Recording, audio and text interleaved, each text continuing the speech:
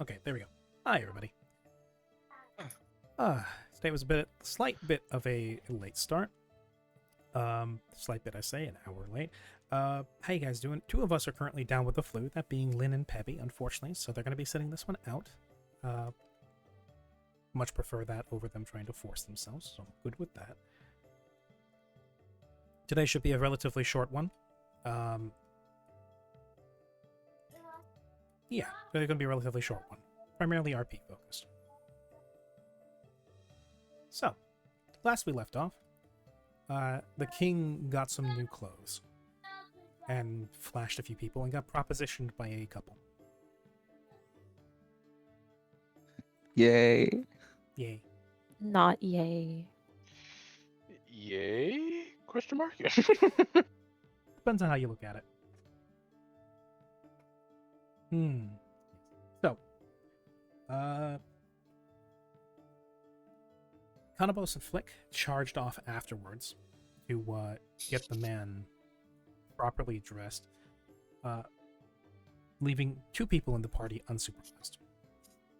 One, arguably for the longest, Vark, who remained at the saloon, nursing his drink, and Chaiko, who went off in search of deep sea adventures.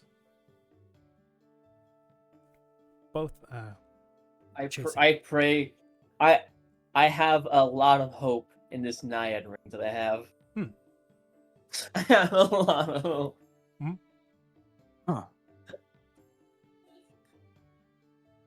I say that I'm saying that because when you say undersea adventures, that makes it sound like I'm going to swim. Mhm. I do not want to swim, but if I You see do, what happens. I'm not. This ring is my only hope. Okay. Vark is currently at the saloon finishing off his drink. I assume he's going to get himself mobile soon afterwards. But before that, while all of this travesty was happening, Chaiko was off in search of potentially a way down to the city of Korok, the undersea city of the merfolk, with a pretty easy alliance with the Turtle folk of Haven. Let's say Turtle folk, as if Haven isn't a mishmash of people, with the general populace of Haven. Chaiko went off and... There's a undersea city? Yes, I mentioned this several times Yeah. last session. I see. I wasn't here for that, so that's my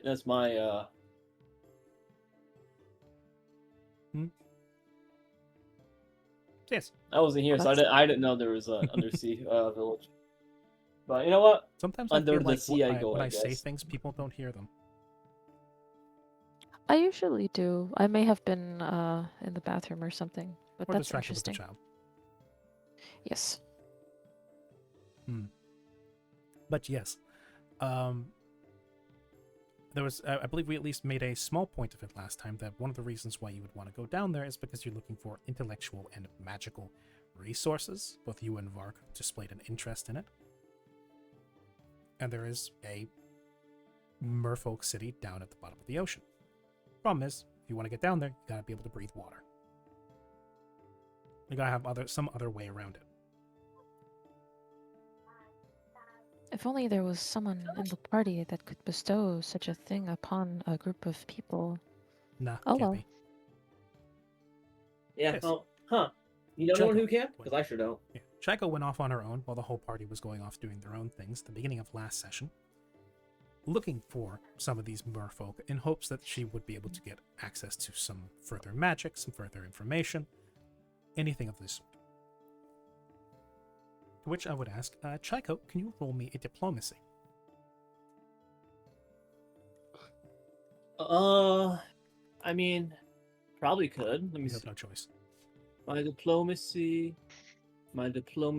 is Oh, no. that. But anyways, diplomacy is a 14. 20.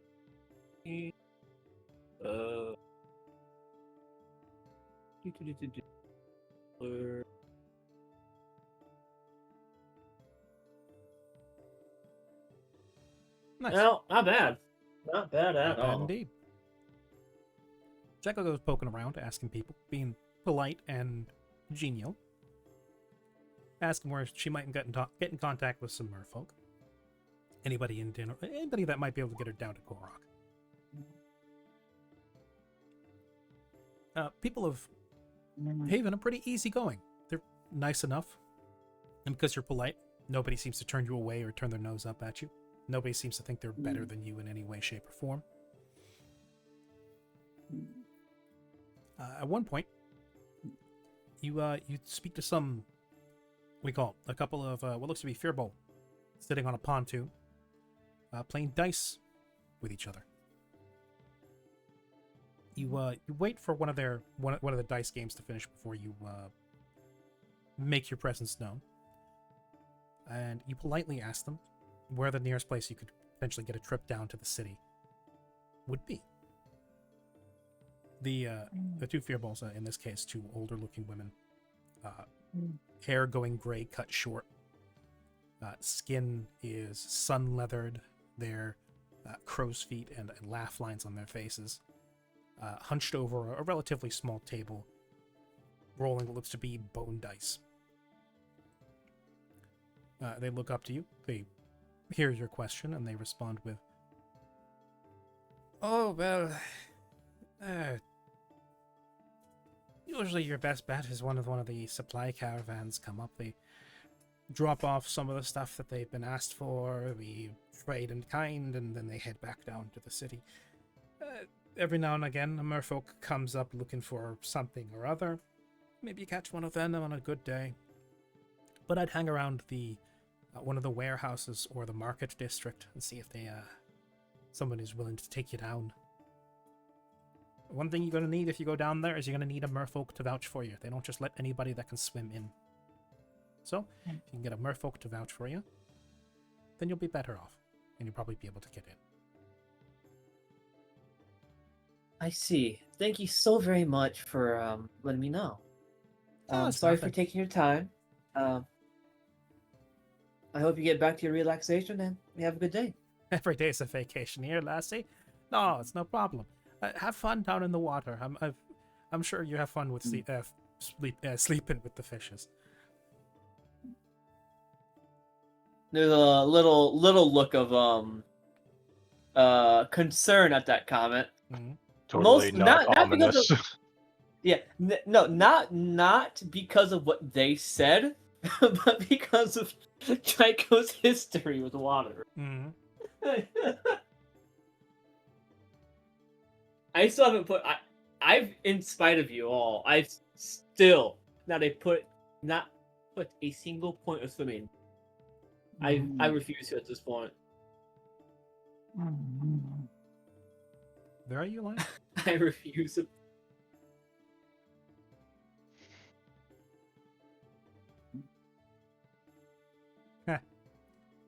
It would be funny.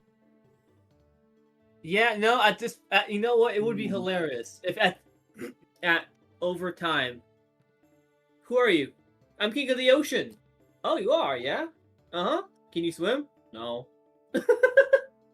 Exactly. Well, good luck. Stands in ankle deep water, drowns. Queen of the ocean.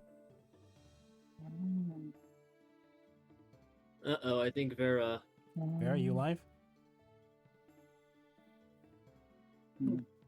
Got 10 minutes with him. Yeah, do we move him or play like a loud sound? I'm gonna move him over. I say You are let's muted, act like look. he's here. Sure. I say we act like he's here the entire time, and whenever we ask him a question, what does Vark do? Love, you are Do what still you- muted. Okay, Yeah, cool. yeah. Anyways, okay. We can do what Yinf and I used to do when Quest would fall asleep on stream. We'll just put a little face mask on him, and then we'll just do this without him. And then when he wakes up, we'll go, "Buddy, perfect timing. We're live." Yeah, when I used to fall asleep on my floor because I was so exhausted. Yeah. God. Anyway.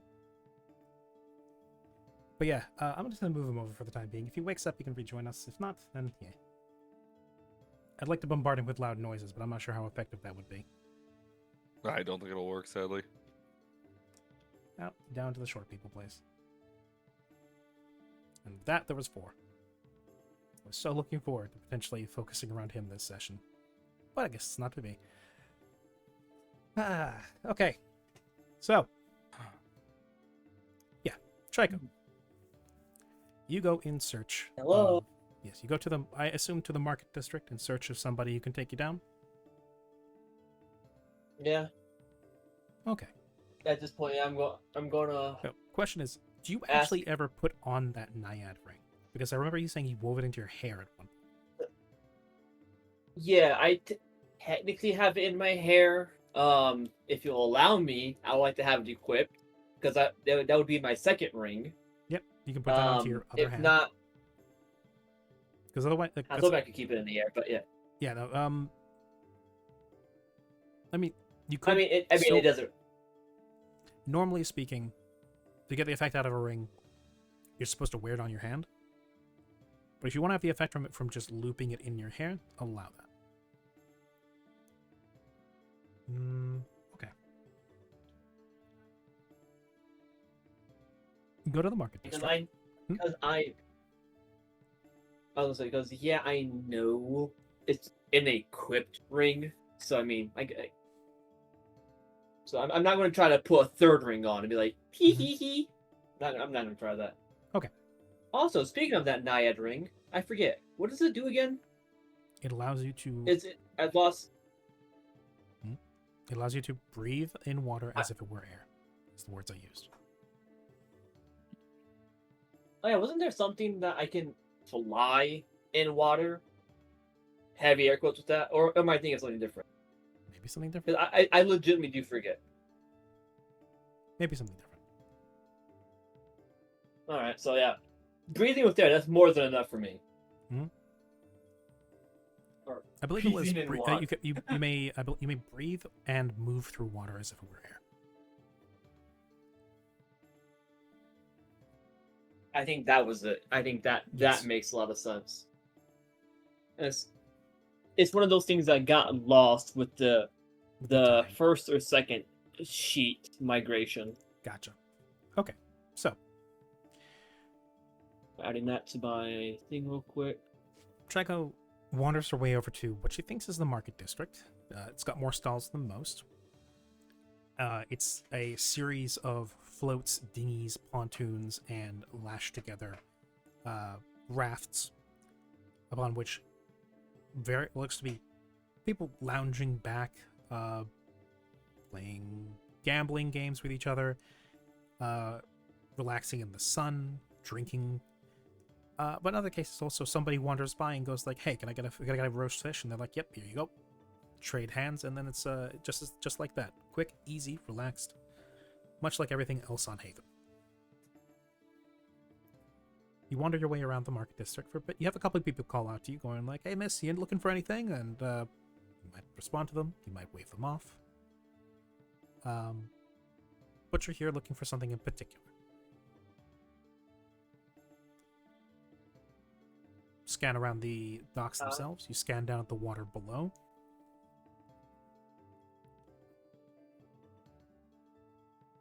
And towards one of the beaches next to the market district, you see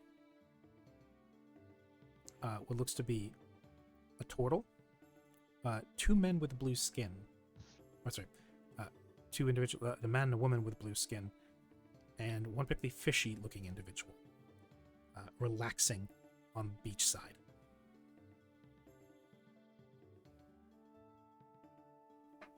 I see. Well, the camera points me in the direction I'm going to go, I guess. Okay. So on the way walking, I'd say. I said it's a fishy-looking individual. It's actually a very tall person with a long trench coat and a big hat. It's not a mermaid. It's a merchant. Dumb joke. Oh, ha! I hate you. What, Took me a moment. I don't like that. what are you buying?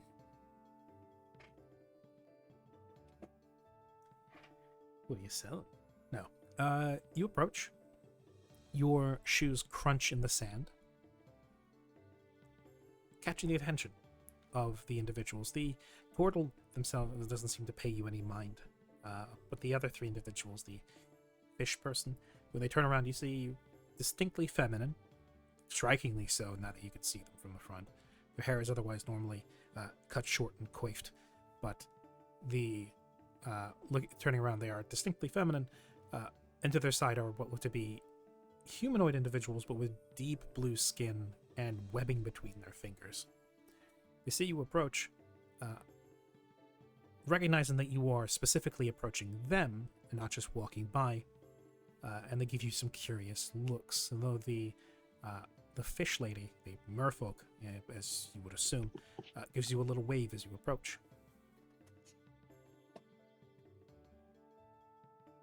I give a little wave back.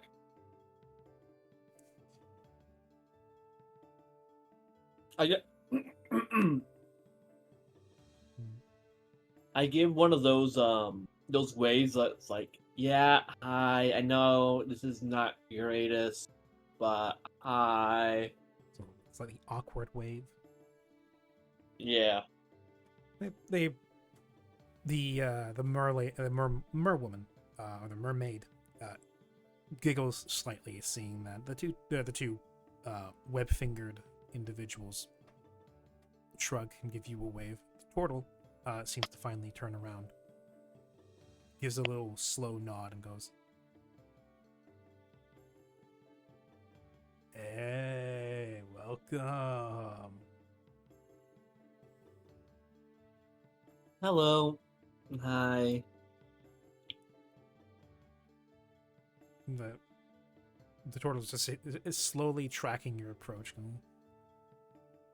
You come to join us for our little evening siesta?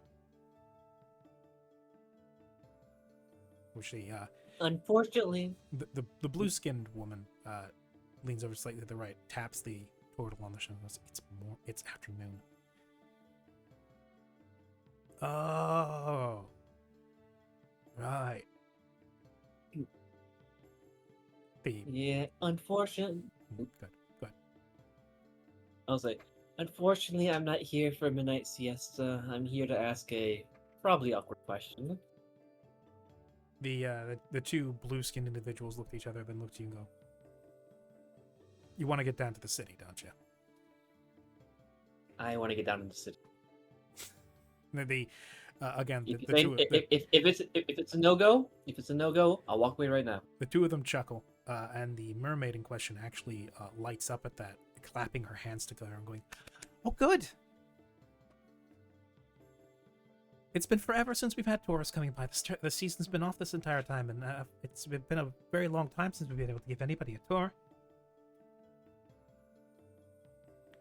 The mermaid in question, she's got again that short crop hair. It's a shining blonde that almost reflects the sun,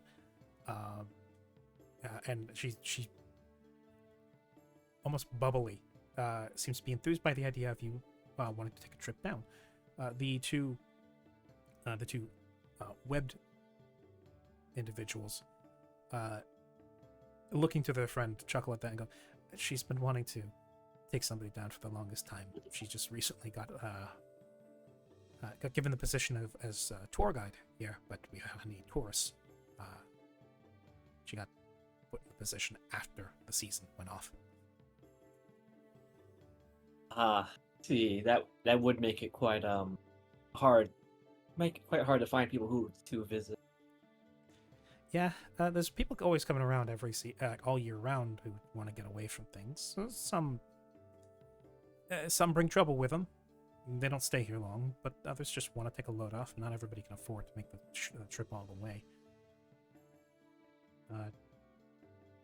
And even fewer of them have ways of breathing well underwater, unlike us. That said, you look, really looks, sorry, right, introductions.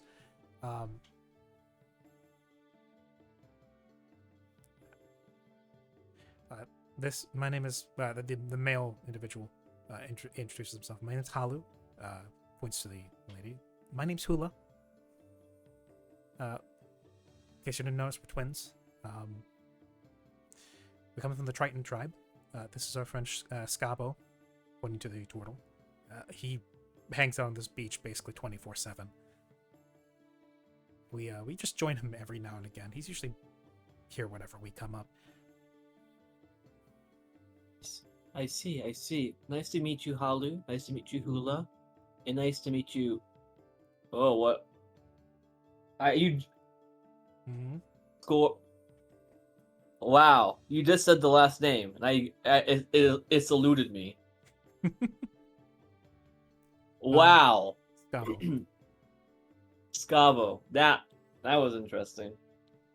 Nice to meet you too, Scavo. My name's Chico. Very nice to meet you. The mermaid in question like props herself up on one hand and like reaches up to grab your hand to shake it enthusiastically. And my name's Lila. Nice to meet you. Nice to meet you, Lila. Chico will extend a hand outwards to not energetic, but like slowly reach out. Like, oh, I see. She'll snag Bundle that. of energy. She will snag your hand and she will thrash it with much enthusiasm and vim.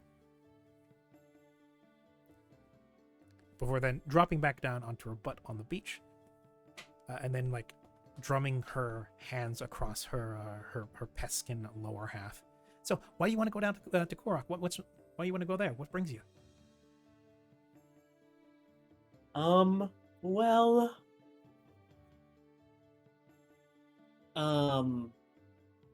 we're here for a little bit, and I just wanted to stock up on some magical goods. And I was told that the only chance I would get to would be to go to, down to the city.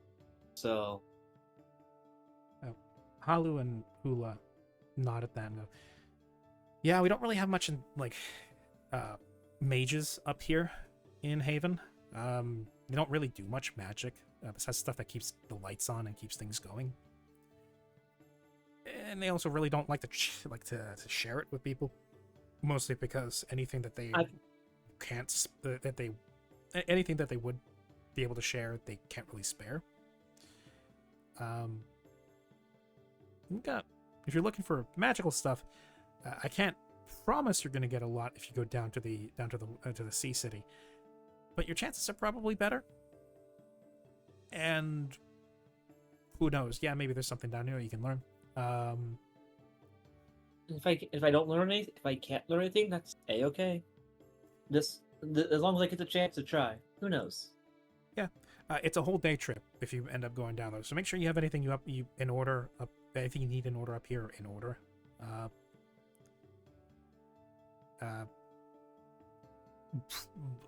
It's quicker down, but it takes a lot longer coming back up. I see. If that's the case, I should probably let my companions know that I'm going to be gone for probably a day. Probably a good idea. So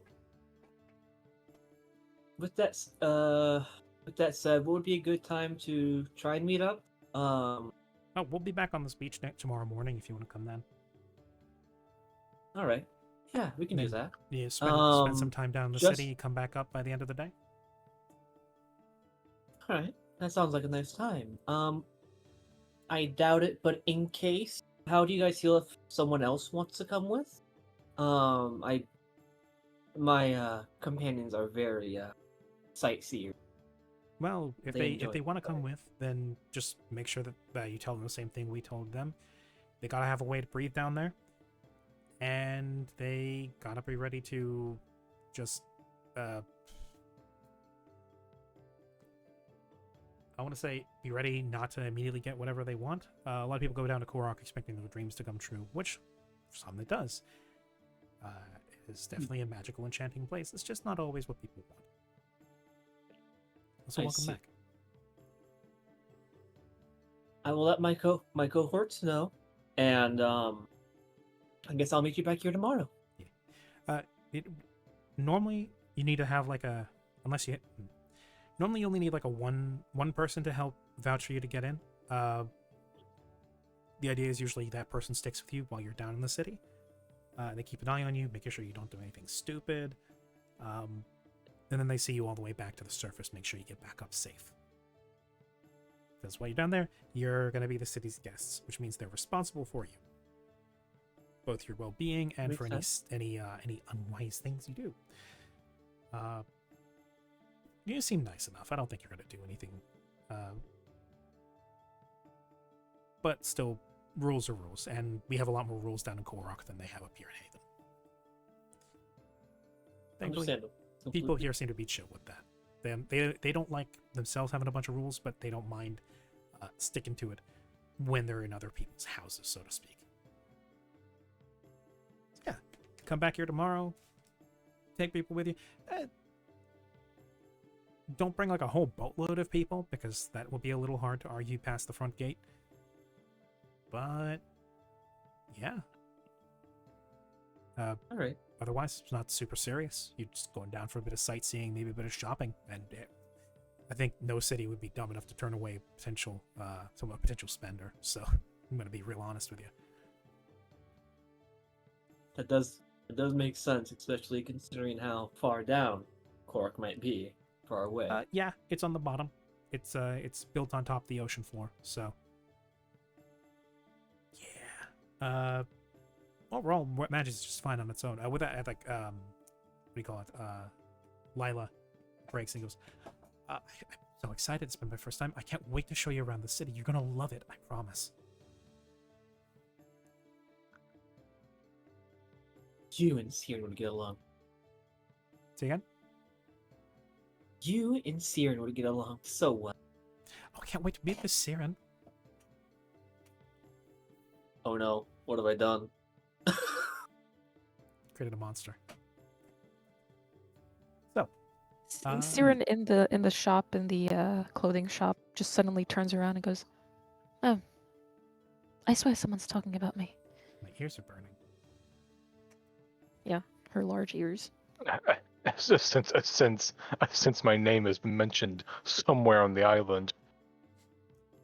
If Sin's ear, I shouldn't say that. Anyway, assume then you say your goodbye and head off to go find the rest of your group. Yes, sir.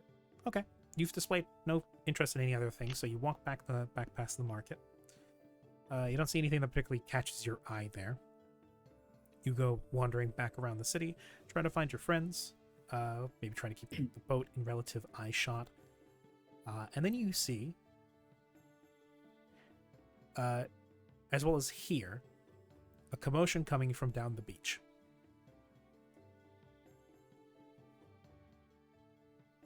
Never a day. Never a day. What's going on? I go check it out. You walk down the beach. You pass a couple of people just relaxing on the sand. And then find Vair, all by himself, sat on the beach. I say all by himself, in that I mean that none of your other party members are there with him, but he himself seems to be surrounded by beachgoers. More than a few are expressing a curiosity and an interest in him.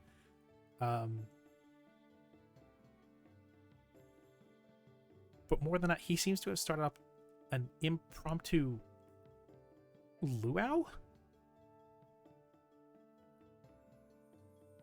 It's not Assuming Karia, Chico even then knows it's what that Vair. is.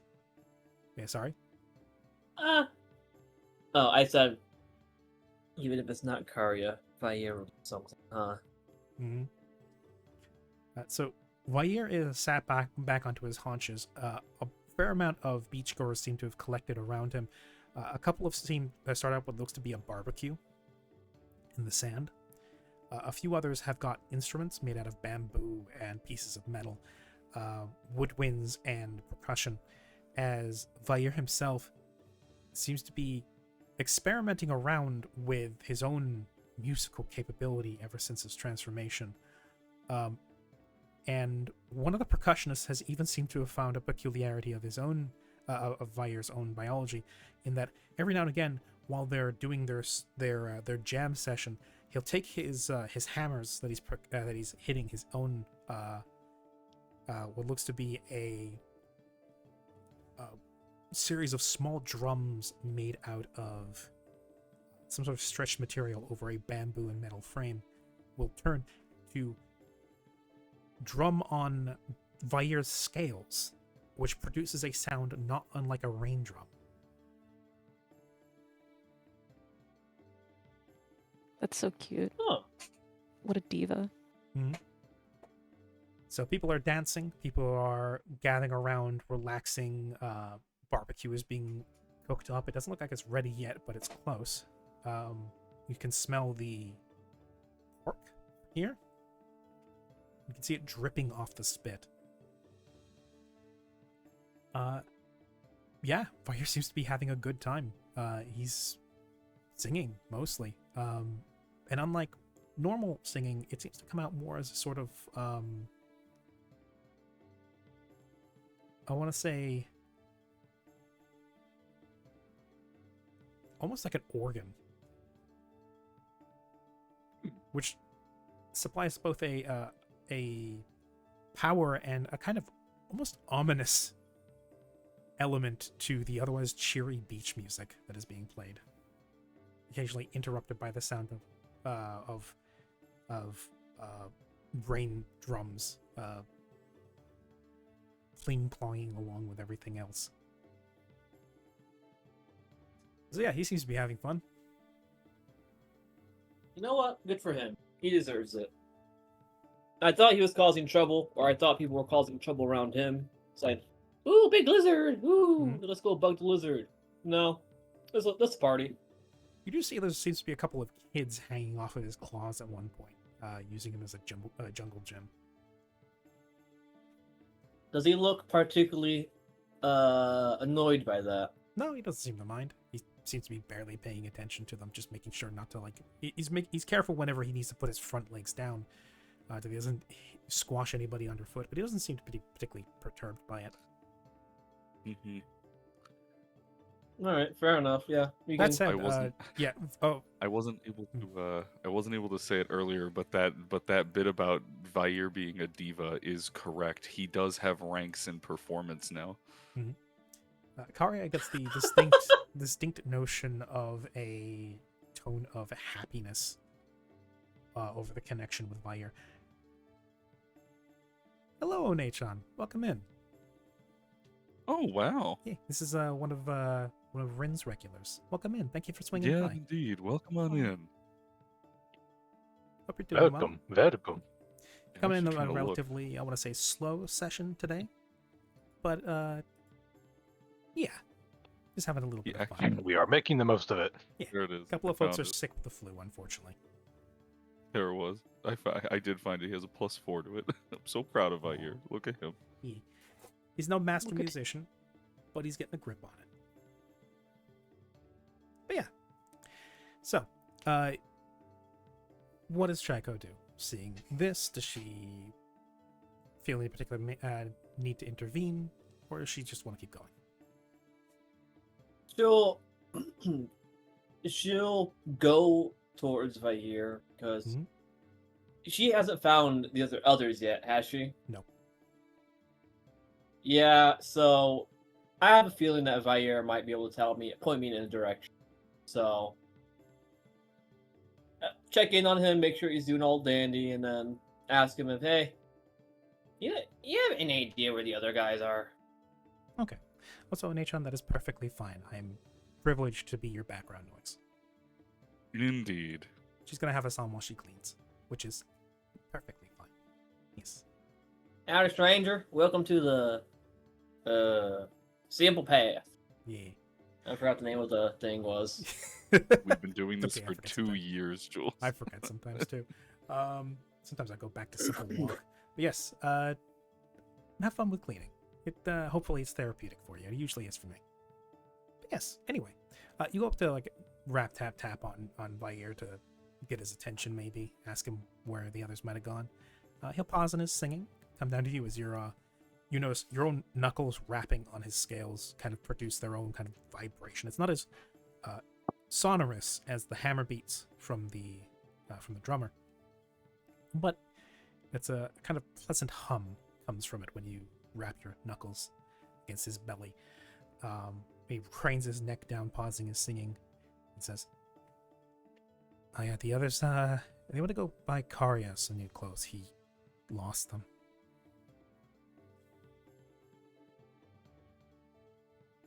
Shaika will begin to raise a hand and go, you know what? Never mind. Yeah, Thank you, Vair. you're welcome. You want to You probably want to follow the you- trail of blood. She goes to say something again and goes, you know what? Never mind again. You having fun out here, Vair? I'm a good time. I was expecting That's it was gonna be harder to get along with people now that I'm this much bigger, but people here are really nice. Yes, these folks are really nice. Well, as long as you're having a fun time, that's more than good enough. I'm off to now go chase a, guess. Probably good to do that. It was Siren, Mallory, and Karia, so... Well, I know my brother, and I know how Siren was when they left, and I know Mallory looked done with it, so they could probably use an even head. I haven't been like. Please, you're one of the only reasonable people we Maybe have I around won't here. bring it up. Maybe I won't bring them down to the city.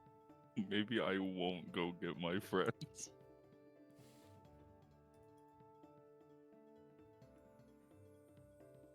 Anyways, thank you, Vair. I'm Have fun. off to stop any troubles they're going to get themselves into or have themselves.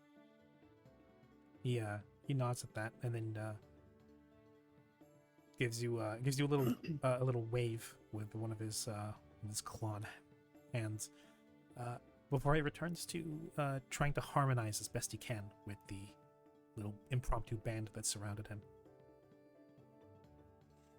Someone is strumming on a little tiny version of a guitar.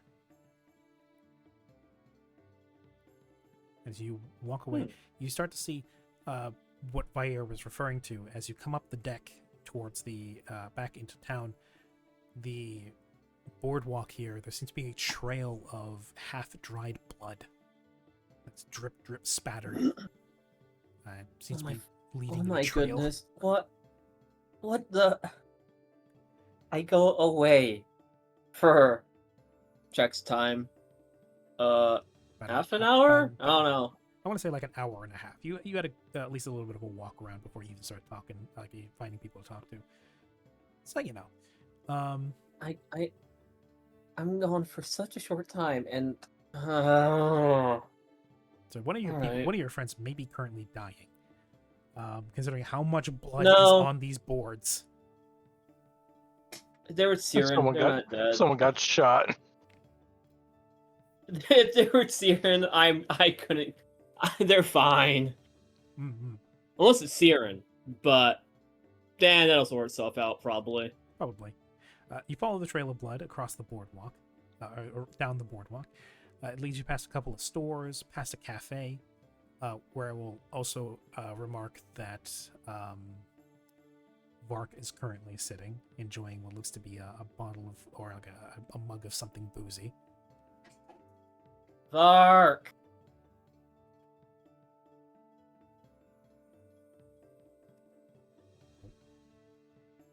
Moment. Is he muted? Oh yeah. he didn't no, return. He did return. Did return. But did he die again?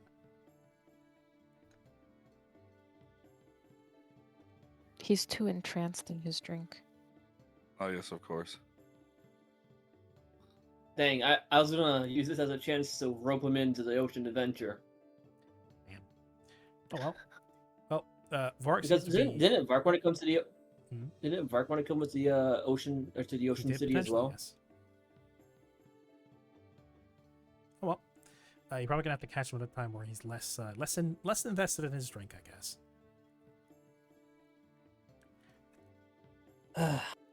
Okay, I'm on my own then for this. Yes, you continue following the trail of blood until a hop, skip, and a jump later, you're outside of a clothing store. The trail of blood seems to take a turn to the left, up the stairs. Where inside, you will see, outside, I will say, is actually, you will see Kanabos' back fading away into the crowd as he has seemed to walk off, along with Mallory. They seem to be heading back in the direction of the ship, with Kanabos with his head in his hands. Inside, you see a Flick with what looks to be his soul ready to escape his body, and a snappily dressed Karya in a new set of threads, and Siren with dried blood all down her face. I walk up to them with my hand on my face, with that stereotypical, like, I have a headache. You, And I you take a step in. The door. You open the door to take a step into the clothing store. A little bell chimes above. The bugbear that they are speaking to looks past the rest of the group, eyeing you, and then to the rest, and says, "Ah, we have a new customer. Look him in." Hi, thank you. I go by the What's look the on your heck, face that these these are guys? your compatriots. Unfortunately, yes. Have they been causing you any trouble by chance? Oh, trouble, what a word. I would not say trouble. Perhaps a little bit of consternation on a couple of occasions, but no, these men have been... These people have been of a good coin and good attitude. Well, most of them. But yes. See. Oh, that's good. Siren, Karya, what's with the blood? Oh, you see, that was there was a scuffle, as you can tell by my face in the street, as someone tried to rob me, and I fought them off. You know, pirates, Siren, make a they're bluff just check. like that. Okay. Wait, actually, is this Flick still in the room? Oh, with Flick's them? still there. Probably with his head in his hands. Yeah. You just see Flick just like closer to the corner, just like rubbing the side of his head in clear irritation, or I guess not really irritation, but exacerbation. Exasperation, yes. Yeah. Flick, Flick acknowledges Chaiko's presence as he just mouths, "Help me." I like a Okay, sense are you motive from helping? Chaiko. A sense motive. Let's see. Where is my sense motive? Be at the bottom of your skills, probably. I have a base 12. Oh, Literally, you could not get past him with a roll like that. Or past her. So, Chaiko, just purely off of intuition, this is Siren when she's doing her usual kind of tall tale, big fish story where she's either for a lark or because she wants to cover up for something is telling you something that is just patently not true. Okay, Flick, can you tell me the truth of what happened here? Flick takes a deep breath as he as he walks hears over. telepathically in his head Siren say to him, "Flick, I'll give you 10 gold if you cover for me." Flick replies mentally, "I might be a sell-so, but not like that." Oh. I'm a sellout, Yes. but not that kind of sellout. Yeah. As Flick rolls his shoulders and begins with, "So, Karya here found out that this place has a nudist beach. He What did you do? Arya, what did I'm you ge- do? see from what I was told, he doesn't quite get that it's not like that everywhere, so he just sort of casually disrobed and began to wander about. As he was wandering about, He did it. he wandered over to I believe he wandered over to Siren and Mallory here. Mallory's gone. Mind you, he was doing this away from the nudist beach. And not only that, but he managed to lose his clothes in the surf. Yes, it was a very unfortunate series of events that no one could have predicted. Tycho- Well, regardless, Tycho, they please. start shepherding him away to this lovely fellow here, motioning to the bugbear. Gives you a little bow. And somewhere along the way, Siren managed to be smacked in the face with a blunt object.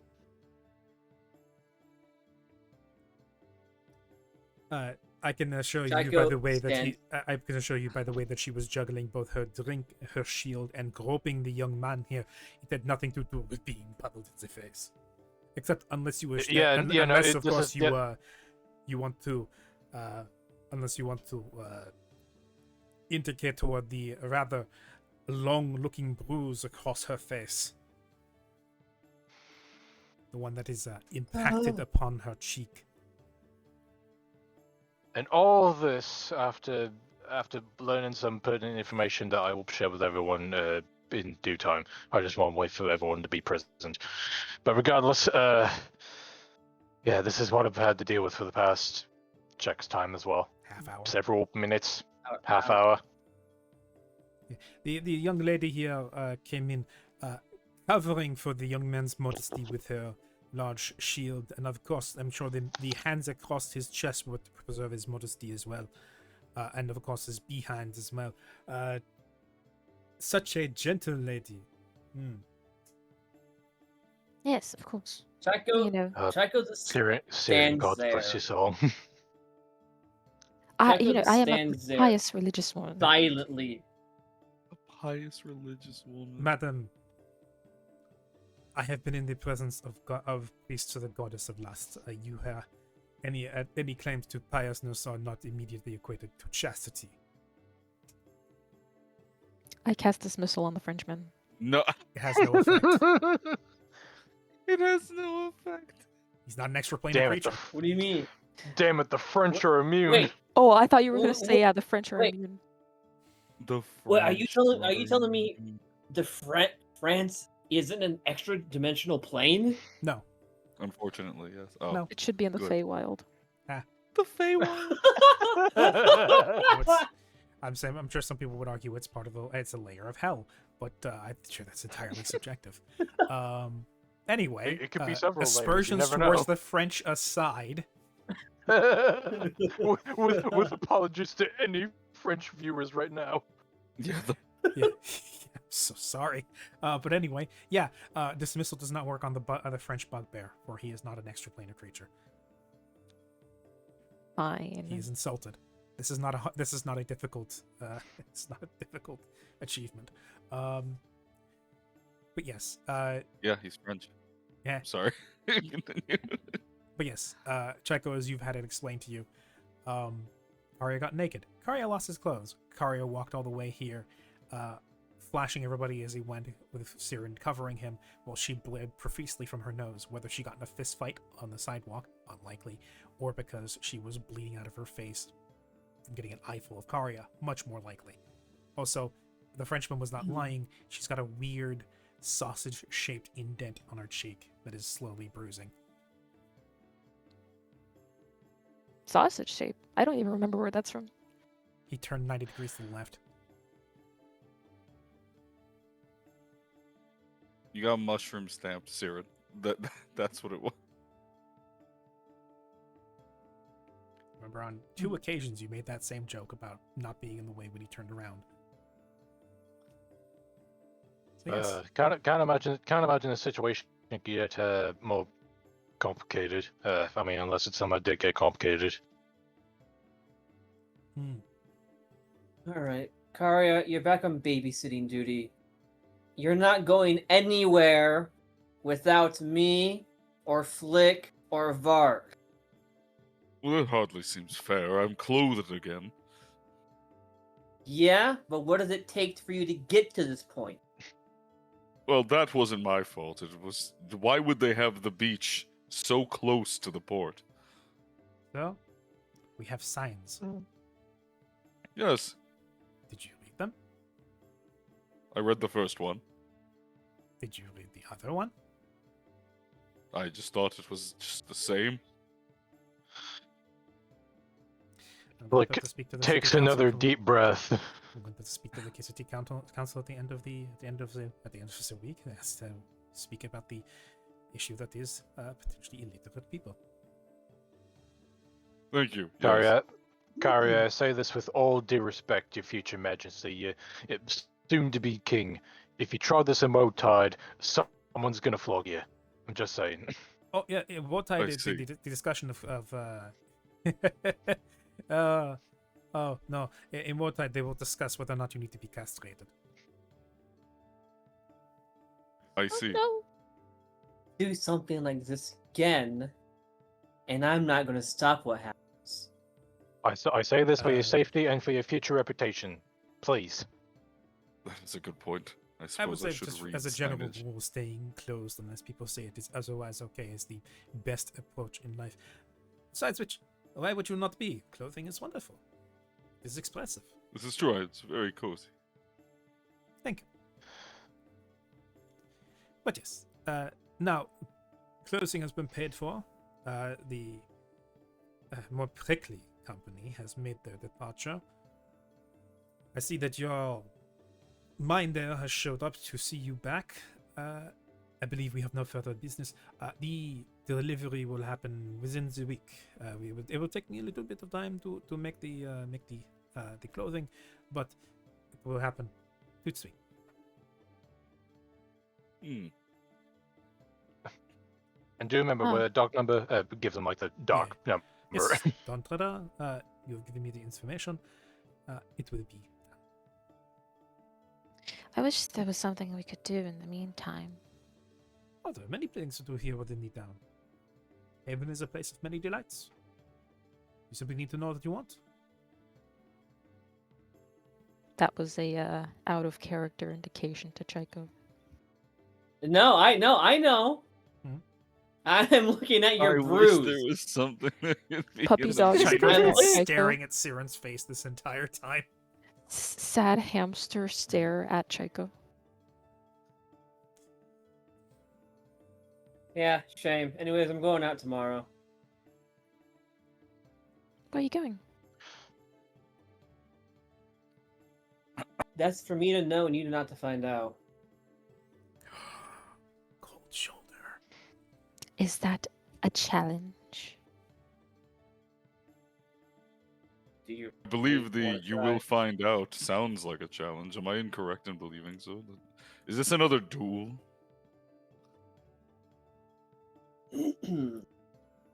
Let me let me look on my spell book. Let me see what I got here. Are you actually like pulling out your spell book in the middle of the shop? Yes. Not to use, but as Madam, if you'll be so kind, no magic in my establishment, please. Yeah. I'm Let's take this somewhere not- else. I'm not using any magic. This is more. Sorry, I'm more doing this for showy's sake. You're right. I'll close it and put it back. All right, let's get Very out of here. much. I wish you all a wonderful day. I will see you perhaps later, perhaps not. In slightly less awkward circumstances, but yes, I bid you all adieu. Likewise. Take care, mister. He will give you a Thank little, you. a flaunting little wave goodbye and a bow. Oh yeah, you will exit the king's new clothes. Is that what the shop is called? Yes. Yes. Okay. I was mentioned last session, but he built that shop that close to the beach specifically because there's a surprising amount of people who walk off the beach just naked. I bet. Mm-hmm. Freaks. Anyway, so I assume you all head back to the ship then. Yes. Mhm. Probably. Okay. Yeah. We're gonna drag Vark along with us as he, drag him along the sand, and it makes like a stone grinding sound. Gonna go back to the saloon. He's a little bit sloshed. You're gonna pull him along by his by his hand as he just makes a trail through the sand. Yes. Back to the ship. As we're walking Arya? along, Karya, carry this man. Yes. as we're walking along, Flick is going to kind of keep an eye out just to make sure there's no like I guess prying ears, prying eyes, Mhm. and he will. And again, as we're making our way back, he will speak to the others and say, "So, I have some good news and some bad news on my end. Well, then please do start with the bad. That's usually easier to get out of the way. Well, I'll get to the good first because, well, I feel like that'll be easier to get through. So, good news is business went well. Met with a former crewmate of mine. I was filming on some details. That leads into the bad news. My sister has joined up with Barafucius. That is It's not just, quite bad. not just her. Apparently, several other fleets have also joined him. Apparently, he's amassing something.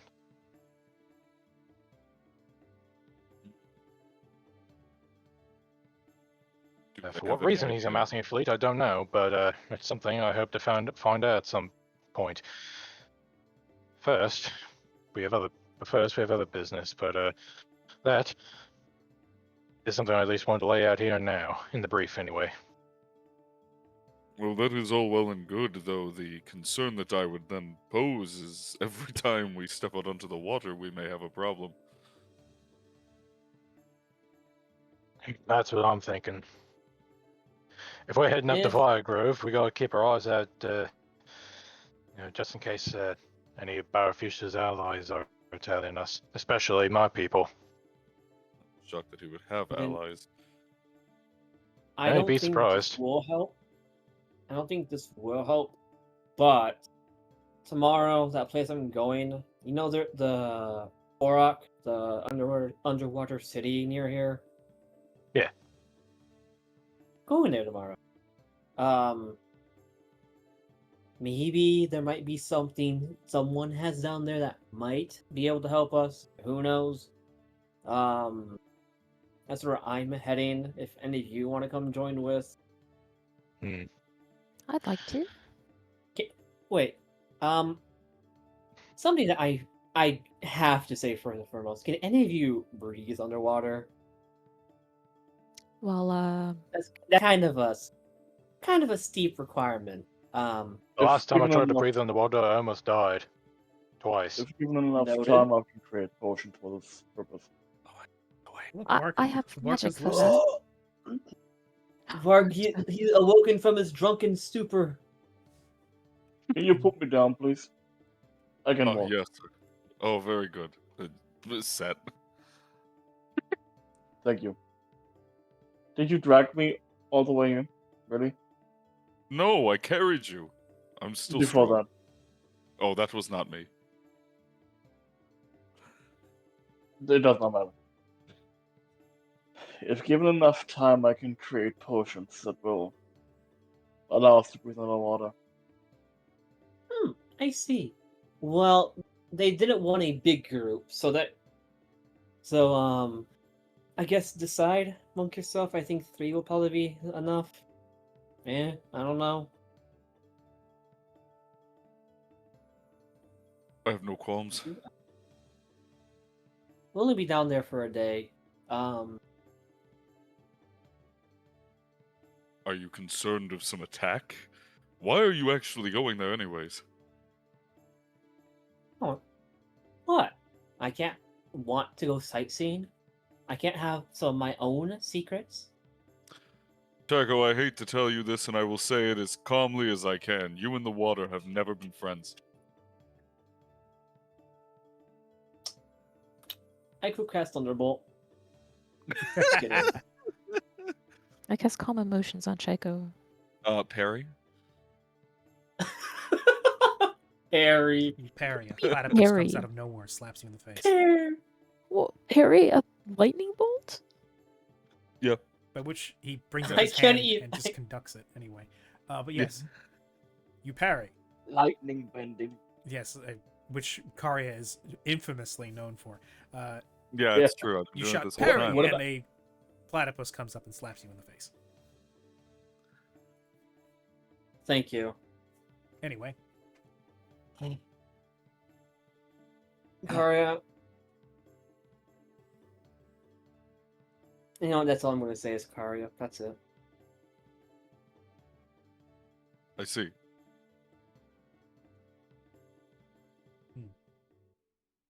Nevertheless, if you do not expect a fight, however, is why I asked, then I don't see any need for me to leave the ship. I need to keep the kobolds wrangled.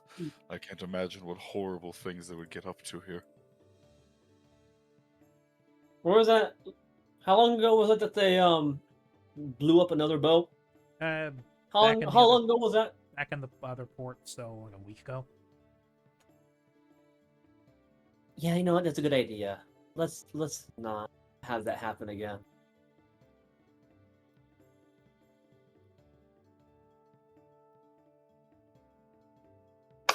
So, who's coming with me down to the bottom of the ocean? I don't think I've ever been down there. Like a fancy look. Or fancy look. All right. Okay, we got one. Vark, you're coming too. I don't know why, but you're coming with. Yeah, you're the one who's making those potions. You're testing. You're the control group. Well, not just that, but because you also mentioned that there's something down there that could potentially help us, and that piques my interest. I should ask for specifications. This place we are going to. Is there breathable air down there? You know, I don't know. They just said that anyone who comes down better be able to breathe in water. Wonderful. Yeah. Oh, yeah, that is a caveat.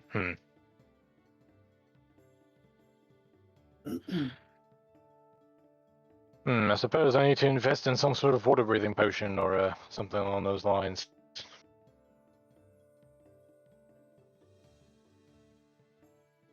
Dvark slowly Look- turns towards Flick. Slowly turns towards Siren. Flick grins.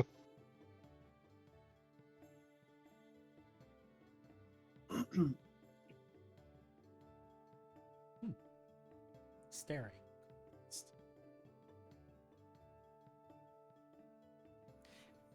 Well, I got my funny ring, so wait, no, that's Chago didn't say that. I say that. I got my funny ring, so I'm good. Haha.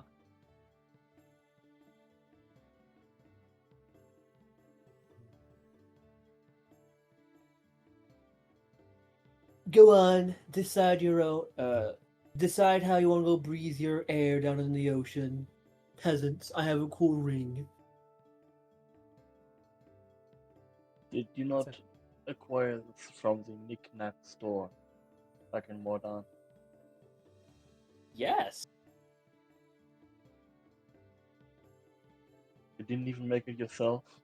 What kind of a craftsman are you? Oh. I clear my throat. I get real close. I clear my throat. And I get close I to put one on the Vark. nose. And I say, Deruptus. Uh-oh. I'm joking. I don't actually say that. That would have been bad. Flick teleports behind Chaiko and just proclaims domain expansion. Laronak's wrath. Knife flood the area. Haven goes down in a whirlpool. Everybody dies. So anyway, Flick becomes Aquaman suddenly. oh boy. Honestly, if you're in the service of Laranoke, you'd be a bit more like Namor, all things considered. Oh, True. Though Yeah. less with the whole trying to steal somebody else's wife thing.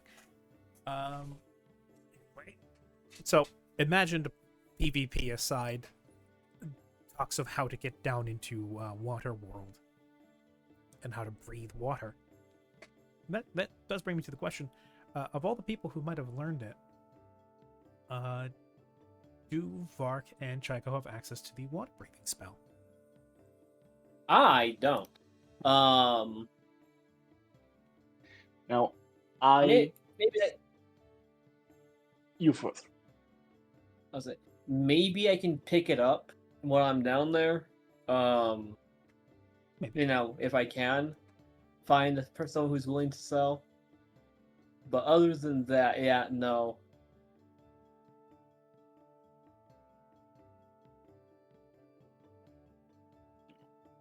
I'm unfortunately also unable. Hmm. I had misremembered.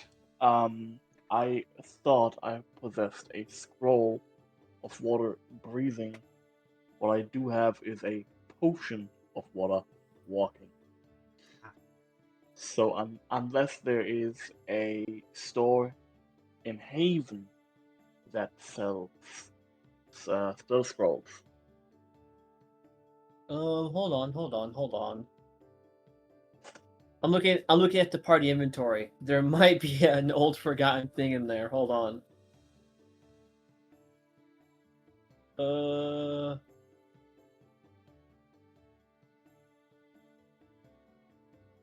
No, we don't.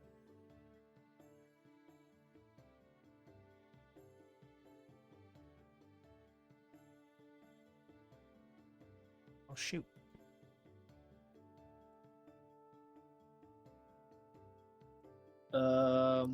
so Jim, there doesn't happen to be a magic potion, a magic scroll shop on Haven, right?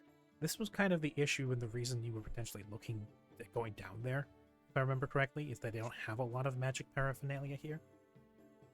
That was made, Actually, I think, I was about. evident earlier. However, you could look around, see if anybody has some. People try and go down to Korok fairly often. There might be somebody who sells some of this stuff, try to corner that market. Something I will offer and stick in my hat and stick my feather in the cap. Kits can brew potion. I'm just saying that. But do you have water breathing as a spell? No, but Then you Siren can. does. Does she? Because last She I pinged it remember- in the simple. Does she? Oh. I It is a cleric I don't know It is the. it is a cleric spell, Mhm. so she has it. That's the parrot. Oh, she did. Yeah, she did throw it in. And you do have until tomorrow until you get going. Let me see. Where's my funny? That said, if she doesn't have it prepared, you can't make the potion. But if she prepares the spell for tomorrow, then she can just cast it on. That's also. What level is it? What level Third level. is? She should have at least 3 casts at this point, probably. And since we're 9th level, 18, yeah, no, that'll last long enough. 18 hours? Oh yeah, you're not planning on being down there for a full 24. Yeah. Oh, and she can. Oh, she can even divide the duration among. Yeah. So realistically, she only needs about 2 casts. Hmm. She should only really need 2 casts. Mm-hmm. Well, if that's how you want to do it, then I think that's guys probably. can get back to the ship, hunker down for the night. The kobolds seem to have been kept relatively in line by Adelia and some of the others. She also raises to both Flick and to Karya that she's putting out feelers and putting out word that their ship is hiring. So your guys' ship is hiring to hopefully replace some of the people that you guys lost in both the attack, and also maybe bolster the actual ship's crew, because you could use a bit more.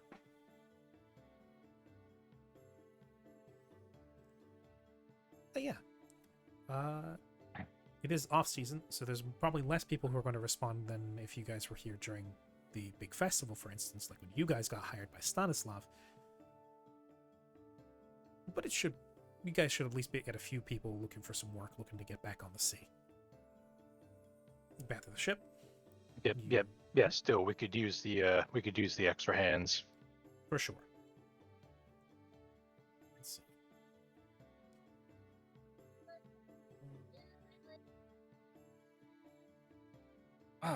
Sorry about that. I was we got absconded away with Addy for a second. We're back though. What was it? What happened? Just talking about We're dragging Siren down into the ocean. That makes sense. I know she wanted to go.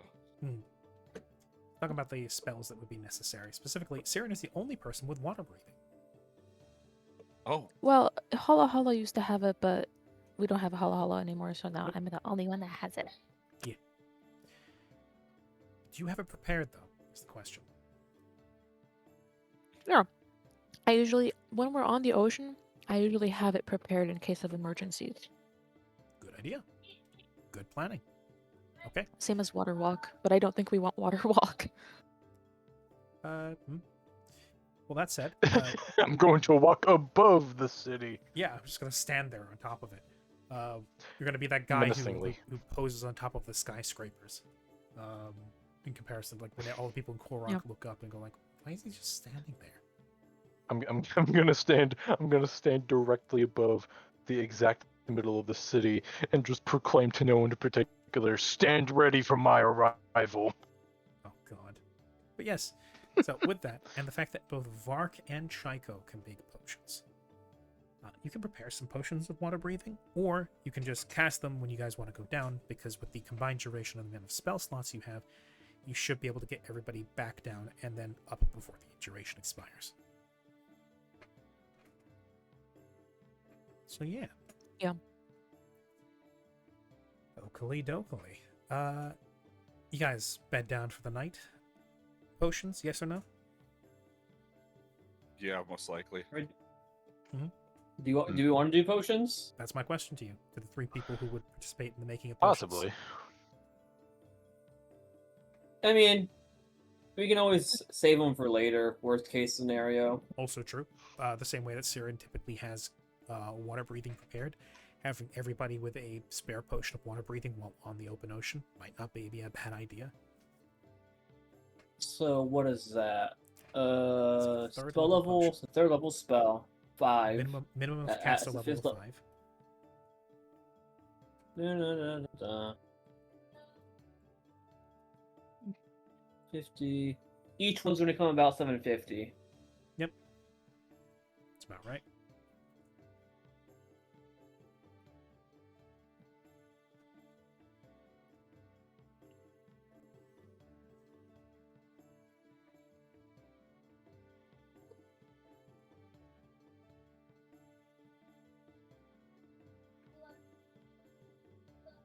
So how many potions do you guys want to make? Who's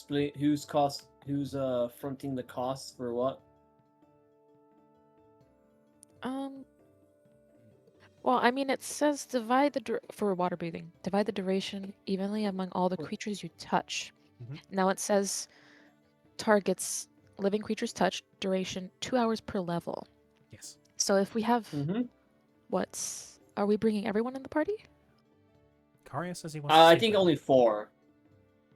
I think 4. only 4 of us. Me, Yeah, Yeah. stick- and I don't need any. So So we would have to divide 2 hours per level amongst 4 people.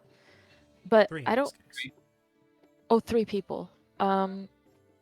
So how many third level spell slots do you have? I have 5. Or, well, 4, because this is not a domain spell, so just 4. So, arguably, Okay, if need be, yeah, you can just cast it more than once. because you being 9th level, each cast is 18 hours. So depending on how you Wow. divide that up, you could potentially, on your own, get people up and down without an issue, not needing potions. That said, you could default to potions or just create these as a fallback and then use your spell slots tomorrow. Up to you. It is not I mean, my job to steer your characters. I'm fine with making potions. It's just I don't know if like to make potions you would have to expend ingredients that you could use to make other potions instead. So if we want to prioritize potion making for more, I don't know, like it may be healing potions or like emergency potions, then we could just use water breathing as a spell. In this case, what this is going to cost you is mostly just gold. Okay. 750 Oh, per that's. pot. Yeah, 750 for each potion. I mean, that's not bad. I mean, ideally, it would also be nice because, like, even if we're not going down to Karak, if we're just on the ship on the open ocean, and someone And if goes overboard, I need to touch them to catch this to cast the spell. Whereas if they have a potion of water breathing in their pocket, they can just down it, and at the very least, they won't drown until they get back. That is true. Yeah, for instances of it- like combat or something. another thing that's worth mentioning is we can have Vark backwash a potion to spread it out a little bit more. Mhm. Correct. I'm That's sure that would so be gross, pleasant. but that's true. Yeah.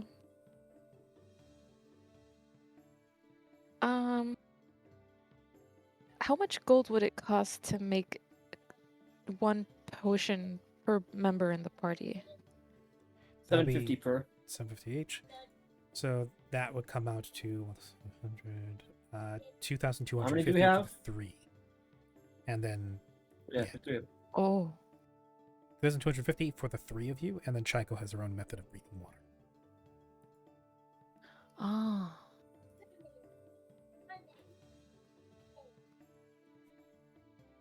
So if you want to spend a couple thousand on backup potions, that's fine. If that's a little too That's a rich for good your idea. blood, then you can always just rely on pure spell slots. But Siren Quick does make a question. good argument that she's not always going to be there to catch you guys. Yeah. Uh, I feel quick like question this- for Vark. Do you have infusion by chance? I do. Interesting. So realistically, if we really wanted to, we can make one potion and just backwash it amongst Just by him Is that- handing because arcane allocation to a bunch of different people. Correct. Everybody, we're going to share our spit. the po. Fucking Vark over here baby potion- birding it into other people's mouths. This is so strange.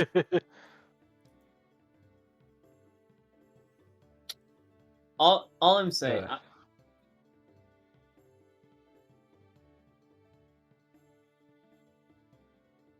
Mhm. I mean, in this case, because it's not, we're willingly going underwater because we're getting to the underwater city. We could just save the potion making for later.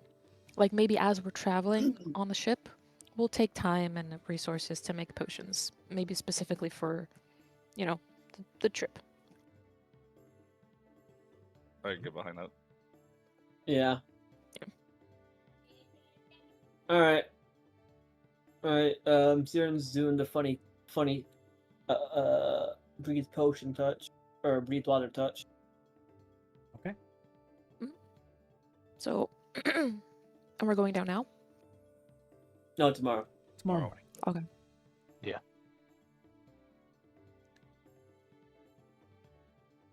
Okay. Well, I'll have my fingies prepared and I'll wash my hands. okay. Good. You guys settle down for the night.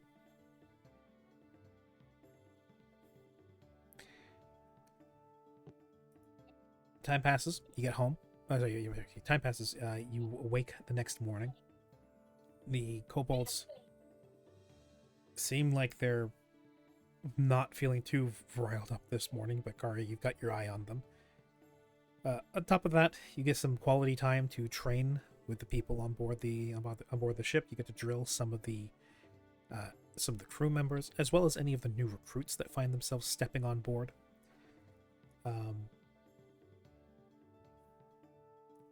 Adelia herself seems to be taking particular pains to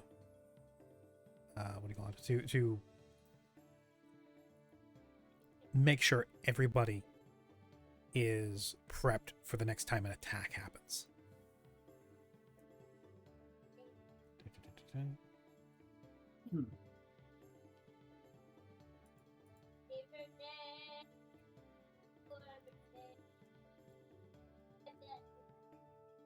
Let's see.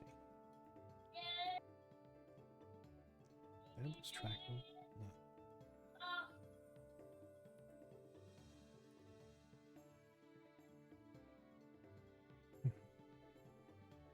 Yes.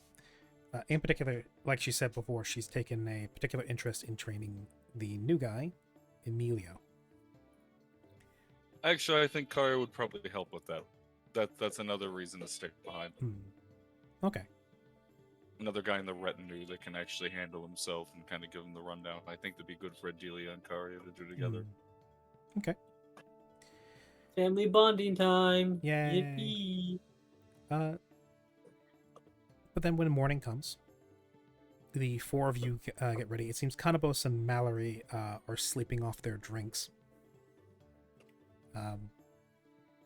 They seem That was particularly- almost you, Vark. Yeah, but they seem particularly perturbed by what happened yesterday and just want to spend the day in, it seems. That leaves the four hopefuls wanting to go down to Korok. Or Karak. I think that's better pronunciation. Karak. As per what Shaiko says... So where's the seed escaping? You guys gather together. Once the sun's good and in the sky, following Chaiko's direction, follow her down to a beach near the market area. Like they said, sat down on the sand, just as the surf washes up over their legs, back and forth, is Halu, Hula, Scabo, and Lila.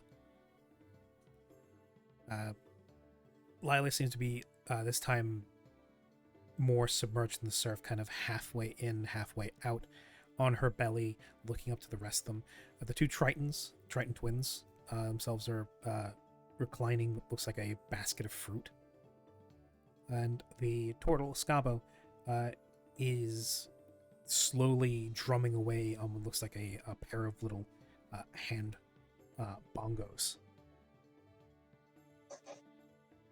It's a slow, almost meditative thing, looking at it go.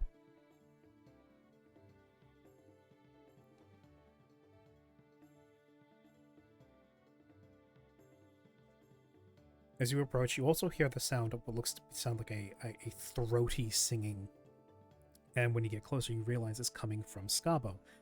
His head is back, his sharp snapper jaws are wide open.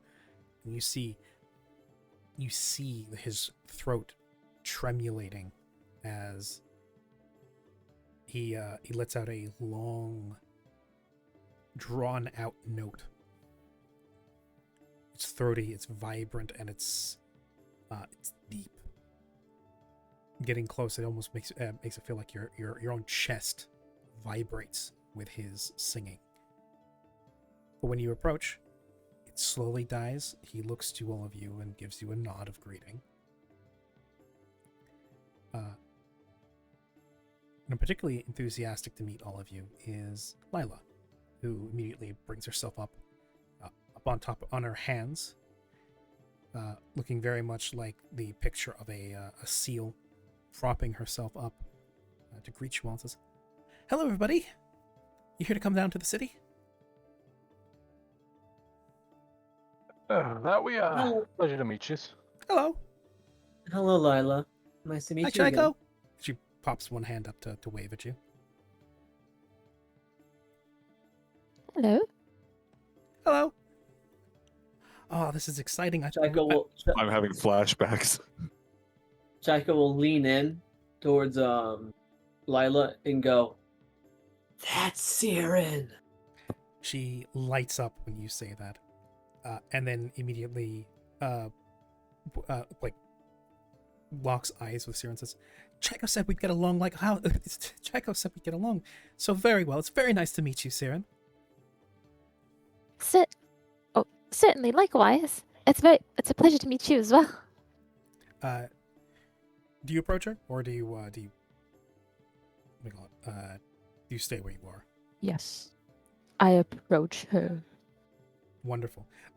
She will extend a hand up to you, kind of like awkwardly balancing on one hand, her fishtail still halfway into the water.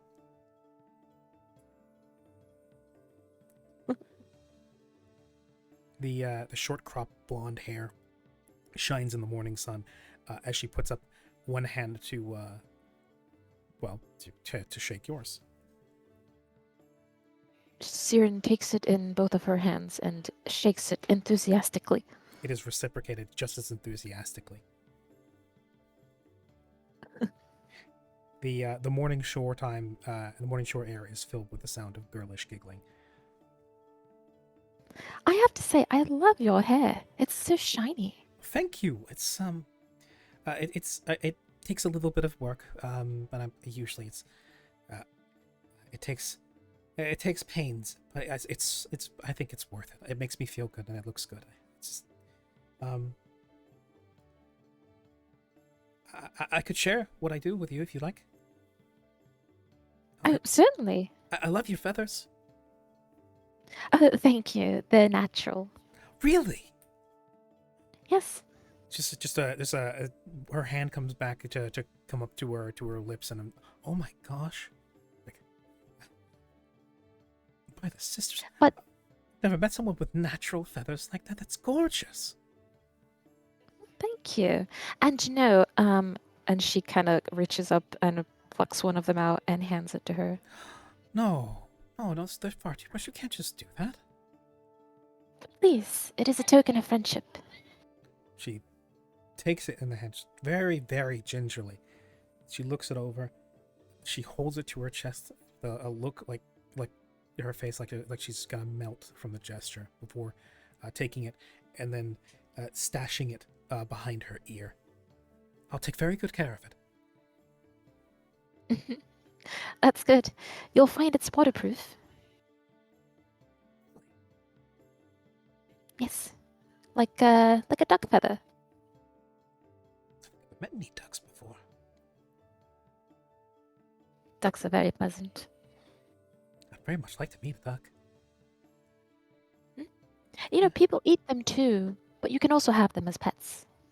Oh, well, that's the same down there. We keep fish as pets as well, but we eat them.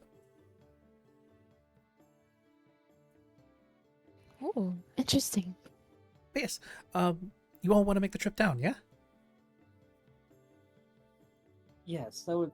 Yes, this is the group that I've assembled that would like to come down with me. They'll more likely be on the sightseer side than me. Well, that's lovely. 4 is a perfect size for a sightseeing group. This will be a wonderful first trip for me. That'll be tough for me Hooray! too, because I've only ever heard of this place. I've never actually gone down there before. Oh, well, it will be a treat for your first time down then. You will be okay. Yes, all of you have secured your ways of swimming and breathing? Oh, that reminds me. And Chaiko will go. Check Let's see. It's. Oh, sorry. No, I mean, I Siren. say, what am I doing? Identity crisis. I know Chaiko had an Wait. identity crisis, but this is something. Wait. Okay. So the 4 that are going are Chaiko, Siren, Flick, and Vark. Yes. Yes. Okay, but Chaiko has her way of breathing underwater. So Siren is gonna go first to Flick, and then to Vark, and then to herself, and subsequently to each person, draw like a celestial character on their throat and mumble a prayer, and the character will glow as she finishes the prayer and sink into their skin and sink into their trachea.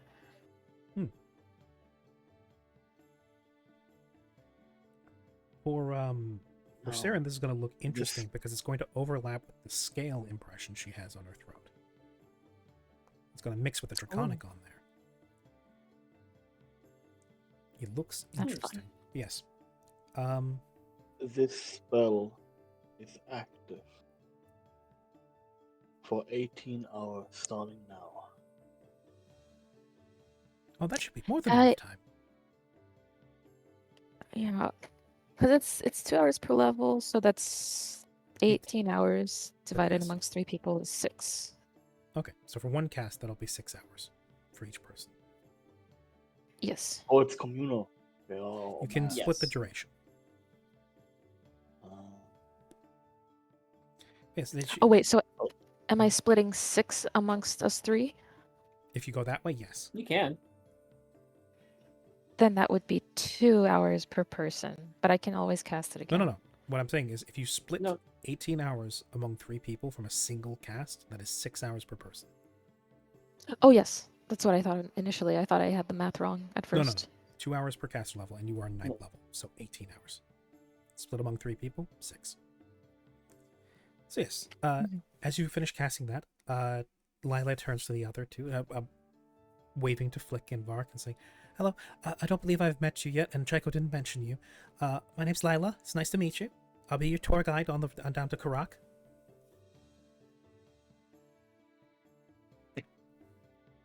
Pleasure to meet you, Lila. Flick of the ear, and he gives a little curtsy, as always. Vlad for his measure bows to her. My name is Vlad Fanaya. I am beloved. It's a pleasure to meet you. Nice to meet you too. Oh, that sounds like a proper royal name. No, right, yes. So this will be my first time giving a guided tour of the city. But I won't lack for enthusiasm. I promise you that. I'll show you everything. You're going to love it there.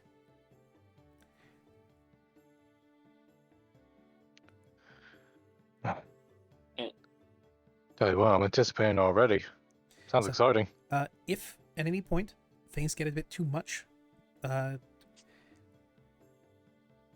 make sure to stay close to me. If pressure gets too much, or for some reason your water breathing stops, let me know. Tap me on my shoulder or something. I'll immediately escort you back up to the surface and get you to safety. First and foremost, we want to make sure that nothing bad happens while you guys are down there. I want you to enjoy your trip, not be traumatized by it. What else is there? Yes, while you're in Korok, I make sure don't go entering any other people's homes. Don't go knocking anything over. Please don't scratch your names into any of the monuments. No matter how much of a Look at trace on Siren. history you would like to make. She looks towards Siren. Please. We have structures down there that are thousands of years old. We would like them to, or I would say hundreds of years old, that we would like not to have vandalized. And if you do vandalize them, it will be on me. Please.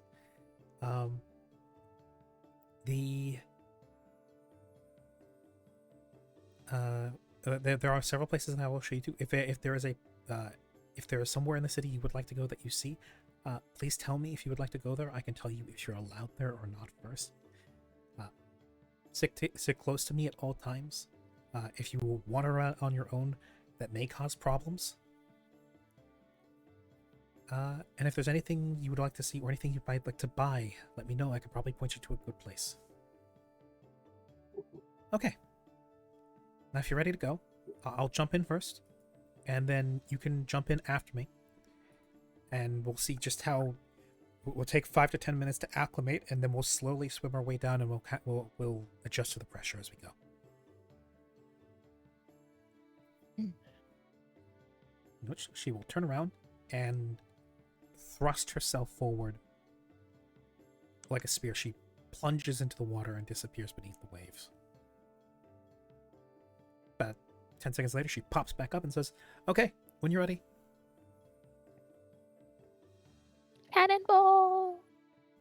Siren There makes was nothing. Siren takes the plunge, cannonballs into the water, plunges down. One. Is Siren wearing her armor for this? Oh, she probably would have taken that off. I think she would have left that on the ship. Okay. Her shield and armor she would have left on the ship. Okay. Probably likewise with Flick too. Yeah, he would have also left his tricorn there as well. Okay.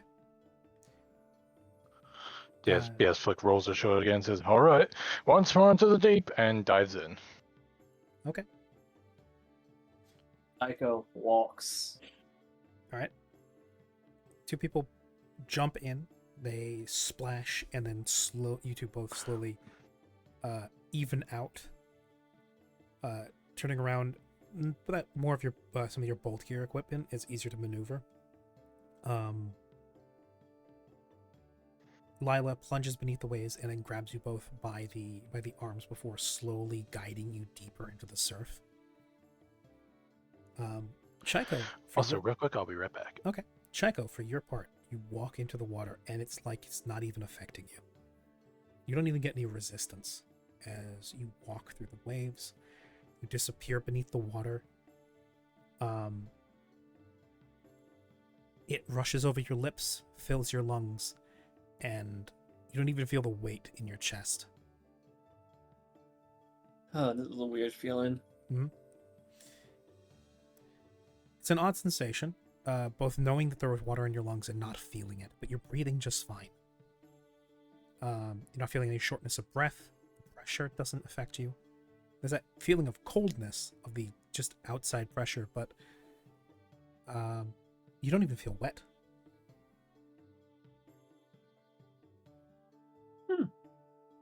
That's weird. This magic ring is cool. And this is probably gonna be one of 3 uses I'll get out of it. Mhm. Out of it for this entire campaign. Lila, I just keep a quick track. Vark, are you taking the plunge as well? I am, yes. Lark takes a moment to make sure that there's nothing on him anymore that would be destroyed or damaged by the water. He has lots of paper with him, for example, normally. He left all the on the ship as the others. With him, he really only brings his rapier, as well as 2 things. Namely, basically, they're in his belt pouch, which he has tied shut tightly to make sure it doesn't open during the swim. In it, he has a sun rod and the bottled sunlight bottle, Okay. so that just in case they need light down there, they have sun. Okay. Okay. But aside from that, after he made sure that everything's okay, he approaches the water, and he goes about to the point where the tide starts lapping against, I'd say, just below his knee, and he takes a deep breath, closes his eyes, and just starts frantically running into the water. Very nice. As you then belt it in, feeling the water pull at your legs as it resists against it, you run forward. And do you jump at any point, or you just keep running until you're submerged? It's that kind of weird flop you make when you just keep running, and eventually you are swimming, not running anymore. So you're just gonna fall forward into the waves. His equilibrium collapses. You sort of like half bend, half flop forward. Now you're doing a hand over hand, and then eventually submerging into the tide. Like he likes to present himself as, I wouldn't say graceful, but composed at all times, right? Mhm. But there's nothing graceful or composed about the way he handles himself right now, because walking into the ocean is not something he's ever done. Yeah. If he can see I'm Chaiko back. at this moment, if he can see Chaiko at this moment, she's just giving a thumbs up. I mean, given his dark vision, he might be able to I think he would see that. underwater. Lila herself comes up to you, Vark, taking both your hands and swimming backwards in a light kind of flip of her tail, drawing you down deeper so that there's more space to work with, so that there's not as much sand underneath your feet. You do notice there is a steep drop off after a certain point. She kind of swims you out just past that, so that you can get acclimated, and so your legs aren't obstructed by the sand and by the dirt. Bard sad some get out. Bot. You watch Lila brings you further out while Chaiko gives a thumbs up, drawing you out just past that precipice, along with where she's basically put Siren and Flick. As the three of you get acclimated to, you're not really accustomed to swimming underwater, or to just being submerged, and you're getting used to that sensation of just breathing water. Is much the same. For you guys, it's a little bit different. You feel that cool pressure. You feel that current. You taste the salt on your lips. The very strong taste of salt. As it invades your lungs, and you have to acclimate to that kind of pressure within your chest at first. It takes a bit of getting used to. Chaiko, you stand without any sort of resistance or anything on that precipice, as Lila then comes up to you and takes you by both your hands and says, "Are you ready?" As ready as I'll ever be. You know, I'm starting to wonder if this ring wasn't the best of idea for. Well, I guess we'll have to At find this out. point, don't care about what. At this point, don't even care about washing the salt out my fur. After this, I am ready for anything. And the way your voices carry through the water is different. It comes out clearer, and they carry, but they're also muffled and distorted somewhat. So it's easier to hear each other from a distance, but also a little harder to understand each other. There's also the getting used to having water resistance against moving your lips. But it's easier the more you do it. Lila takes you by both your hands, Chaiko, and then coaxes you out over. Do you follow her over the precipice? I'm gonna have to at some point. I mean, worst case scenario, what's going to happen is I sink. It's not gonna be great, but I'm not gonna drown. What's Chaiko's total yeah. bonus to swim? 0. Yeah. Oh. At this point, I refuse to put a singular point into swimming. I refuse. As you take a step over the precipice, she takes a tight hold of both your hands, firm, but not like trying to break your wrists or anything. And then all three of you watch as Chaiko's whole weight yanks down, as Lila is now grabbing her by both of her wrists desperately, as Chaiko threatens to plummet to the bottom of the ocean should Lila lose her grip. Alright, coming over there. Help me Oh, right now. Uh-oh. As now you Put me feel, back, put me back, put me back. Chaiko, you feel the full well, force goodbye, of gravity Chaiko. yanking you towards to the bottom of the ocean. There's no resistance from the water. Yeah, I kind of had that fear.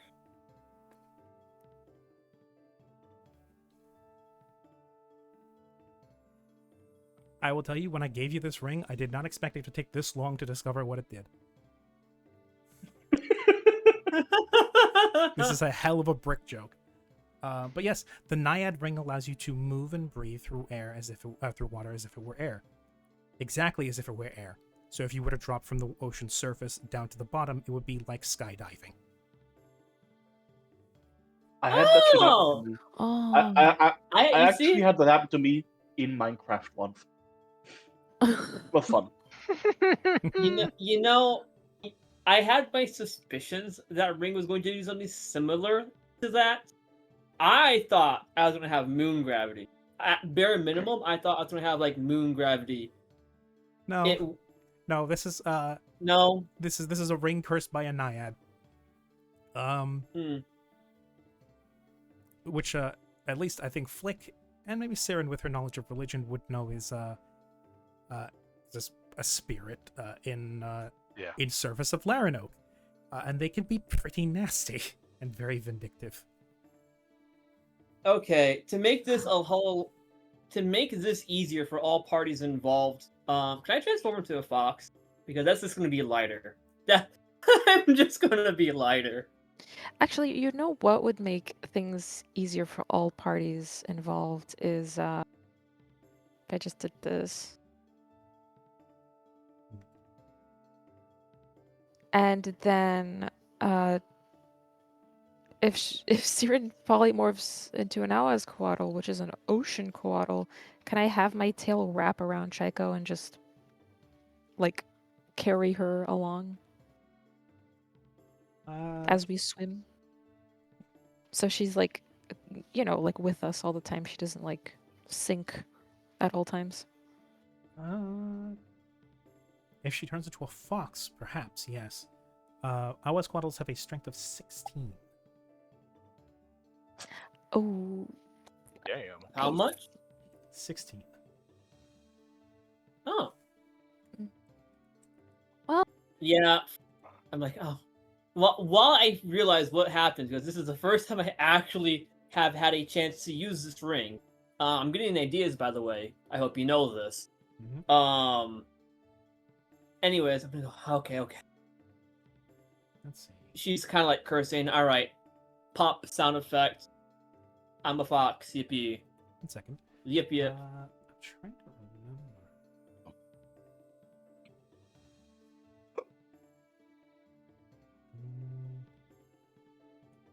Right, yes.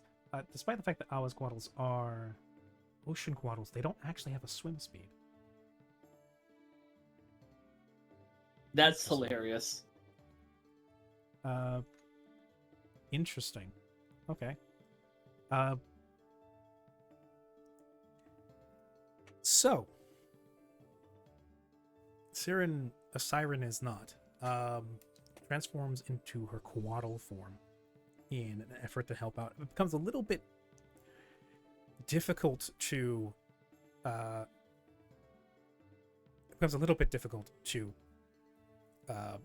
maneuver, as between her wings and her serpentine form that gets awkward. The salt water drags against her wings. It makes it difficult to maneuver, but she can still kind of maneuver her way over to where Lila is currently struggling to hold up Chico's full weight. To which Chico then turns into a fox in a puff of smoke that lingers in the water. You feel your hands disappear out from within Lila's grasp as she then, blindly through the smoke, grasps out forward and... Nat 20.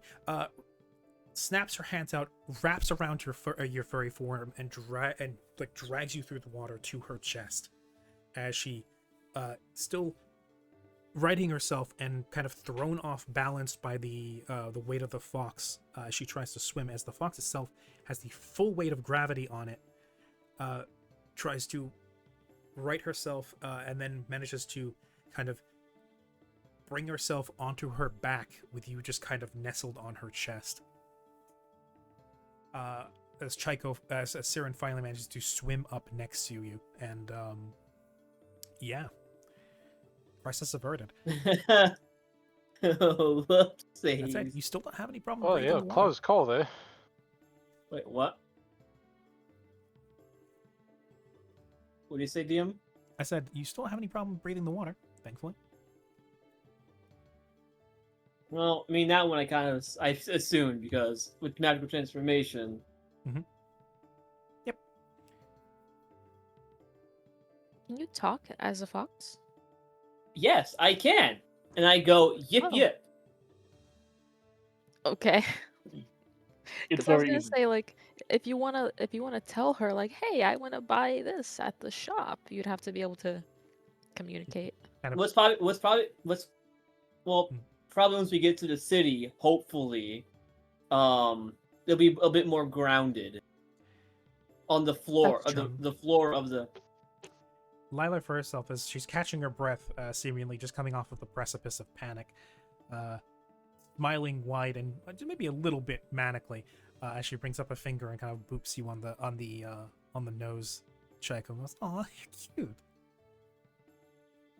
I don't think I've ever seen Yeah. anything like you before."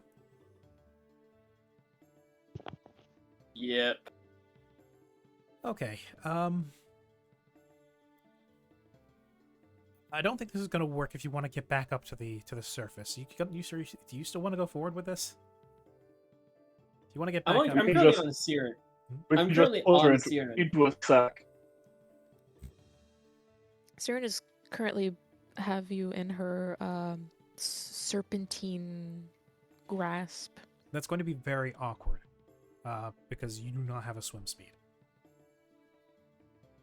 You are currently As an Awasquatl?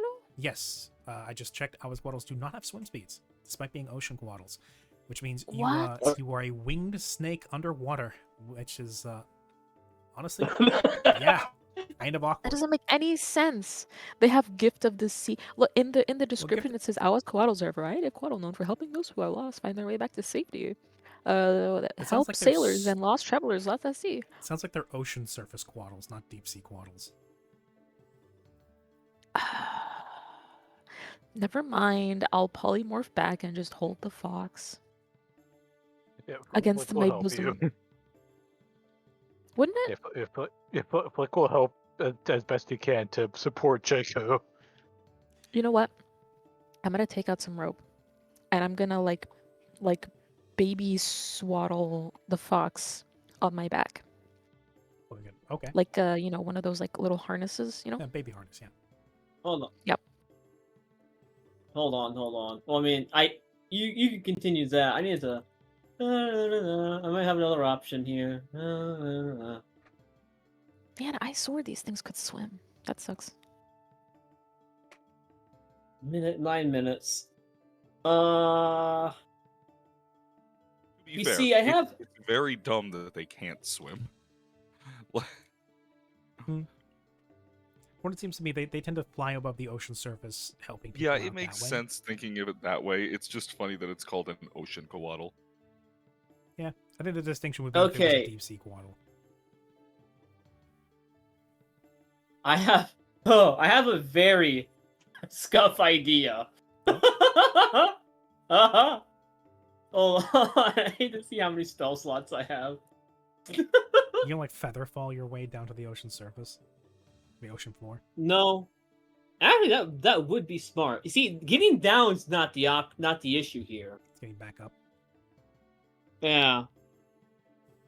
You want to cast I'm, fly on yourself? I won't fly. Actually, I want to get that. That's one of the spells I want to get. Actually, if I can get that, huh? I have a. You have it. Okay. Well, either way, want to hear my idea? Go for it. A elemental body, Hmm. a water elemental. Hmm. For 9 Oh. minutes, for 9 whole minutes, I get a swim speed of 90. What? So you're just gonna book it to the bottom? No, again, getting down's not the option. The issue. Getting back up. Oh, that's true. And at this point, I could cast it twice. So Wait. What happens if I cast Water Walk on someone that's underwater? They start getting shunted to the surface. Really? So I could also do that. really, I've seen it work. Yeah, you just get like flung. They It's not are instant, borne towards the obviously. surface at 60 Yeah. feet per round until they can stand on it. Lamau. Wait, how long does that last? 10 minutes per level. Yeah, so 10 90 minutes. Yeah, hour and a So half. that also That works. act- Yeah, that would also work. Everyone As I just kind of, That would as I just be just really kind of, funny though. Cast water on engage Chico, the and then Trico elevator. she zooms to the surface, blasting off again. ties. All right, guys. Ties a rope to self. All right, grab on. Siren, water walk me. I wonder if that would work. No. If you had yourself tied to someone else, if the Turn the person would camera be. Turn the camera upside What I'm down. thinking is, Yeah. And we get a What if it- full-on simple and clean recreation of the Exactly. scene.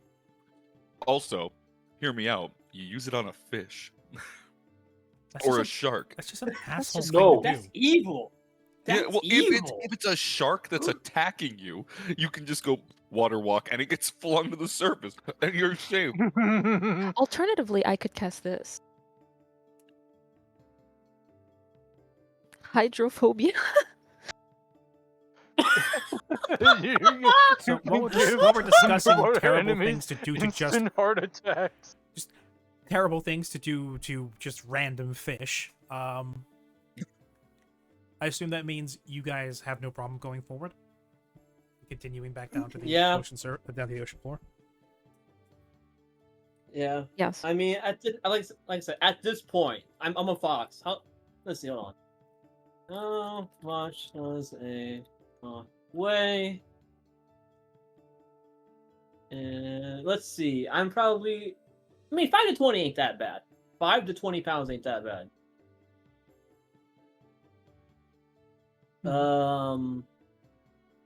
Let's see. Chico's probably goes. Red Depends. Fox. Is yours? You are what will be considered the Japanese variant, which is about 10 to 20 pounds.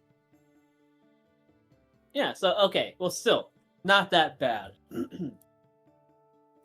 I'd say so.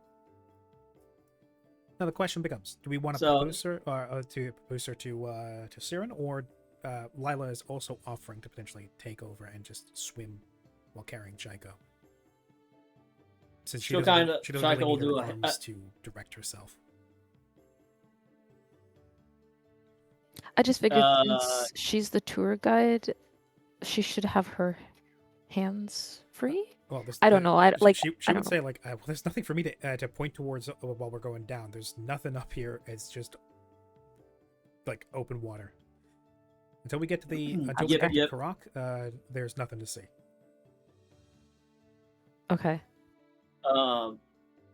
Chico will, with her inner fox arm, point her nose towards, repeatedly point towards with her nose, the guide, Lila.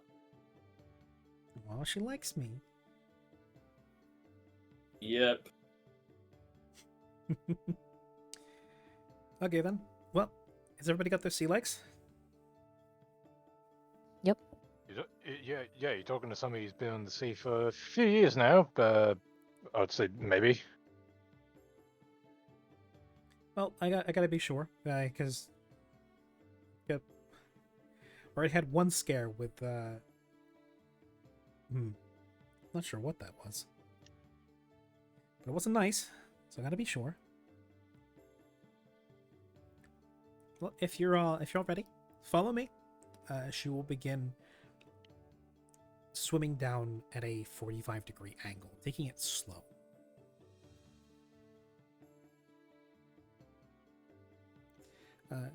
As she swims, I assume you all follow. Mhm. As she calls back and says, now normally magic like that tends to cover the worst parts of it, but we still try to swim down nice and slow, because if you don't, the pressure can get you. Has everybody here ever had the bends before? I heard a I'll horror say- story too about that. Yeah, well away.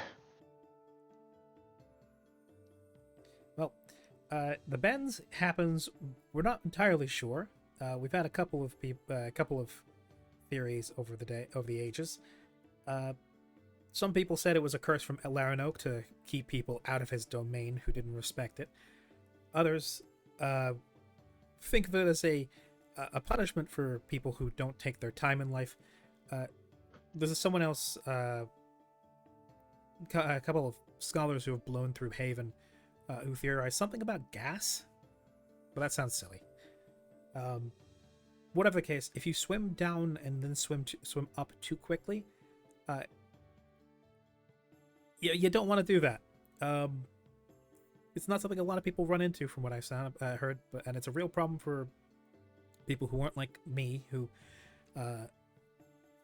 were born in the ocean.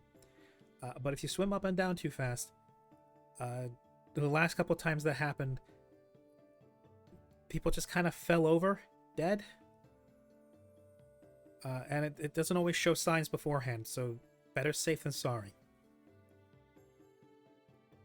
That's why the trip down to Karak can be a real a full day affair. Not because it's super far away. If you wanted to, you could swim downwards very quickly, or fall downwards, I guess. She looks to Chaiko. Right, so no casting water walk on Chaiko. Yeah.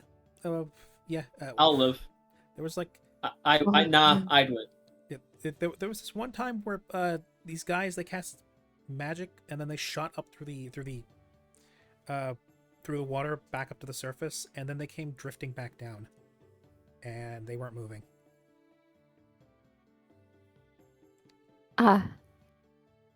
You know, And that's that probably could have what been happens- because of the way down. That probably has to do with it's probably because of how quickly they went up. Apparently it's even worse if you go up or down really quickly. I only know what I've heard and what I've been told and what I've been taught. It's my first time doing the whole tour thing, and I only know what the instructor taught me. Oh, hey, yeah, that's one thing. Maybe I could introduce you to the instructor. Anyway, as the slow downward 45-degree swim continues,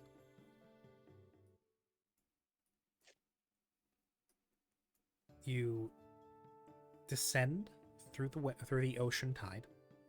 Here it gets stiller and stiller as you get further down into the deep waters. It's darker, but as it does, you notice what looks to be stones lashed with seaweed rope floating in the middle of the water. And as you get further down, you notice that they're emitting a very faint light. It's in various hues, but it's a gentle light that, as you get further down, previously was completely muted out by the sunlight. But as you get further down, the water is blocked. That's why the sunlight is blocked by the water, and that gentle glow becomes brighter and brighter and brighter until you can actually see by the gentle light. It also does not hurt your eyes. As you drift further down, swimming, in the distant dimness, you see a shape begin to come into view. To your surface sensibilities, the edges of it look like something gnarled, with bright lights dotted all along it and all throughout it. As you get closer and closer, and it becomes more illuminated and more clear, and the murk becomes easier to look through and becomes less of an obstacle, you see a collection of what you first think is trees.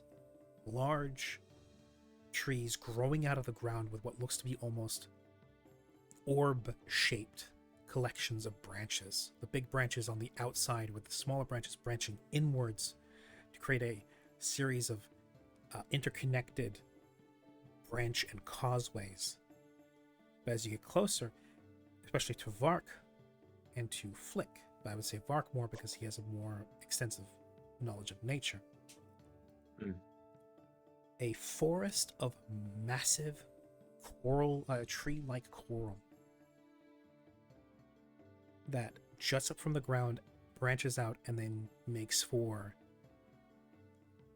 a whole city complex.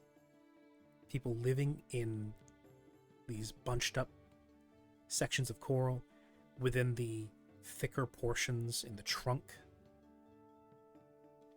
There's one large central tree, in quotation marks, then a collection of smaller ones with descending size as they go further and further out to the outer reaches.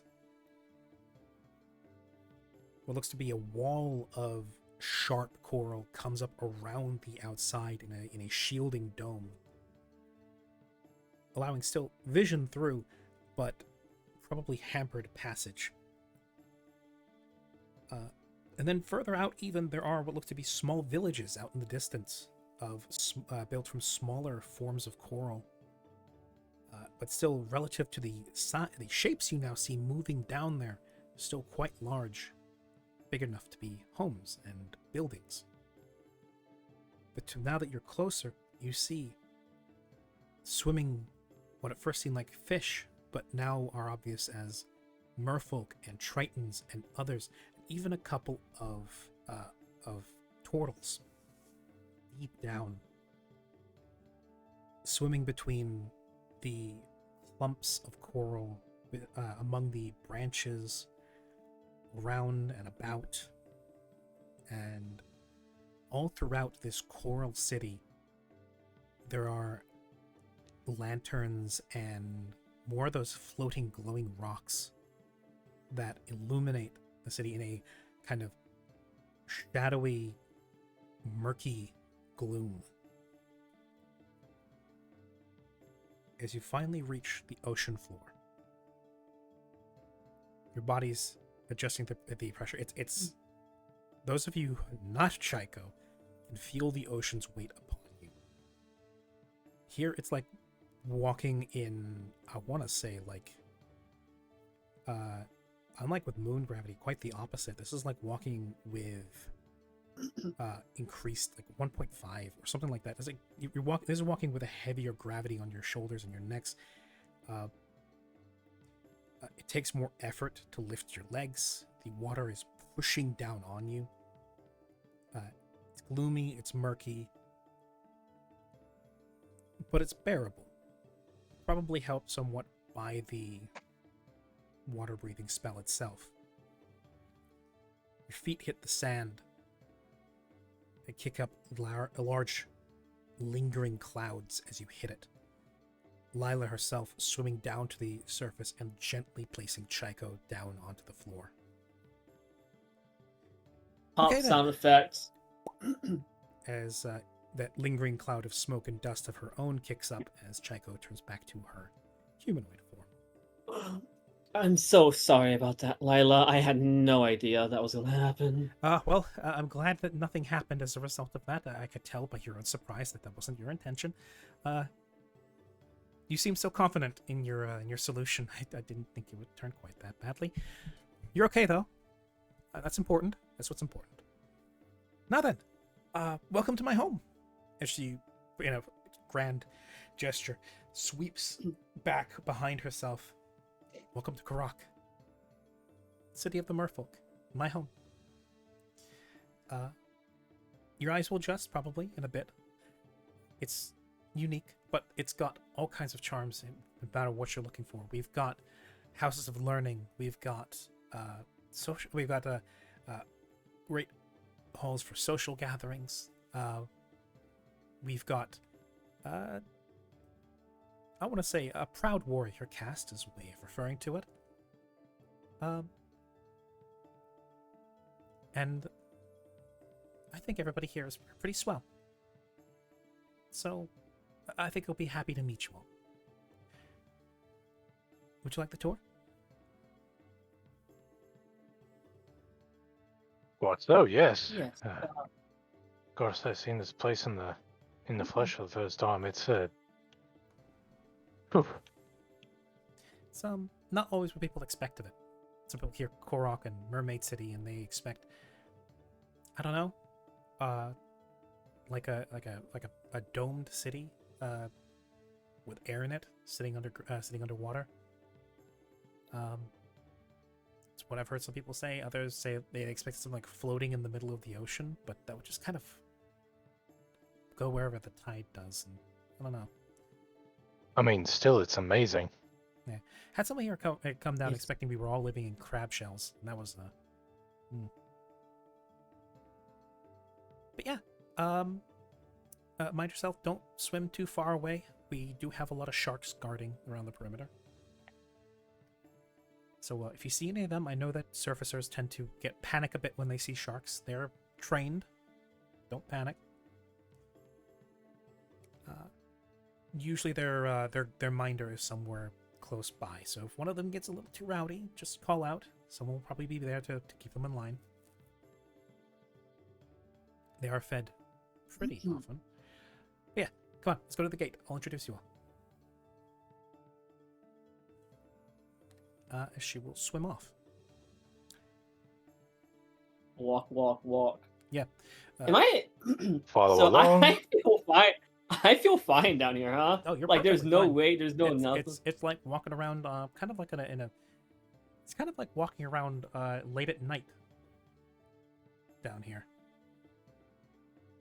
It's like it's like walking around Oh my- at the during the evening back in Mordon. It's kind of gloomy. It's a little bit dark, but the air feels fine. The weather is okay. It's not turbulent. Yeah, you're just walking along. Huh. This ring is giving me so many ideas, I hope you know. Good ones, I hope. But yeah, the rest of you, however, still need to obey the laws of physics, as you have to swim along behind. It is possible to get purchase on the ocean floor, but that is an awkward way of moving around when you still have drag from the water. Yeah, I'm kind of forced to. Yeah, that is pretty much your only choice. Unless you take the ring off. I think I'm good. I think I want to keep that on. Okay. Oh wait. Oh no. I have a sneaking suspicion that if I took that ring off, I would be crushed instantly.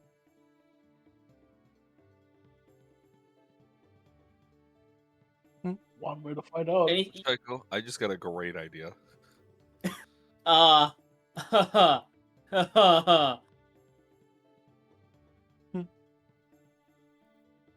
You know, I think I want to keep my ring on. Okay. Yeah. Sounds like an idea. Alright, so Lila leads you guys to the gate.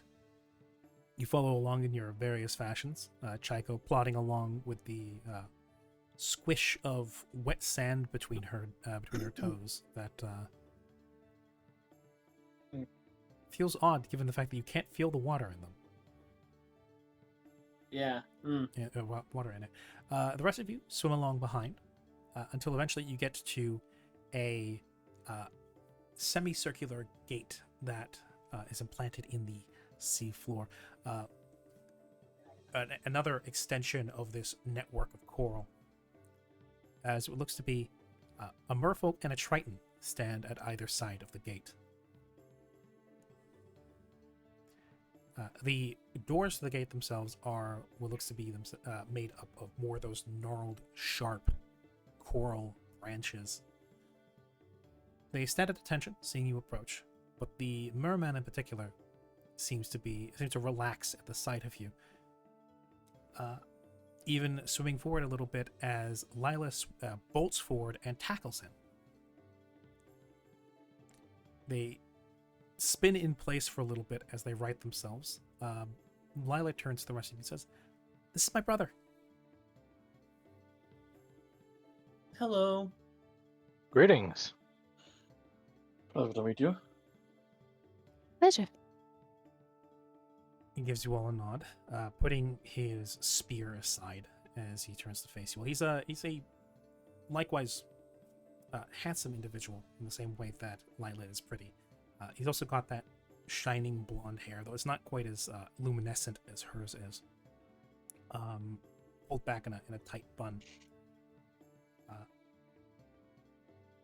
He's where Lila, she's dressed in what looks to be a tunic made out of some sort of red kelp. He's got carapace of some sort that covers his torso. looking it's green and mottled, possibly off of a crab of some sort. Turns to face the four of you and says, "Hello, everybody. When my sister came home yesterday saying she was very excited to show some tourists around, I almost thought she might have been getting ahead of herself, but I see she's brought in her first group, and not even during tourist season. Welcome in. This is our little city. My name is Yes. My name is Chake. Nice to meet you. Very nice to meet you. Pleasure to meet you as well. Likewise. Well, okay. If Lila vouches for you, then I trust her. You all seem like perfectly respectable people. So hello, Grim. Welcome in. Thanks for the self-care.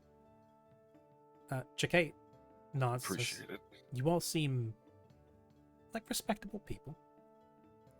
I expect you'll all conduct yourselves with that kind of respect when you get into the town. I'm sure my sister is giving you the whole fill-in, but as a guard, it's my duty. No vandalizing anything, no going off on your own, no poking the wildlife. No wandering into people's homes, no stealing anything. And if you gotta have it out with somebody, do it away from other people. Of course. We don't. Understood. We never have any intentions of misbehaving on the surface, so that goes for down here as well. That's good.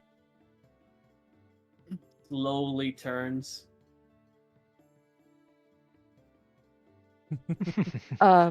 Narrows eyes.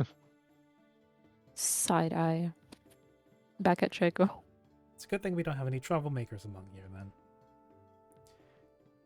Yeah, Because Right. if we it did, is good. my sister would be held responsible for that. And I would hate for that to happen. As would I. Agree. Good, we can agree on that. All right. Well, I love the palpable tension. The fact. so it's just a very clear If we were sitting communication at a of. table, It's just like clear communication of you make trouble for my sister. She is my baby sister. We will have words if you do that. it's like if we were sitting at a Chai- table, I would have kicked Chico by now. Yeah, and I would have glared at you even more so. Okay. Well, I mean, technically, amongst us, Vark is the only one who's actually broken the law. It's true. You know, I want to Yeah. agree with that statement, but I've probably done some worse things that I just haven't been caught for yet. Yeah, well, that's the point. You didn't break the law if you didn't get caught. You know no, what? you You're still right. broke the law. I'm good. No. If I wasn't caught, it didn't happen. No, you I'm still a broke the gun, law. not a Just nobody criminal. caught you. There's a big difference. No, You weren't it doesn't punished count if I wasn't for breaking caught. the law. That's the difference. In my case, I fought the law and the law won. Shut up. That's stupid. But yes, Who? he points towards the gate. Says, "We will open our gate to you.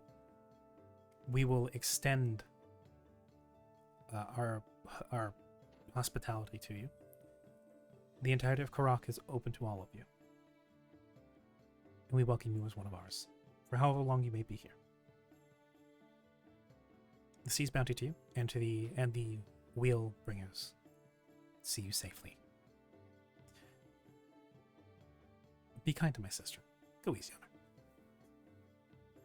Which Lila will kind of slap him on his breastplate and go, "Oh, I can look after myself. Come on, let's go in. I've got all kinds of things to show you."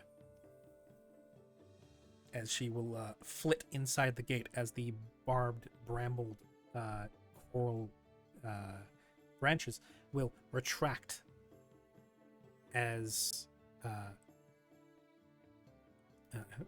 the guards gesture towards the gate. Yep, onwards. Yeah. Yeah, it's marches right through the gate. Cool. March swims As The Um, eye mark.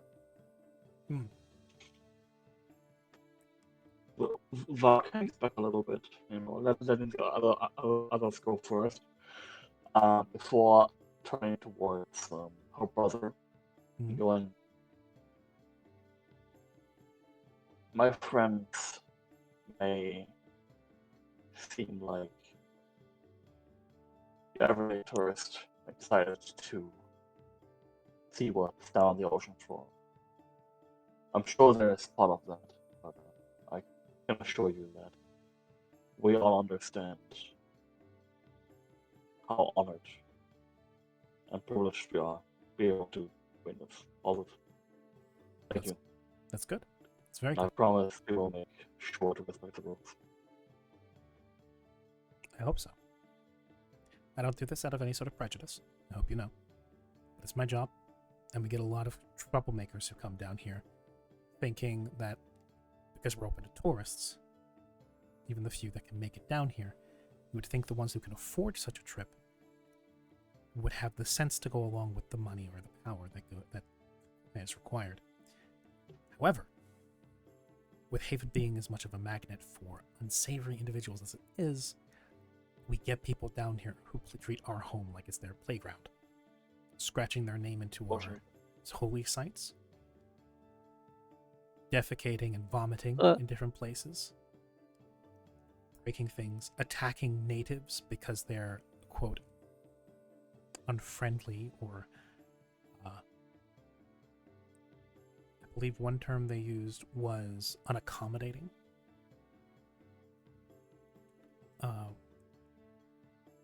The members of the city are not staff at a playground or at some sort of amusement park. This is our home. We guard it quite seriously. We don't mind having the contract that we have with Haven, but we don't see eye to eye with them on everything. One of those things is just allowing any old activity just because it makes someone happy. Even if they can afford to clean up after themselves. It's the principle. We So- are guests. So No long more, as you, no less. yes. So long as you continue to conduct yourselves in such a respectable way, I should hopefully not have to talk to you guys until you are coming back out this gate. If we see each other anytime before that, then I'll know whether or not I should call my sister's judgment into question.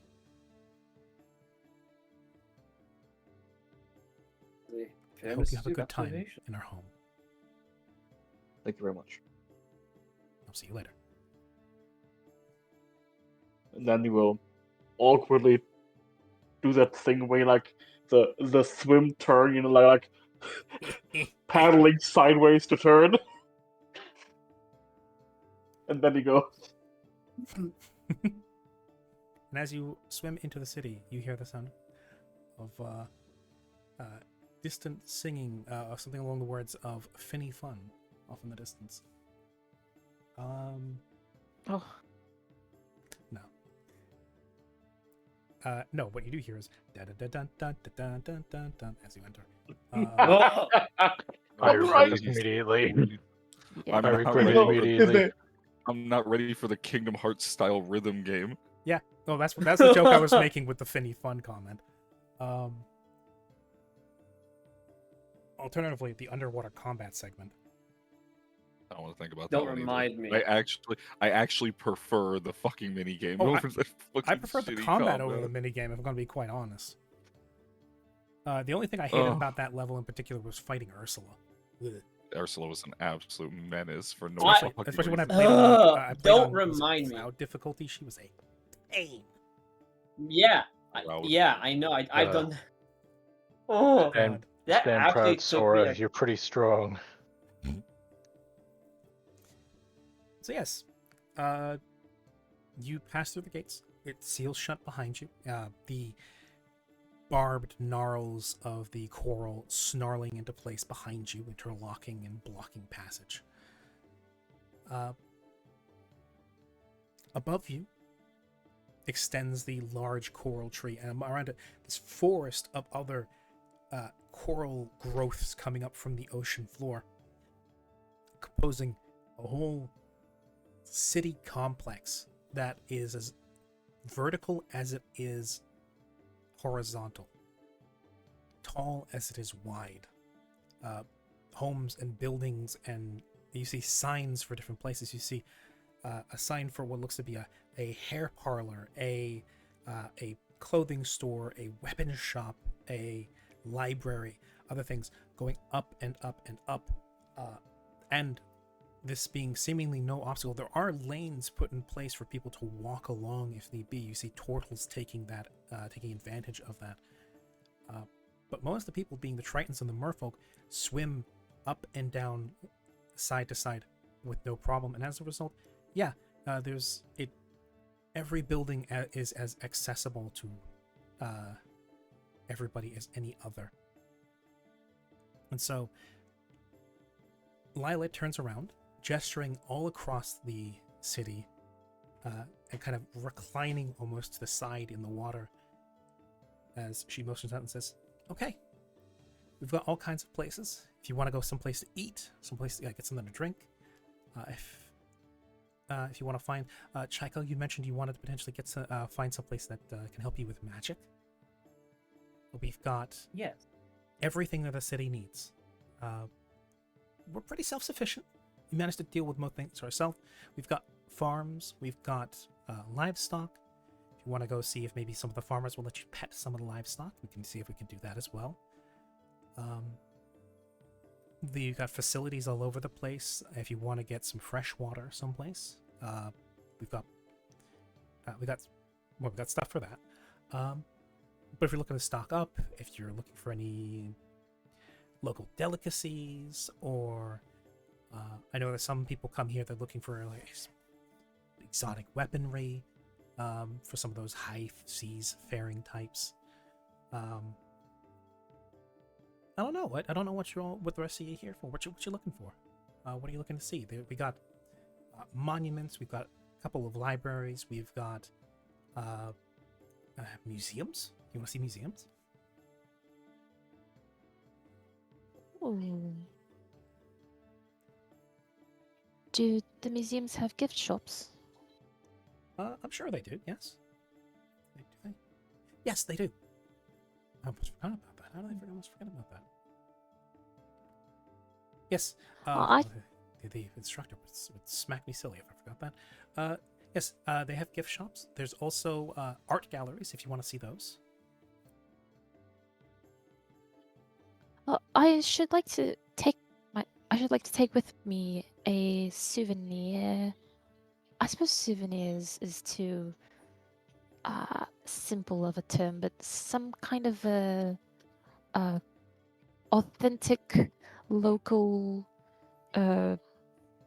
object from here. You want So like a souvenir, a memorabilia, something like that. yeah, as a gift for somebody. So I think I'll take a look at the museum. Okay. Right. Chaiko, you want to go talk to somebody magical. Siren, you want to go to a museum. Flick, right? Yes. What do you want to do? Yep, that'd be me. Honestly, I'd probably just have a look around, I suppose. Okay. I'm not familiar with the place. Okay, well, I'll show you around, see if there's anything that catches your eye. We can't go wandering off on our own here, but depending on what everybody wants, we can probably hit all the different places pretty quickly. What about you, Vark?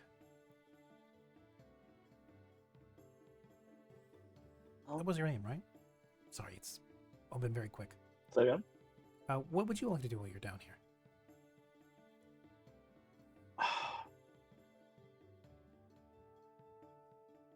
It's knowledge.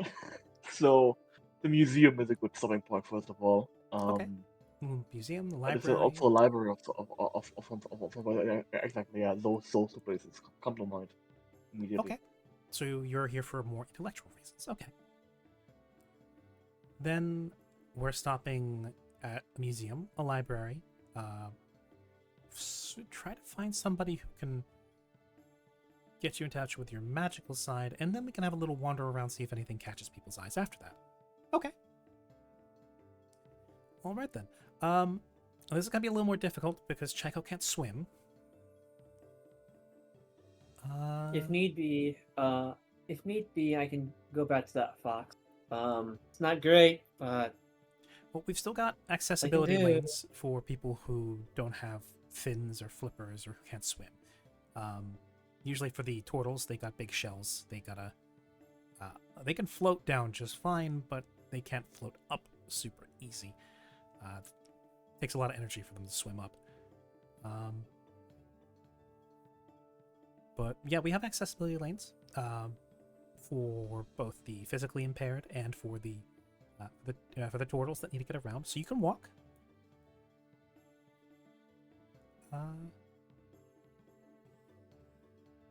We just have to take our time, and it may take a little bit longer, but it'll allow us to take our time when we're going between locations. So, if you'll follow me, we'll go up the main spiral. She will point, and she'll show what looks to be a sort of purple, almost band of coral that branches up from the ground and seems to wrap in a wide spiral around the primary coral tree. And it will, you'll see branches that shoot out from the sides, connecting to those coral houses, those bundles, those clumps, where the shops and establishments seem to be. We can use that to get to most places here in the city. Anything else, we can always do the fox thing. But follow me. She will swim off. She will guide you up the spiral, and as you go up it, you'll get a better and a better, a clearer and clearer view of the city itself, only obscured by the coral branches occasionally cutting off your view. But the stone lanterns and the glowing shells that are strung up all throughout the city illuminate Korak in multicolored, scintillating light that has the whole city illuminated in Technicolor. It is Wow. a rainbow beacon on the ocean floor. Would you say it's a crab rave? You see Oh. no crabs. You see no crabs. Unfortunate. Unfortunate. One sad crab. Dang, the snow dances crabs on are the ocean missing floor. even here? Somewhere off in the corner is a single sad crab dancing. So whenever I think of crabs, Mm. whenever I think of crabs, I think to our mutual friend Nick, and there's a story he told me a while ago where the snow crabs are just gone. They don't know where the snow crabs went. Huh. Interesting. Yeah. Concerning that the Yeah. marine biologist, nobody knows where the crabs went. Yeah. That's why when you said that there was no crabs here, I was like, oh no, not here too. Oh dear. Even in Fantasyland, we're having ecological crises. If you want, ask him sometime about it. I love bugging him about it. Interesting. Yes. It What happened takes. to the crab population? How will this affect the crab population? How will this affect the trout population? You take about two revolutions around the spiral before stopping at what looks to be a sort of tube-shaped outward jutting of the coral.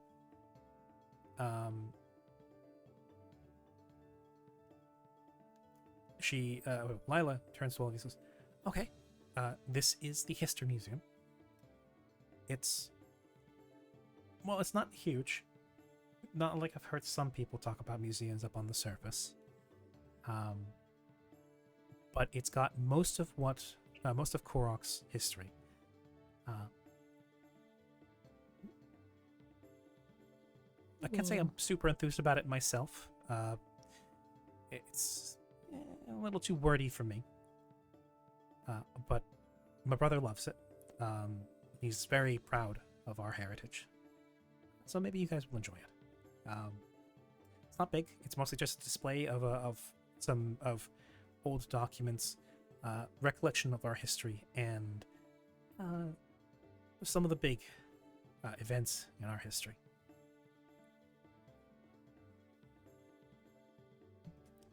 Interesting. Entry is right. So, do you have money with you?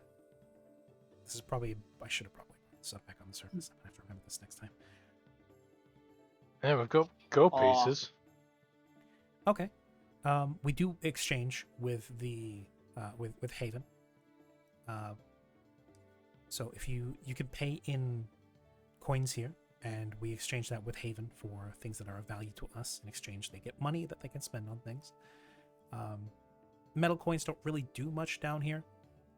The worst is when people bring silver down and copper, because those tarnish really quickly in the salt water. Oh.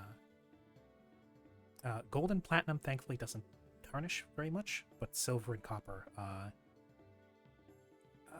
what was it the instructor said? They oxidize? You mean oxidize? Yes, that's it. Right. Well, I just we brought mostly I just- gold. at this point, Chaiko will offer to carry everyone's money since the ring doesn't let her get wet. Well, it doesn't let her get wet. I assume things close to my body would be rather dry. You would think that. But you would also... I would think that. You'd also have to remember that the ring is cursed. You know what? That's that's a very fair and valid point. You don't feel anything. Your clothing, however, is wet. Huh. I should probably mention that. That is a little bit of extra weight on you, which also pull you down harder.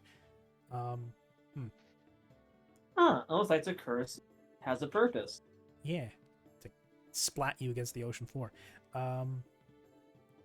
So yes, if you've got any coins on you, you can either hand them to me, or probably better if you spend them here at the museum yourself.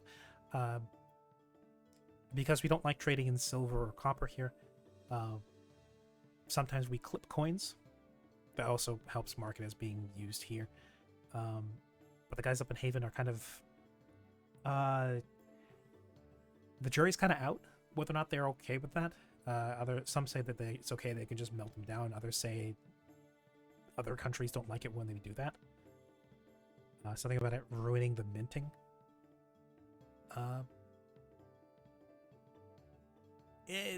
As a result, we've kind of just said, like, whatever you can pay, usually are like a gold piece each.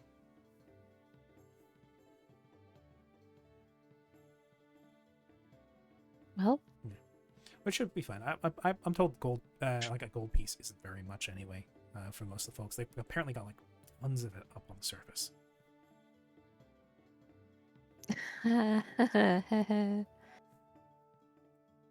Right, Does well- does the handshake thing where it's like kinda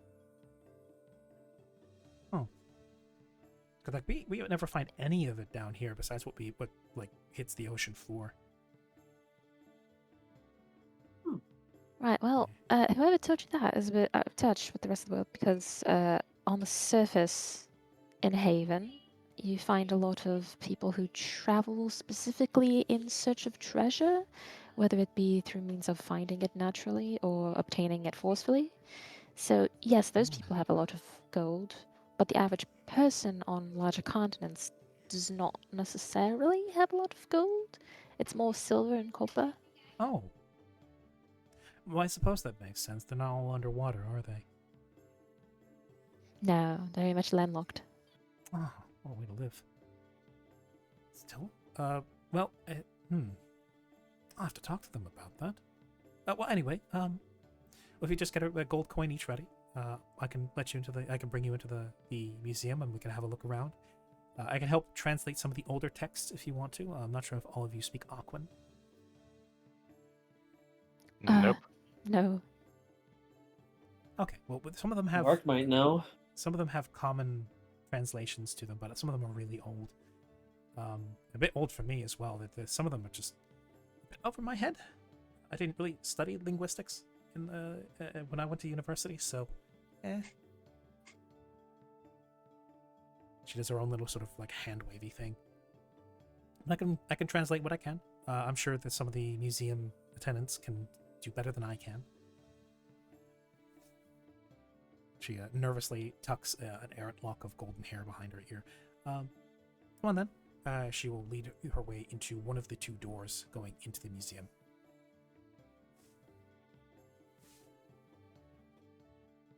I'll take out a gold piece.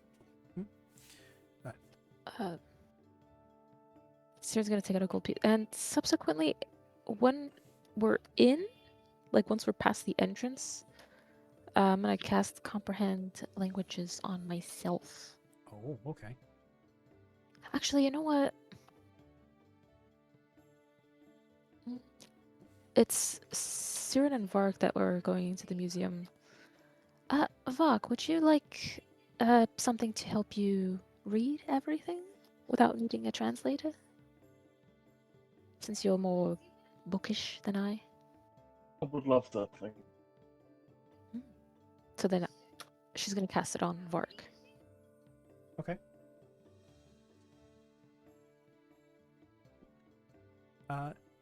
So I assume it's just Siren and Vark going in then?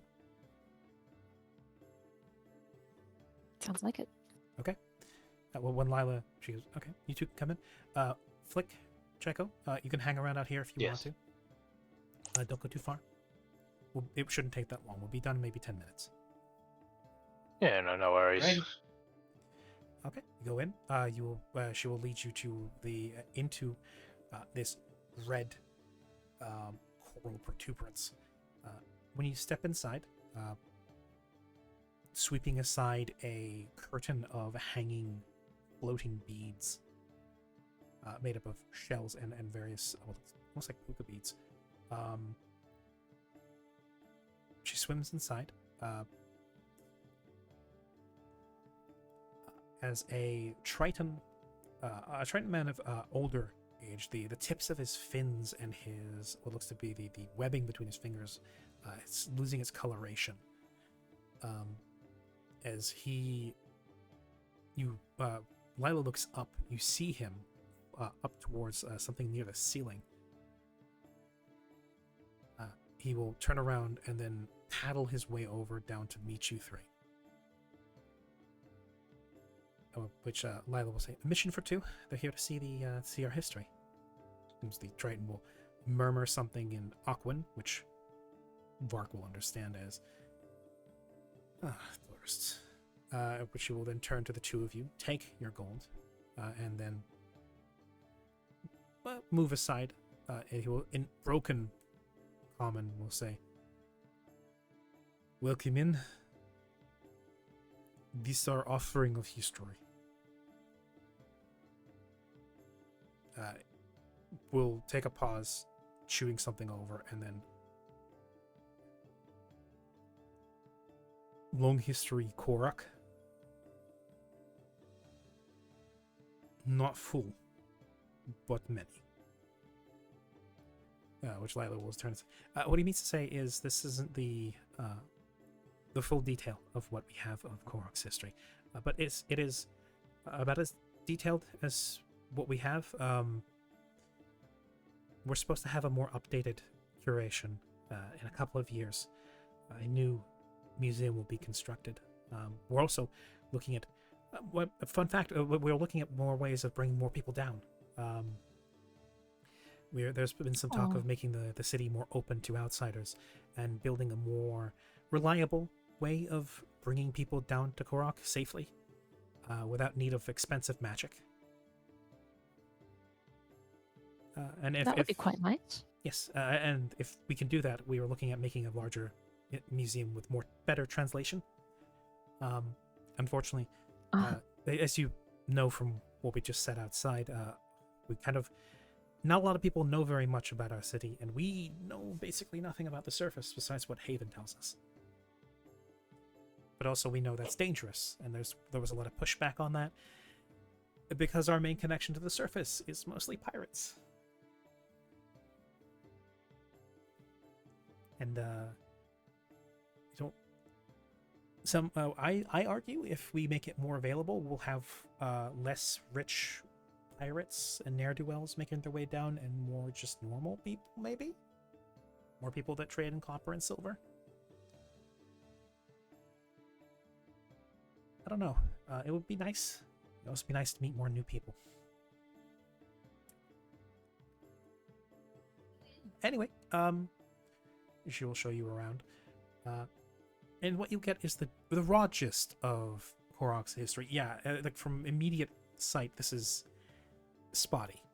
You probably, I mean, your gut tells you that a lot of Korok's history is oral tradition. Going across the length of this museum, a lot of the written preservation of Korok's history is on seashell, it's on stone tablet, it's in magical runes inscribed onto what looks to be almost a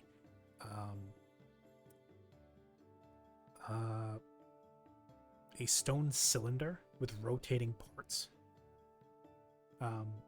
which has a demonstration. The curator himself will come over and gently, gingerly twist the various spinning drums on this large stone cylinder. And as each magical rune lines up in different configurations, different passages of text are displayed almost holographically above the cylinder, along with short animated soundless images, silent images, as if to give a visual aid to the pieces of history that they're demonstrating. You see battles, wars, even, including in one of the more ancient sections, which as you get to one of the corners, as the curator kind of hovers off to the side, watching you all like a hawk, Lila leads you into to the corner just next to the exit door. Says, this is one of our oldest tablet pieces. This comes from back before the city's founding, when we were supposedly making our migration out from the Mirror Sea. We don't know what's happened there ever since. We still have people that go there, voyages and pilgrimages, and sometimes just scavenger runs.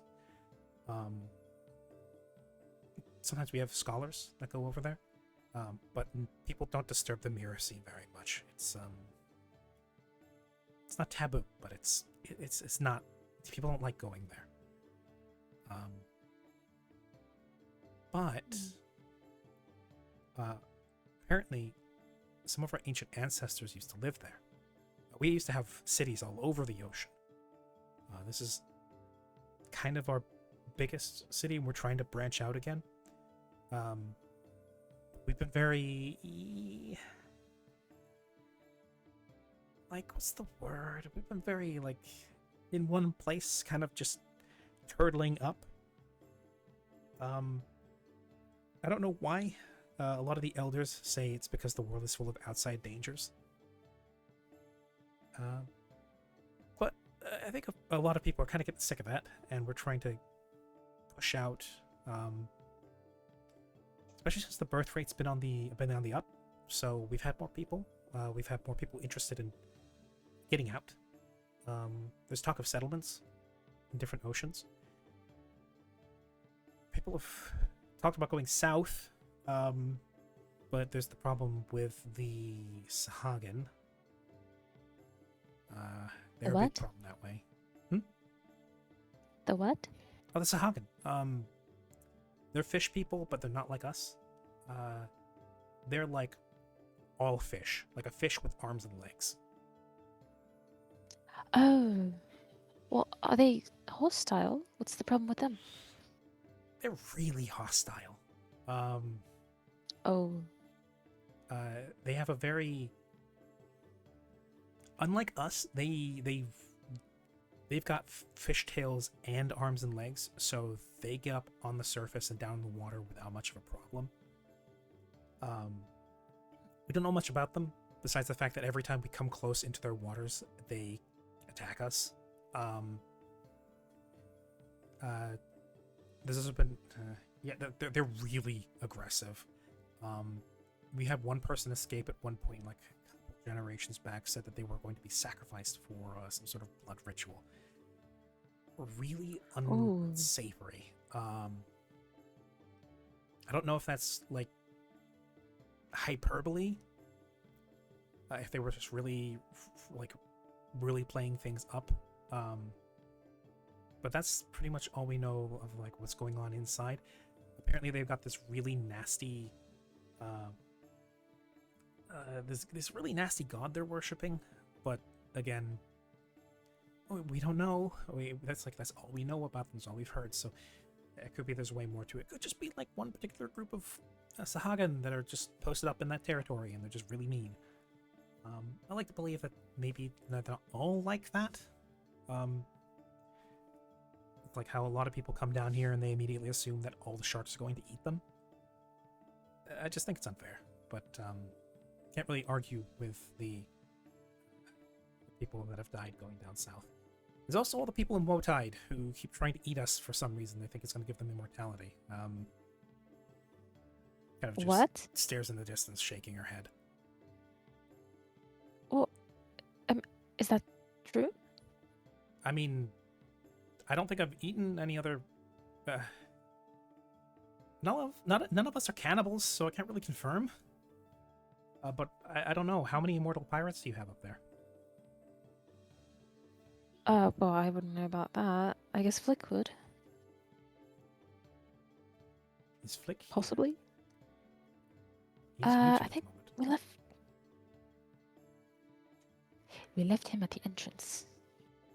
He is at the entrance. Oh yeah. Is he a pirate? Well, yeah, I believe so. I think that's what he referred to himself as. He has his own ship. He's our captain. Are you pirates? I should specify we are not pirates. Okay. Yeah, no, Flick is really the only one that has experience with that. We're just travelers. We travel by boat and on land and through air. Okay. Cool. You do piratey things? What you mean, like look for treasure and steal things? Steal things, raid people's ships, kidnap people, sell them into slavery. No, we just kind of all have our Okay, so the personal good kind of pirates. goals. Okay. Yeah, we're So- just traveling. Somewhere in the distance, you just hear him. Somewhere in the distance, you I just would hear a feel- disembodied voice just yell, "I'm a mercenary." Yes. Right, we're mercenaries. Well, we can A mercenary we group. can ask them about that later. But yeah, like it's harder for them to get down to the ocean floor. Their ships, they try to make their ships not sink, usually. But a lot of people are worried about if we just put up a settlement down in the Riptide area, that they might try and come down after us. The current there is a good barrier, but it's putting ourselves there with Wotide just above us, and then the Sahak just to our south would be there's a lot of back and forth on that. Right, so got off track there. This is one of the oldest texts from way back. Pretty sure it outdates the city itself. It's apparently some sort of war log, but it's an old Aquan. But it's I don't know. It says old as dust. I can't read it. I can read bits and pieces of it if you like. She like Looks flaps over towards, like sort of like she swims over towards it and then kind of hovers above it, where it's held in place with bindings of seaweed, as she kind of floats upside down, looking up and down, kind of in an upside down thinker pose as she attempts to decipher what's on it.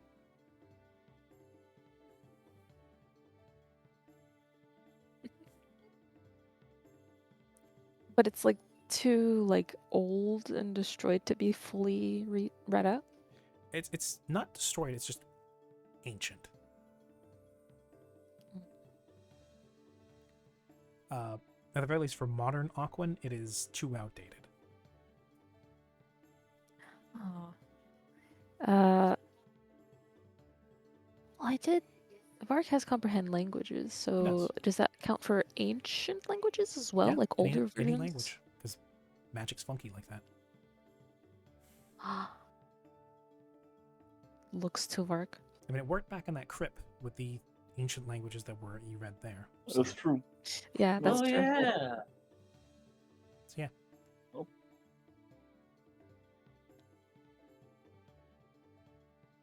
If I can try, I'll do so. Sure. As you, I assume you approach the old tablet. Yeah. So the collective history up until this point of Korok has been of a proud, I want to say a people very proud of their culture and how rich it is. They've had a long history of art and technology. They have been once were an expansive, capable but peaceful kingdom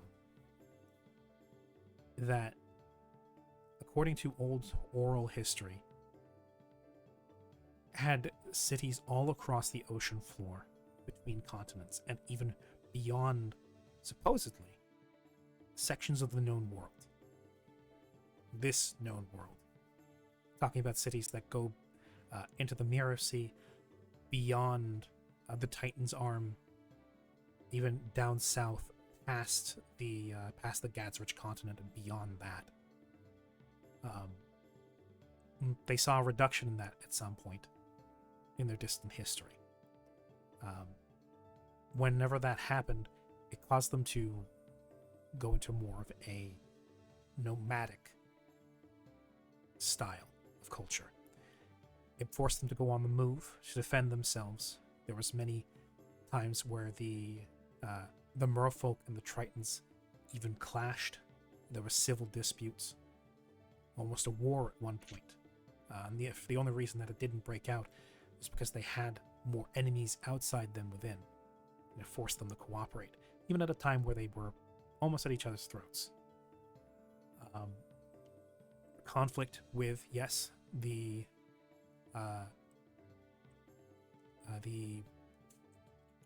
Sahagin down south some 500 years ago. Conflict with some sort of Arctic peskin creature that swam in the ocean up near the frozen wall when they tried to move that way. And then also historic notes about settling down in Korra, though it was not their ideal location and originally was considered to be too out in the open. They found that the area here was peaceful and unnaturally still. They made diplomatic bridges with the people of Haven, who some time ago seemed to have gotten some sort of divine blessing from people they called the Wheelbringers, the Four Sisters and the Ferrymen. These being the more benevolent goddesses of the ocean, smaller, less powerful than Laranoke, but according to the people of Haven, created a safe zone around the island, around the archipelago. Their blessed haven from the iniquities and the harshness of the open ocean. This was their safe place, away from the waves, the typhoons, the hurricanes, and the horrendous predators that roamed the water. And for those who died under the watch of the Wheelbringers, the ferryman, their psychopath, was the one that would gently and tenderly see those who would pass on to the next life, with none of the harshness that Laranoke would rip people away. And people of Haven were kind, saw the nomadic merfolk and the Tritons, these mirror folk,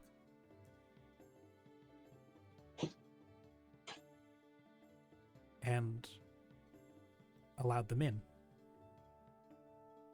They live in the ocean around Haven, and as a result, do not saturate the already rather full land above, and so saw no reason to say no, and they saw no issue with allowing them to live and share the area around the islands.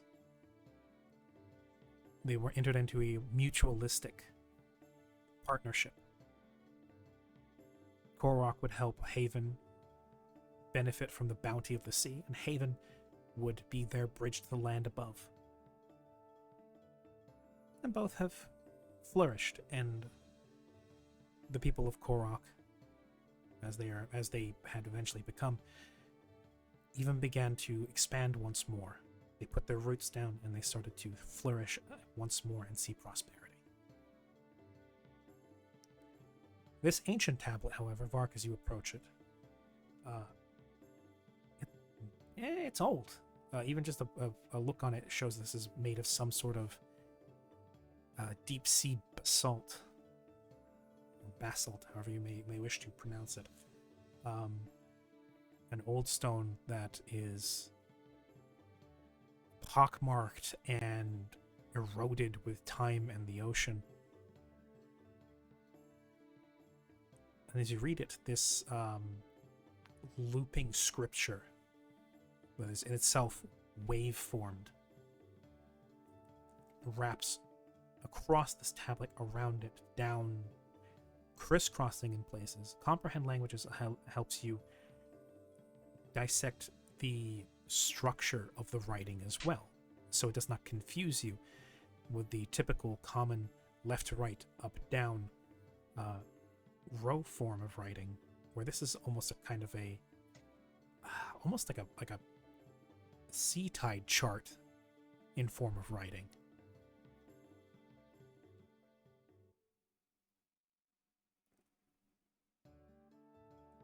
As you decipher it, it talks about,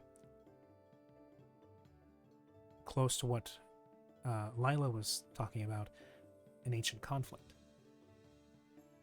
One that happened a couple of millennia ago, going by what's divulged within the writing itself. It talks about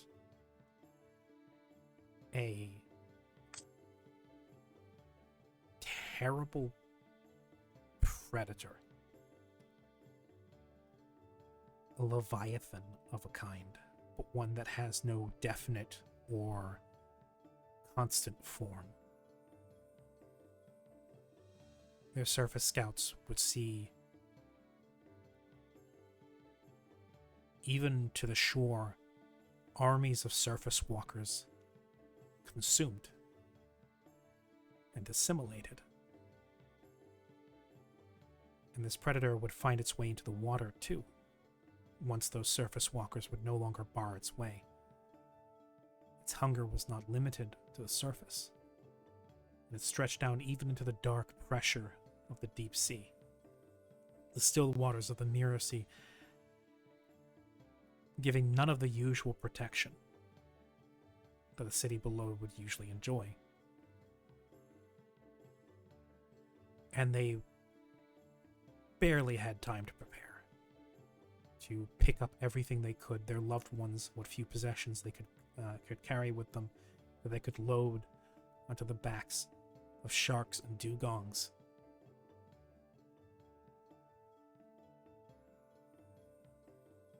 Before it tore the entire city to pieces. In an afternoon, it swallowed the thing whole. Those they lost to it. Guards, military, scouts, came back twisted, changed, melded with others, surface creatures, sea creatures. They came like the tide. And it was only with the assistance of a great many sea elves and sea dragons who proceeded to co-opt what was left of their civilization into their collection, into their ad hoc army, that they managed to repel what composed this vacuous predator, this empty, hungry beast, back up onto the land and then eventually defeat it. But by the time that happened, the entire people were decimated. There was no home left to go back to, and what left, people feared too much to return. And so they left. They kept moving. They kept wandering. And they have been wandering ever since. To newer, more hostile waters, away from their god-blessed land, their god-blessed ocean. They were forced to leave their homeland. And they fear for their future. Now you know from the other texts that eventually they would settle down. But this text speaks of, despite the monumental victory, a deep fear for this person and their culture's future.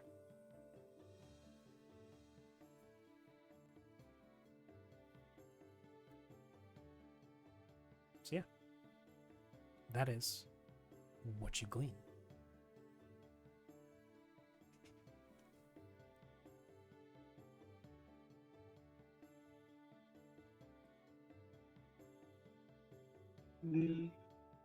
Mark takes a moment. Sorry, you're very faint. I was not once. You're breaking up a little bit. Mark. Yep. Mark takes a moment. He doesn't translate immediately. He doesn't read, or he doesn't speak out loud what he reads. He reads a line, considers it, and then where necessary, works the sentence a bit differently, make it make more sense, essentially.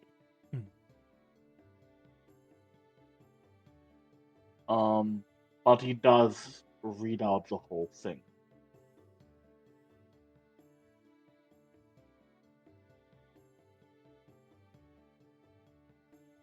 Lila eyes you as you do this. She's like a look of dawning shock. Goes from the upside down thinker pose to righting herself, and then by the time you're finished, her jaw hangs up. Just, how'd you do that? I can't take any credit. Siren has cast a spell on me that allows me to translate languages. Oh. Right. She kind of like baps herself on the side and goes, right, magic. What did I think of that? I mean, I technically can't take any credit for it either.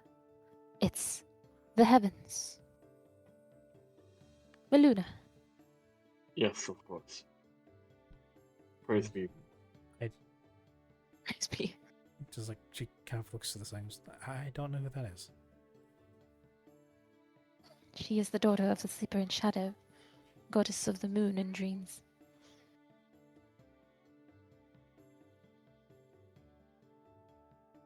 I think I've heard of Now that I mention it, yeah, now that I mention it, I don't know if you celebrate any gods down here. Yeah, we do. Oh, I assume Laranok. Oh, no, no, no, no, no. We only invoke Laranok when we want to avert catastrophe. But we've been worshipping the Wheelbringers for the longest time. Oh, who are they? Would you actually like to give me a, what do you call it? A knowledge religion? Yeah. See, perhaps you understand what this is.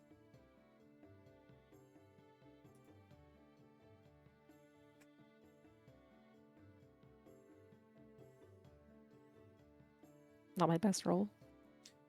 You heard of them before, but you don't know much about them.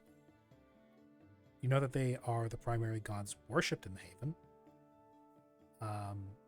In Haven specifically, not much about them besides the fact that they represent various forms of the ocean. There are 4 of them. Various forms of the ocean. So like stormy, wavy, wet. No, I'm kidding. I don't know. Which Lila will actually go on to say. There's Dottie of the Calm, Locke of the Bounty, Cottis of the Cloud, and Ronia of the Sunrise. They're the 4. Oh. They're the 4 sisters who oversee us. They shield us from Laranok's worst outbursts.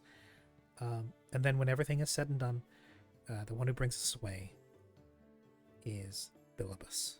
He's we also guys up some of the guys up on the surface.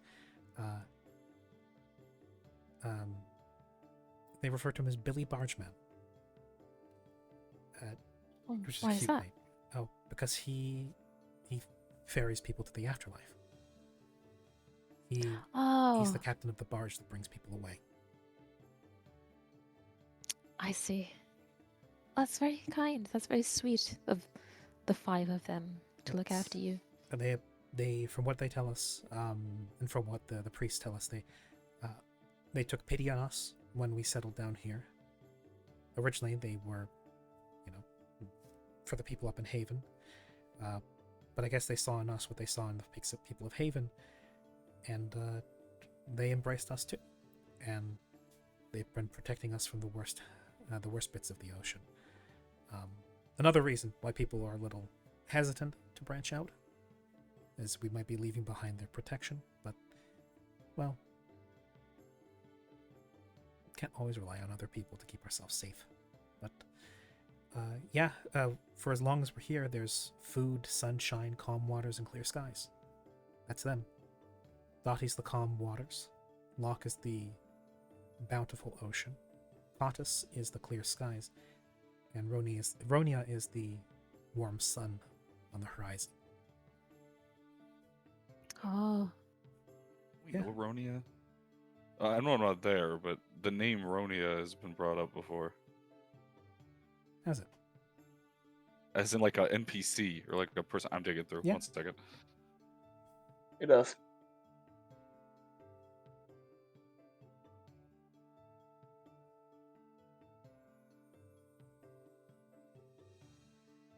But yeah, my favorite's Billy, even if people think he's a bit morbid, but I've seen some of the sculptures people make of him. He's this really cheery looking turtle with a pipe in his beak and a big smile on his face. But when people die, he lets them onto his barge so Laranok can't sweep them away. But yeah, I'm not super religious myself, but it's better than Laranok. Anything's better than Laranok. He's everything about the ocean that doesn't care about us, no matter how much we care about it.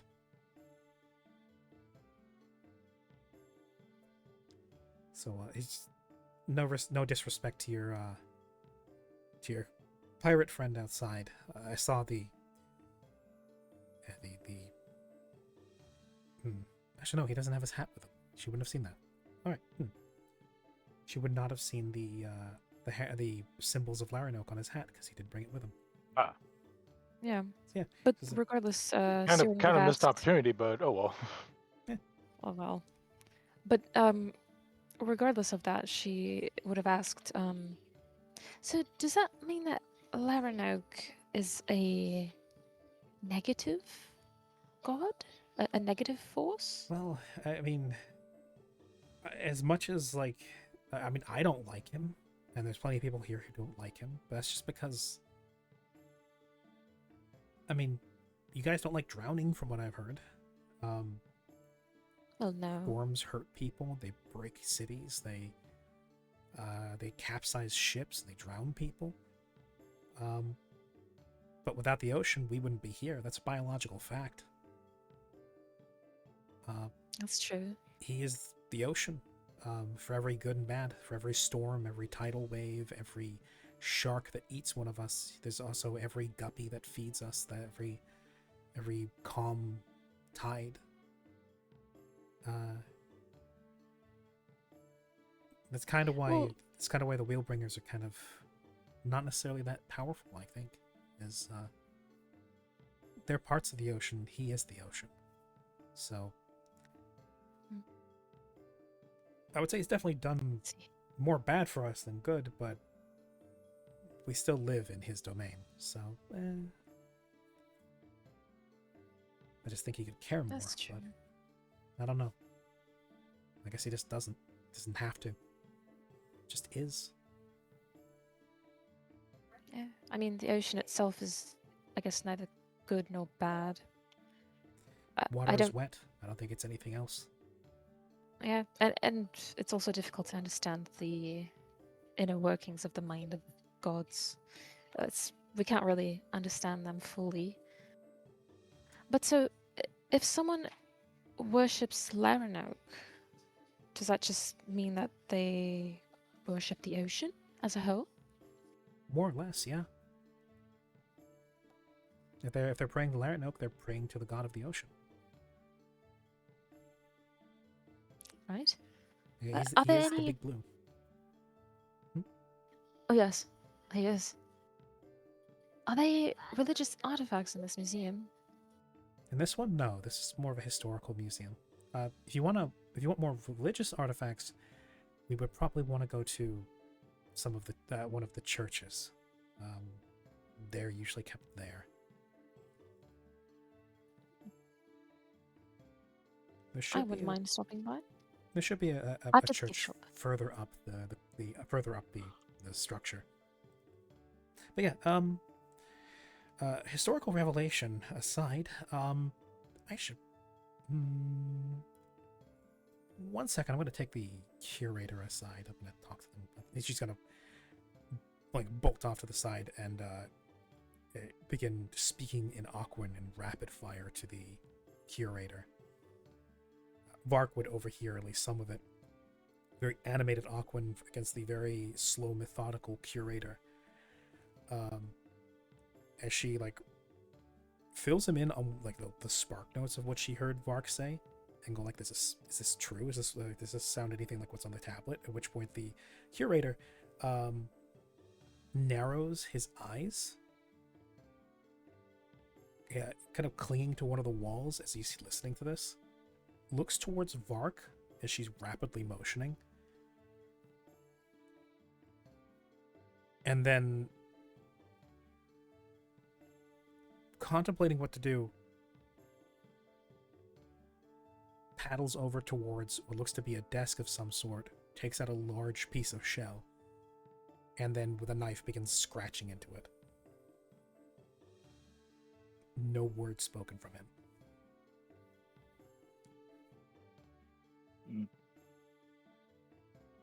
She comes back. Lila comes back over to you guys and says, "Well, I don't know what exactly that did, but I think he's going to go write it down.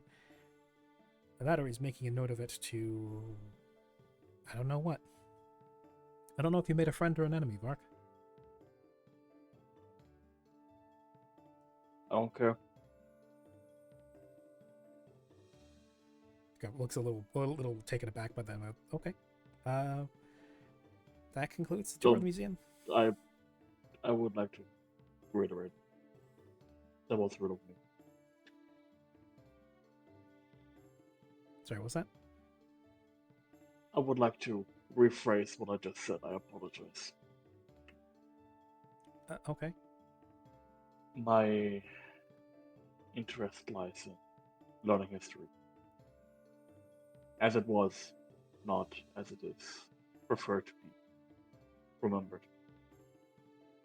Well, I think So if by I think you, yeah, you've made if nothing else, you're like you're like Barney over there, if that's the case.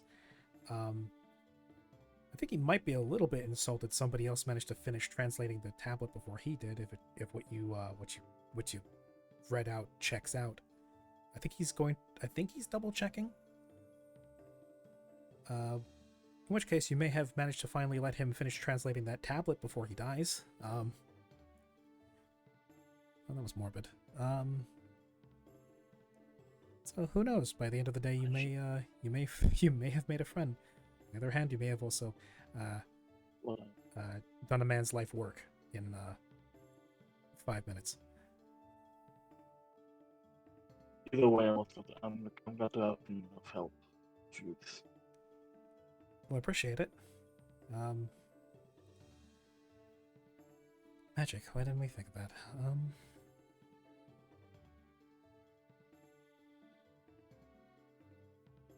As she will lead you guys back outside and say, okay, onwards. She will come out, rejoining Chico and Lick. Hello. You watch the three of them exit the museum. So apparently, Siren's god lets her read ancient languages. She lets me do lots of things. She lets me put people to sleep and shoot lighting out of my fingers and make people afraid of water. She looks at you with wide eyes at that. I raise my hand She towards just the drifts merfolk. away. I lower her hand. And then she just giggles and said, I'm just kidding. Well, I can do that, but I'm not going to do that to you. Thank you. That would be I a wanted to- really, really mean thing to do. Someone that spends their entire life in water. Don't tell Indeed. anybody else you can do that. Well, it's reserved for, self-protection if someone attacks me. We're gonna lean down to Chico. Actually, no, I'm fucking tiny. I look up at Chico. And I'm 5'4". Then again, you are floating as opposed to And- her. True. Yeah, that is true. But what does the Vark do? I turn towards Chico, no matter the elevation. And I whisper, remind me to introduce Siren to Aboleth Mucus. To who? Wait, to... I will note, you don't know what an aboleth is. I don't? Oh, fuck. Nope. Fair enough. Aboleths, mind flayers, those kinds of things don't exist in this world. Fair enough. Okay, in that First, case, we I know what I'm can't gonna forget do the whole later. thing. That said, aboleth mucus is horrendous, and it's a terrible thing to Yes, inflict yes, upon it someone is. else. It effectively mutates gonna- someone so they permanently breathe water but cannot breathe air. Oh. Oh. It's yeah, About it's awful. the Chico's gonna jump in real quick and say, Siren's god may allow her to read languages, but enough arcane knowledge, not that hard to do either. See, this is part of the Magic reason why is we want to reach very- out. We have a lot of things down here. We've got really, really nice technologies, but there's some things you guys can do up there that we just can't. The lightning thing, I think, might be a bad idea down here. But there's so much we could learn. Nervous laughs nervously in electric bloodline. Hmm. Having a literal live wire underwater. Yeah. Yeah, yeah. Hmm. Yeah, keep all electricity away from the ocean. I agree. Also, isn't saltwater more conductive? Yes. Yes. Yeah. Yes, it Because is. of the mineral content. And Right. also because of the electrolyte content due to the salt. Yeah. Oh my god, we've got an Australian cat and we've got a car battery and you're in the ocean. The joke writes itself. Oh, battery. Bro, I'm gonna throw fucking car batteries in the ocean to recharge the ears. Nope. Without any like context, Kitsune does sound like a car brand. Yeah. It does. Or like a brand of soy sauce. Yeah. It sounds like any vaguely Japanese product. Yeah. Yeah. Kitsubishi. Yeah. Kitsune, Okay. Yeah. So yes. Lila goes, okay, yeah, so yeah, again, part of the reason why we want to potentially widen diplomatic lanes, kinda, because we've got a lot we could learn. And I think there's a lot we could teach you guys. There's a lot you guys probably don't know is at the bottom of the ocean. I'm gonna not say this in character. This is not in character, so I'm gonna make that one clear. Are we in the equivalent of the magic boonies? No, not really. At least as far as you know. This is like one of the few proper cities under the water. Like a proper city. Huh. With facilities and everything. Huh. I don't know. It's weird to me the fact that what spell specifically did Siren use? Comprehend language. It's the first. Yeah, that's the first level arcane spell.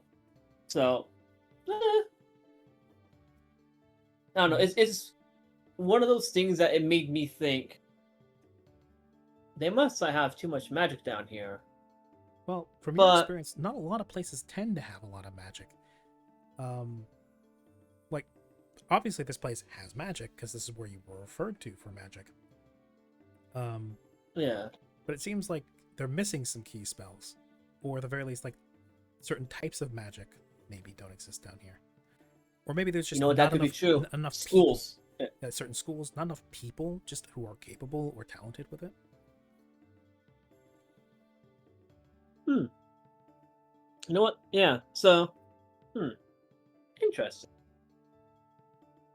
I hereby refer to this as the magical boonies. Okay. No, I'm joking. That's I don't know. That's a fair comment. The fact that magic isn't so much rare here, but just they might not have the right one, which Yeah. fair enough. Might If as they well don't, have if the they don't know, they can't know. So yes.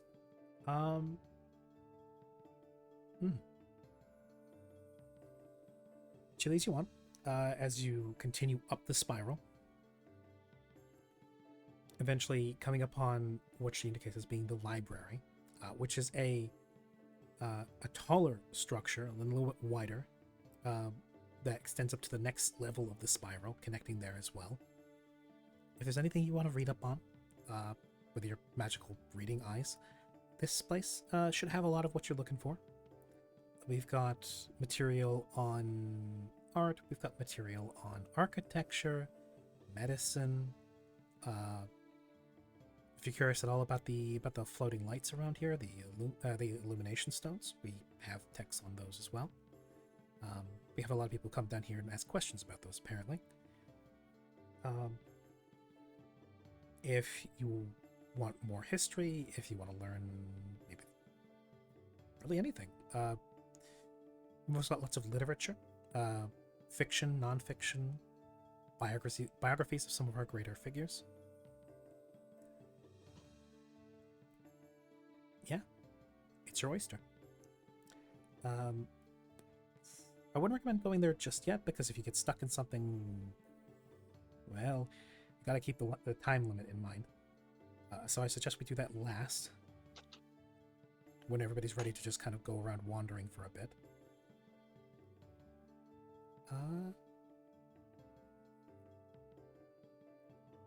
Right, yes. She will continue on. So we have a couple of, we call them wardens. There's some of the magically capable people here within the city. Some of them live together, others are a little further out. A couple of them live out towards the fringes outside of the city. They say they prefer it there. Again, why we don't have them here hexing all over the place. But one of them is nicer, I think. He's nice. He comes from a little further away. Apparently, I should just say it. He's not native.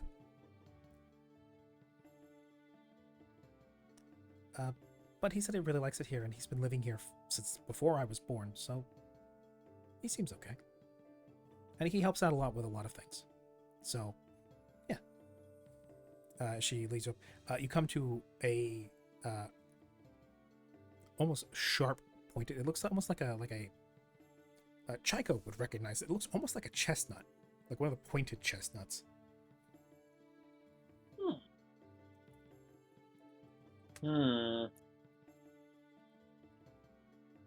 Well, the type that are like native back home, where she's from. He should be inside. He's probably brewing something up right about now. I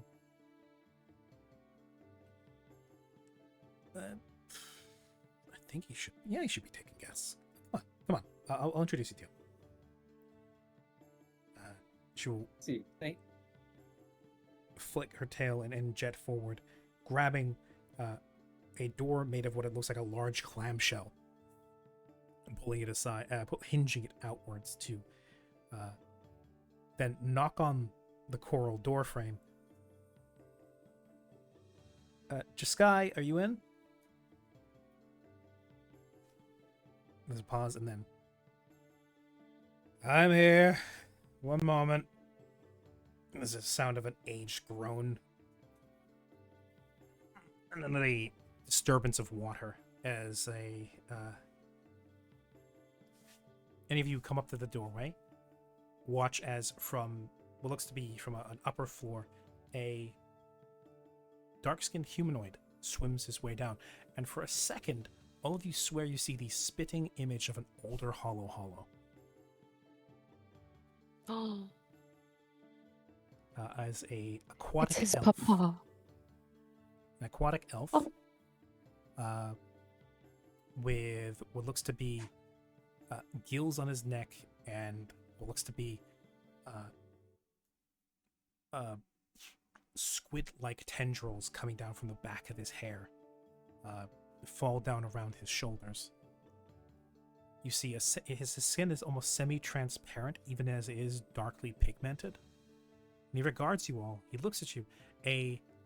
What looks to be barracuda swims down, coming to a stop next to his shoulder. He hangs there in the water looking at you. His eyes lock on you, Siren.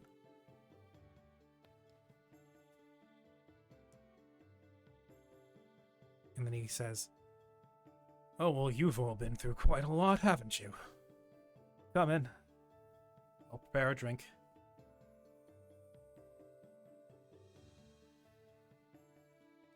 What are you all standing around outside for? Come in.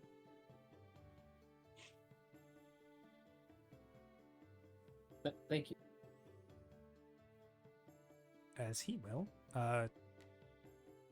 prepare what is in a large glass bottle something shaped out of shell.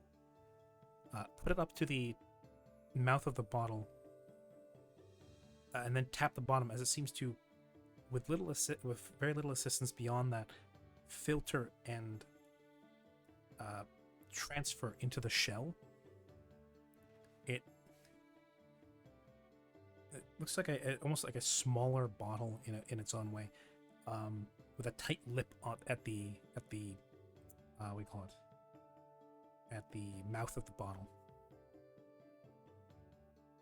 He will, as he extracts this drink from the large glass bottle hanging from the ceiling of what can be loosely described as a kitchen, then tosses it tosses one of each to each of you. As he says, well, I'm not sure how this... with the way that the spell you've got on you is interacting with you right now, you should be able to drink that without a problem.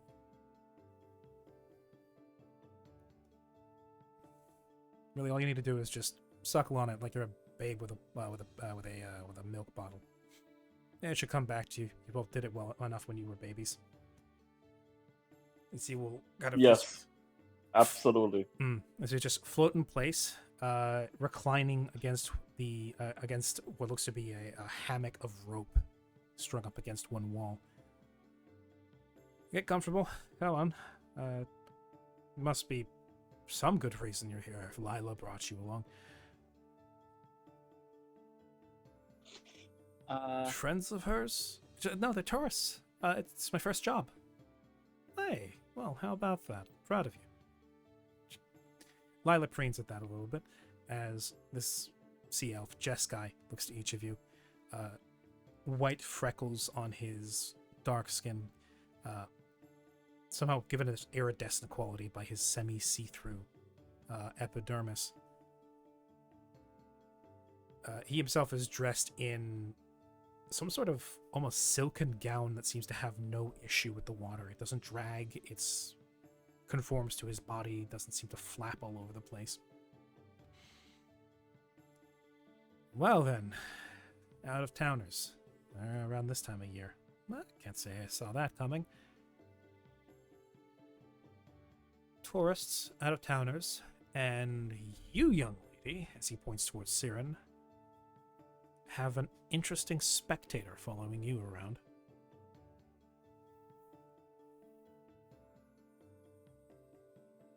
As he indicates towards Siren.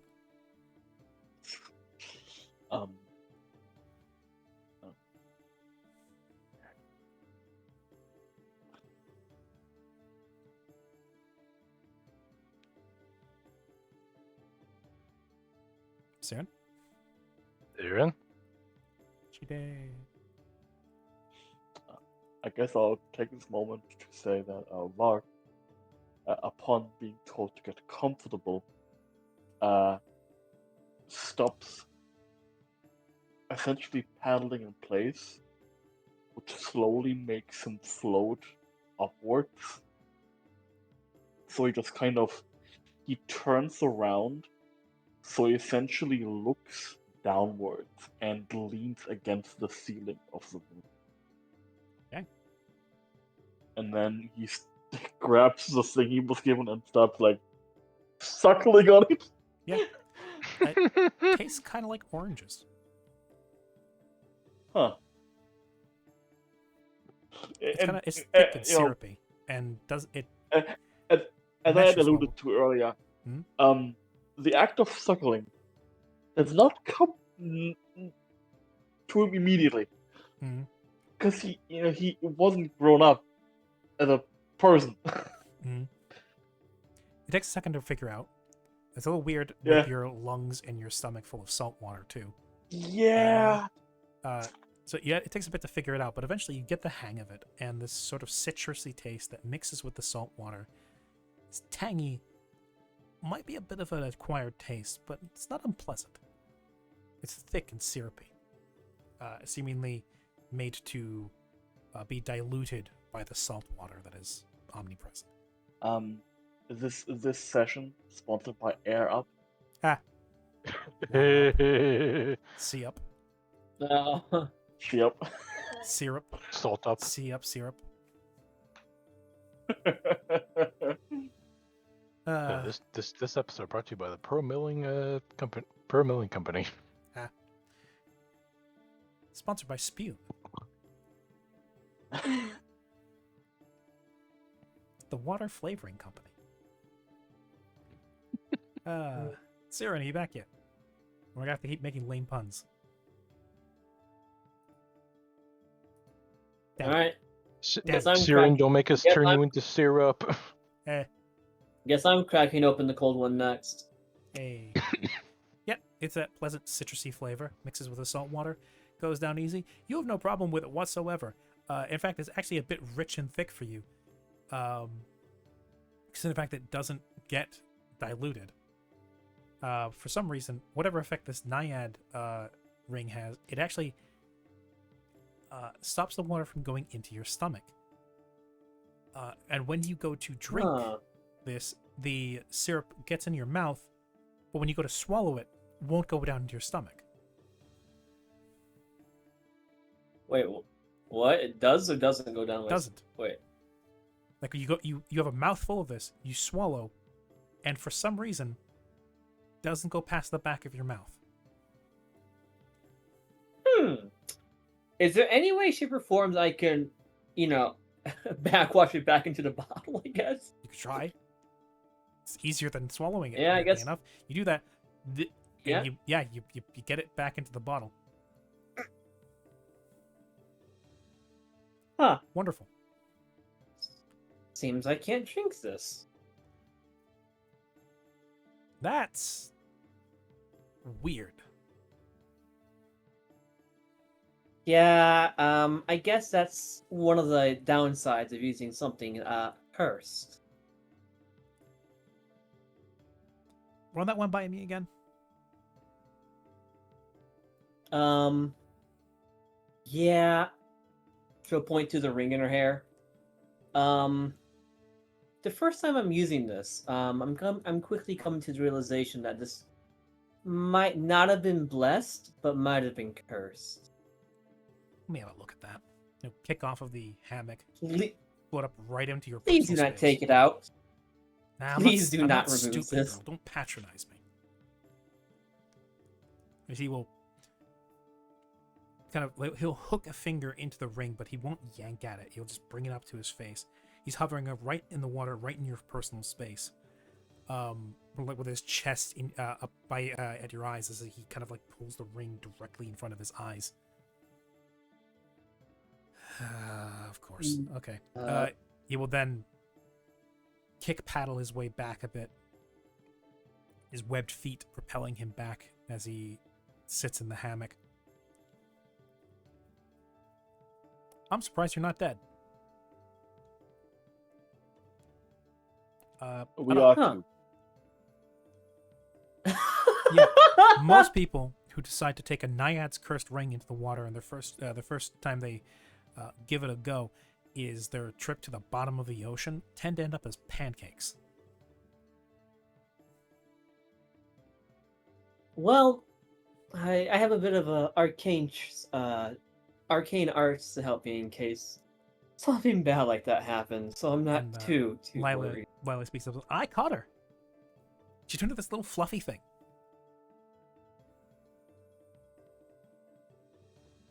Tycho kind of just go, yeah, I have my ways around working with this thing.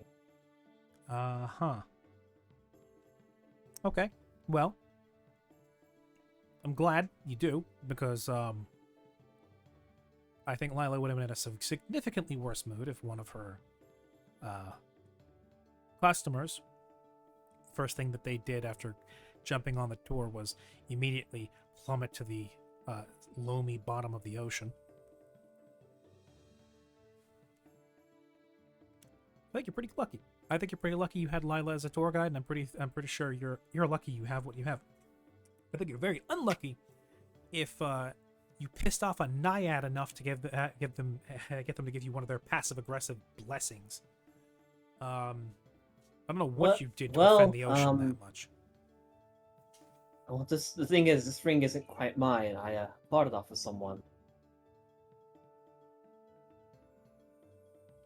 I see. Well, I hope whoever sold that to you goes out of business, because wow, that's irresponsible. That or they were ignorant to the effects it has, in which case, wow, I hope they go out of business. I'm thinking it's the latter. Of course. He had a bunch of random magical items that really were interesting to speak. I'll have to look into that. Anyway. Yep. So, your cursed ring aside, which I will not be taking off because you will. I can't tell which one. It's not good. I can tell that much. I've come to that realization. I'm just choosing one to of- ignore it. One of you know what a sea cucumber is?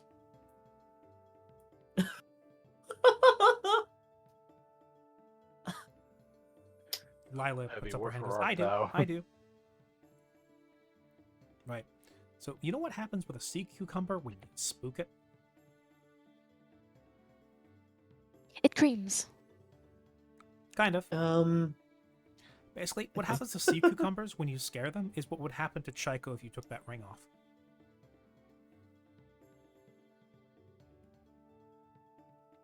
Oh. Would See. these effects occur even when she would attempt to take the ring off back on the surface? Sorry, say again? Would these effects even occur if she were to attempt to take the ring off on the surface? Probably not. Probably. Because I don't know. I don't know the details of that curse. All I know is that that normally that curse is supposed to make it so that water is as air to you. Yep. I don't Chaco think, will I don't Chaco kind of think like I've jump. heard of any stories of people wearing those, getting to the bottom of the ocean, and coming back alive. So it'll be a first for me. I will tell you now, if she takes it off here, the entire weight of the ocean will squeeze all of her guts out of her face. She takes it Well, off what if back on the I... surface. She should be okay. Because, she won't have the whole weight of the ocean on top of her. But yeah. Well, I mean, we have odds. the weight of the ocean on us. Yeah, but you got magic Yes, protecting but you. you're under a spell. You have magic specifically protecting Well- you from that. Magic that is purpose made for protection. She has a curse that was supposed to kill her. What if I use the same spell that I used on us on her, and in addition, I removed the curse on her ring, because I can also do that. I Depends on think how- I'm fine for now. Depends on how confident you are in your curse stripping. I'd wait until you're on the surface before you try experimenting around with that. It could I counteract agree. I it. agree. It could conflict.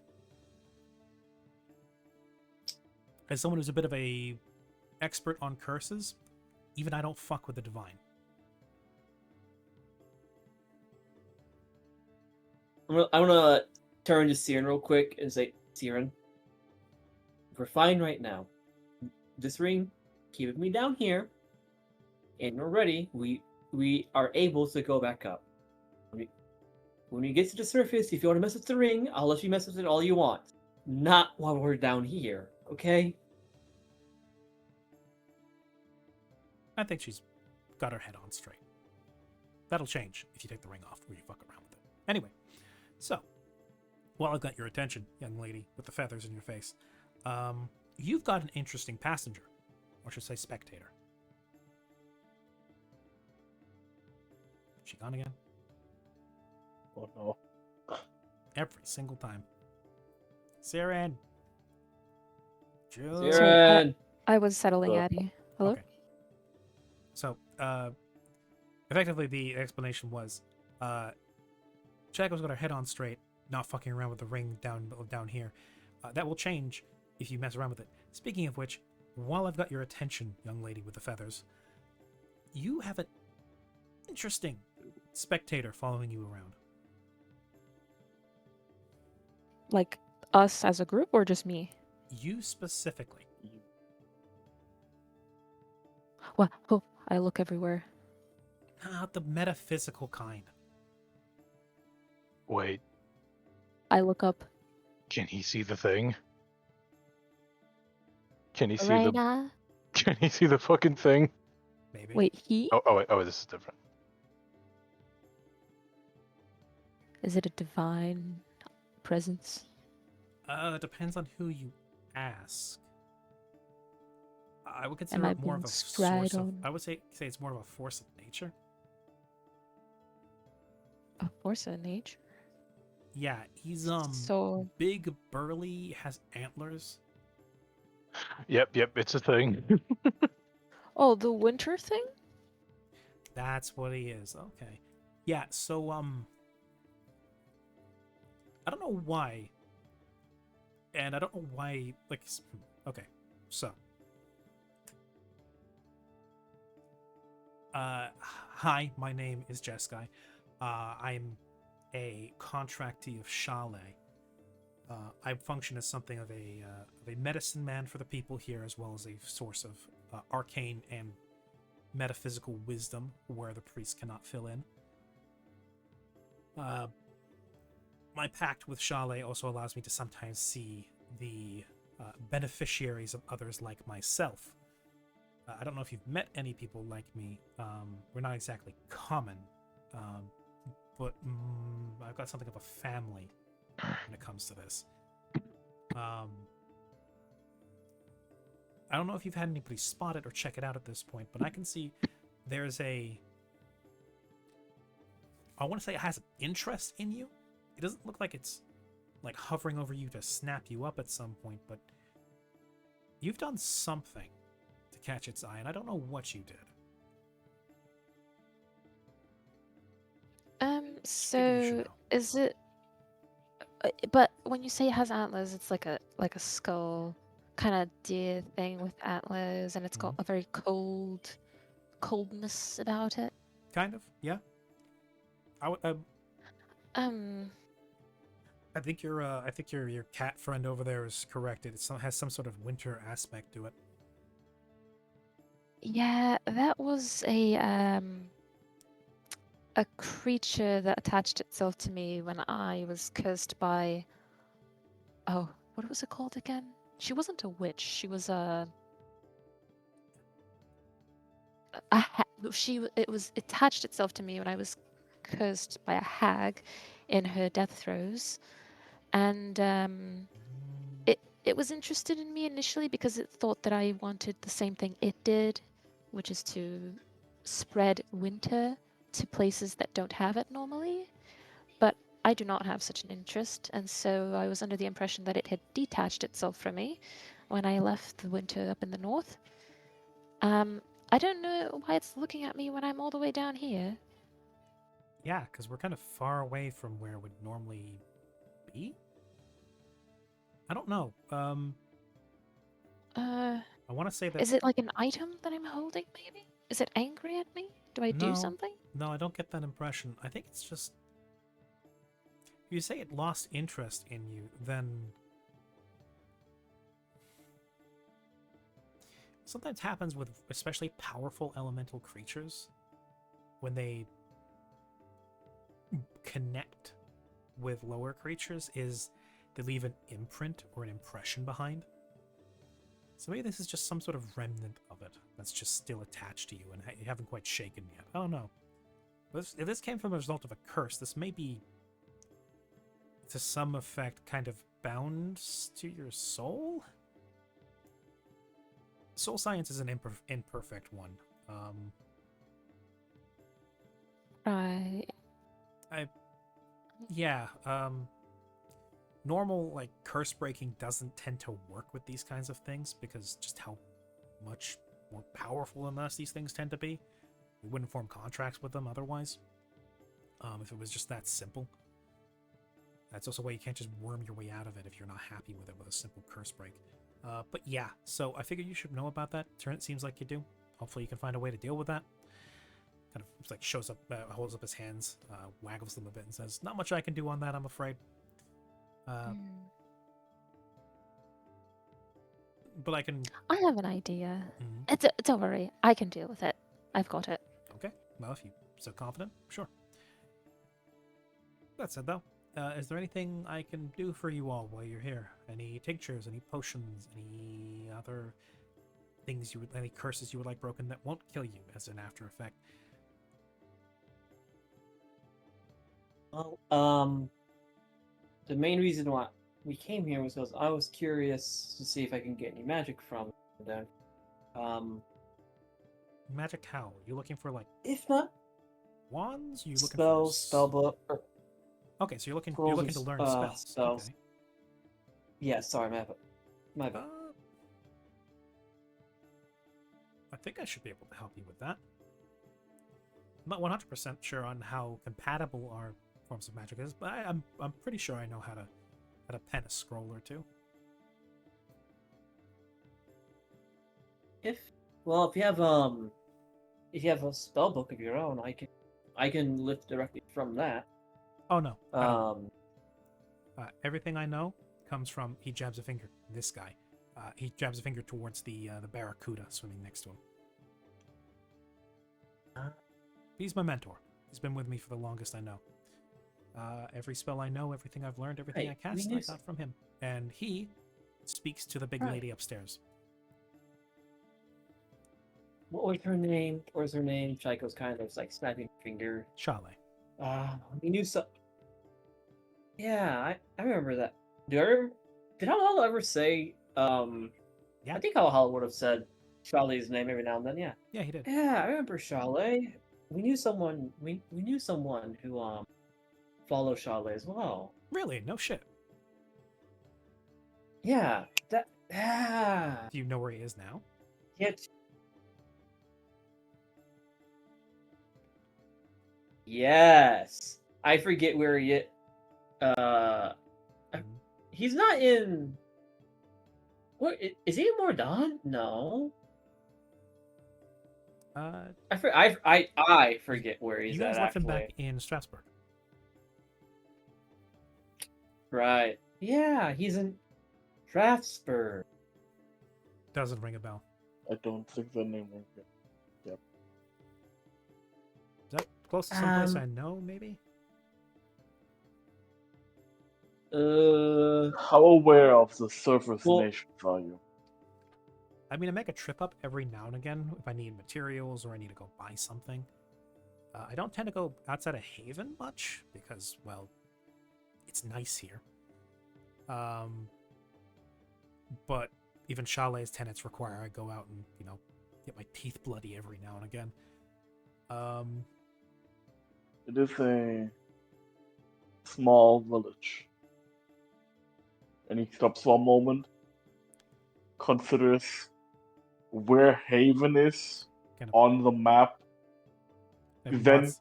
He gives you like a then facetious does nod. math, kind of- like, okay, we went this way, so it's this way on the map. Northwest of here. Far. Okay. If I Sounds cold. yes. You ever heard of the Frontierland? Yeah, a couple times. Around there. I heard a couple of like Doom's expeditions that went that direction, but yeah, that's about as much as I know. No shit, you guys are Yeah, we're he's stationed all the way up there. yeah. He was part of a success with us. Really? Huh. I have to pay a sibling a visit every now and again. Yeah, not a lot of If you do, not a lot of us that make it out of what do you call it? Out of Ridgeback, all the way far away. My god, my goddess, that's a kick and a jump. To see if I can make the trip, at least say hi. Well then, but if you're looking in the market of learning some spells, I can't. I don't got a spell book. I'm not a wizard, but I can help. If you sit down for a little bit, I can pen something. I can give you some study material to work with. More than help. And I have coins. I'm more than willing to pay for this. I can trade that out on at Haven, or I can use it to fund the trip all the way there. That works for me. Yeah, I mean to get out soon Um, anyway. Sounds like plans write themselves, hmm? It's funny how things work out. I like to think the tide brings things to me when I need them. And well, Chalet's not failed me yet.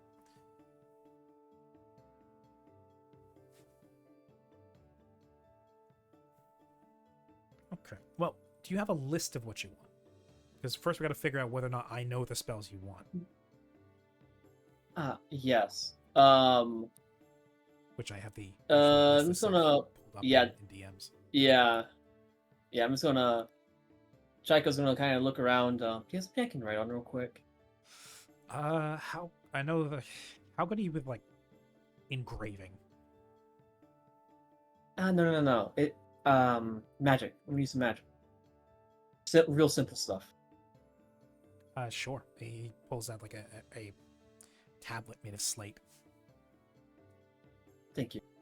Arcane Mark, my beloved magic marker. Okay. And you proceed to detail the spells you are looking for. What's Yeah. this? He goes,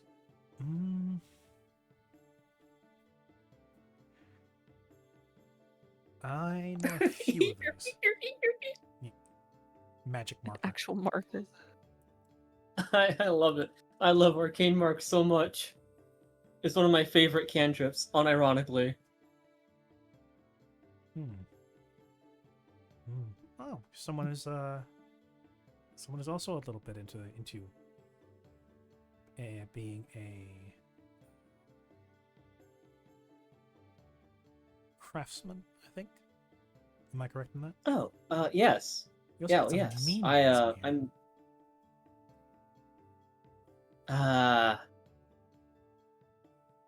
What can I say? I gotta have something to defend myself.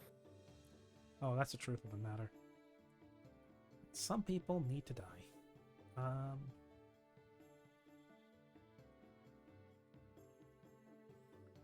I will.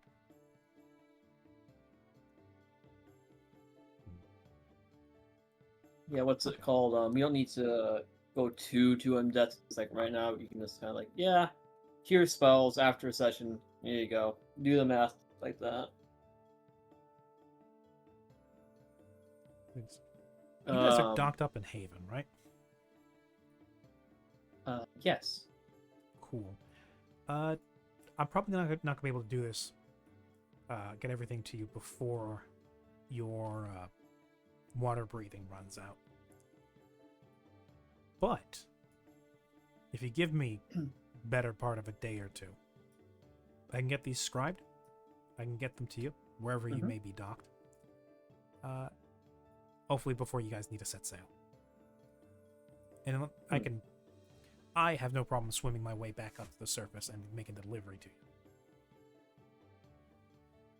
you. All right. If that's the case, just give me a time frame, or I can tell you the boat we're at or where we're docked at. I'll find you guys. And I can't ask for kobolds. We have kobolds. You'll find us that way. Ooh, okay. Oh, that'll definitely make it easy to find you guys. In exchange, next time you guys come through here, if you're headed back towards this Strasbourg, bring me with. Yeah, we can. That doesn't look too hard of a thing to do. Cool. Okay. Well then, unless you guys got something else, I'm gonna be busy for a bit. I'm gonna kick you out. Fair enough. Thank you for your time, Enjoy our beautiful city. and Drinks are on me. Take those with you if you want. sure hoped. I'll have to drink it. I'll have to drink it above the on land. I'll just yoink them and kind of just, Yeah. I guess, Next hold chance them. you get rid of that ring. I mean that. Oddly enough, I mean that by the way. oddly enough, Go ahead. oddly enough, I think I like this ring quite often. I think I quite like I this don't ring. think you will much longer. So the way those rings work is they let naiads know whenever their wearers get into the water. Normally, that's supposed to let them eat what's left of the carcass after they hit the ocean floor. Now, That here in Korok and probably in Haven, you shouldn't have too much of an issue. The naiads aren't allowed in here. You use that at any point. You even dip your feet into the ocean water. Fresh water should be okay. You dip your feet into ocean water, you don't have to submerge the ring. You just need to have your body enter any amount of salt water, and the naiads will know where you are. And they'll be very confused when they find out you're not dead and haven't been eaten yet. Most, naiads very rarely take a specific interest in a mortal. But usually, they get those rings back off the bodies, and if they find you just kind of dipping in and out of the water, you're gonna have a problem. So I would say next chance you get, either fob that off on the next fool like yourself when you bought it off of the shopkeep, destroy it, or just toss it into the ocean and let whatever naiad made it reclaim it.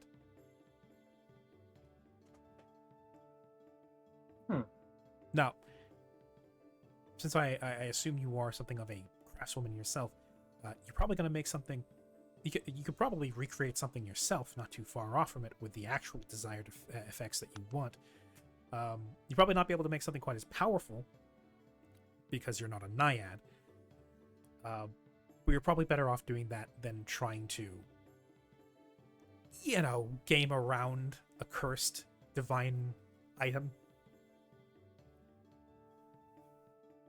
Unless I need to clarify, naiads are the celestials of Larano, a particular type of celestial.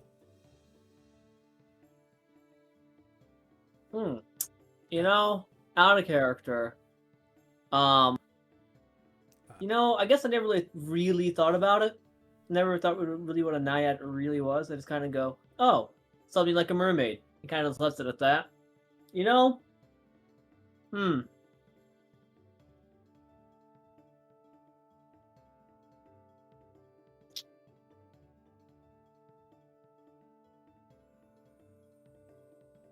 Right, yeah. So anyway, best of luck with that. As soon as you're out of the water, take that thing off if you can. Try not to die, and get rid of it. Really, I don't know how the previous wearer managed to get rid of it. They probably got someone to break the curse and then fobbed it off as soon as they could. I'd suggest doing the same. You guys seem capable, like you got magic between you. Sort it out. Don't die. What's it called?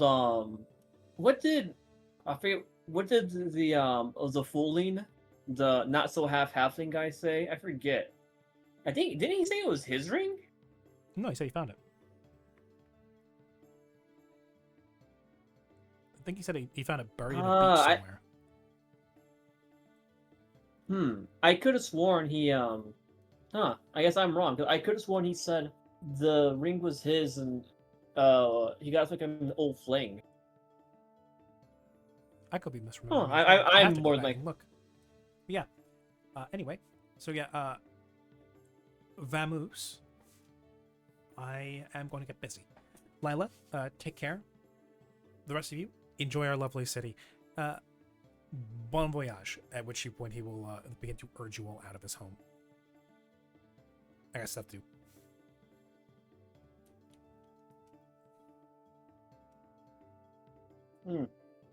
Oh, and if you'd be so kind, 50 gold up front. Oh yeah, here. For everyone. Right? No, just for How Chico. cheap? Oh.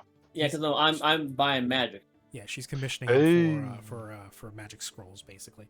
He will take your money from you, and he'd say, "I love it when people are good for their money." Open the pouch, which is now waterlogged. Give it a quick glance inside. tie it shut again and go, "Lovely day to you," and then shut the door in your face. Hmm. And I think that is You where know- we'll be going to end the session for today. Fair enough. You know, Is that alright? what's it called? I guess I don't really recall looking more into that ring at all. I guess, huh? You just kind of like, I think the major consensus was like, well, I guess I'll use it whenever I use it. We'll find out what happens then. Never actually tested it. That's true. I tested all. I remember now. I tested all the other items except for the ring. Except for the ring, because I think you were too scared to. Which, to be fair, justified. Yeah. Quite Mostly, I think it was. justified, I honestly. think it was connected more to the trauma of being in water than it was to the description the ring had. Well, now I've done it. Yep. Um, What a enchanted adventure. I guess because I actually want to curious real quick. Can I do one last knowledge roll just to see what I know about what a naiad is, or I think it'd be knowledge planes or knowledge. it doesn't culture. really matter. I have all of them. They're all +10 to me. Okay. I'm a big fan of the Alright. adventure of Chico dying like 3 times a session. See, the ocean will keep. Me and the ocean, sworn enemies. So, what you know about naiads is they are not necessarily like when he calls them celestials, it's true, but they're not necessarily the most powerful servants of Laranoke.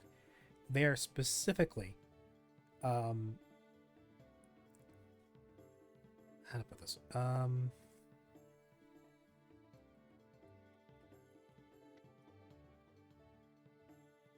They are a form of Fae in service to Laranoke. They resemble elves, Ah, but their skin appears to be made of water, and their hair flows like a river.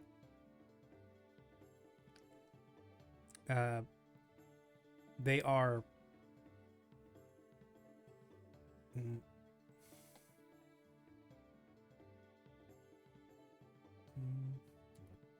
They're somewhat similar to sirens. Yes. Some believe that naiads are the spirits of drowned women, come back in the service of Laranoke as some sort of cruel repurposing of their soul.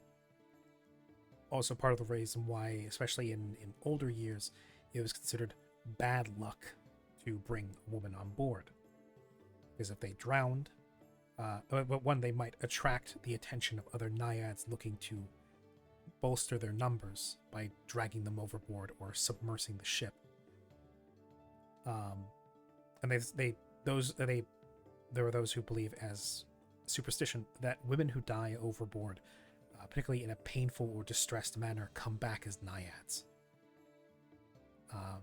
The tortured souls of dead women.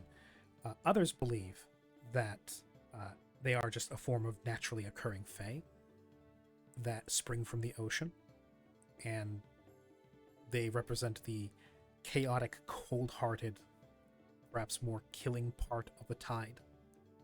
The kind that when people fall overboard, they grab them by the ankles and drag them deeper until they drown and suffocate. What is known about naiads is they are flesh-eating. They do drown people, and those that insult them may find themselves either gifted or forcibly thrust upon with items that would curse them.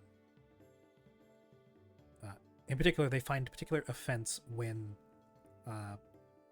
would-be Casanovas try to woo them as if they were simple mermaids. And it is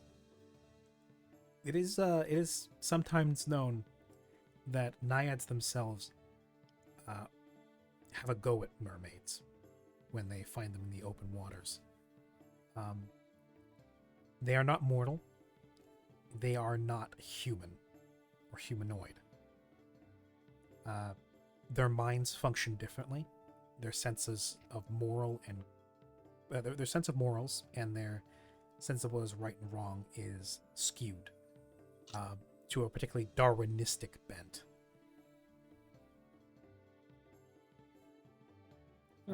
Some think that they are a type of water elemental, and that would perhaps be correct as well, because they're very much just as heartless as the tide. And they are known to sometimes be present during great tragedies at sea. Huh. So what I'm getting at, okay. So what I'm hearing is, yeah, no, I'm tossing that. I'm tossing it. Yeah. I, depending on what the knowledge roll gave me, was going to suggest, you know what? Right by the shore, dip my toes in. Whenever the Naiad does show up, like, hey, sorry, I didn't know what this ring was. Here, have it back. Call it there, right? I don't like my chances with that anymore.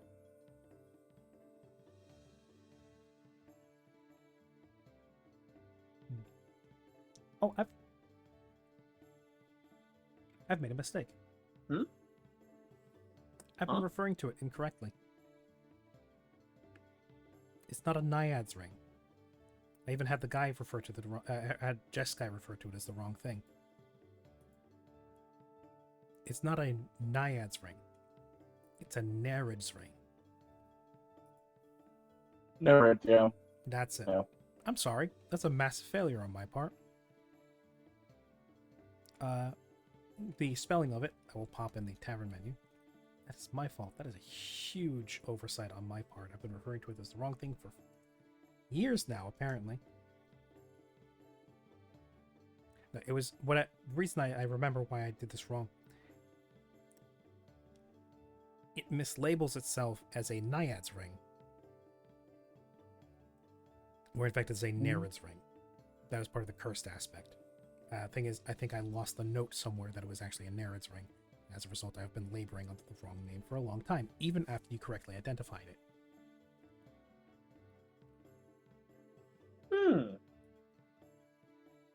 Yeah, Nereid. Naiads are river spirits, which is completely the wrong location. Yeah. Nereid. Okay. Nereids. They are, what do we call them? Still the Terrible, vicious kind of sirens. Terrible, vicious creatures of the sea. They are everything I described before. They are also sometimes known to try and seduce people below the waves. And they are known to wear a blue shawl around them.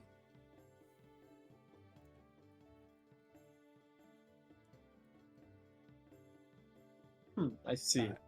And with the knowledge that it is they tend to be present around tragedies at sea, that will also potentially remind the character, if not yourselves, that such a creature was present for the sinking of the ghost ship. Oh yeah. Oh. Yep. And not far. Yeah. Not far from Mordon. Yeah. As soon as I get the chance, taking that ring, I'm getting some sort of something to tie onto this ring. With arcane mark and writing, "I'm sorry, I bought this." Tie around the ring, toss it into the ocean. And Grim, you should mention Oreads.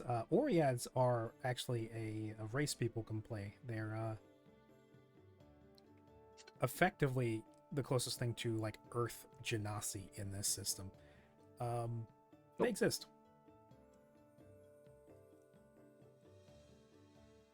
An Oread's ring would I think would just make you drop to the Earth's core, but who knows?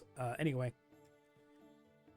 Right, yeah, so that's what you know about Nereids, not Naiads. You also know about Naiads. They are semi-benevolent river spirits.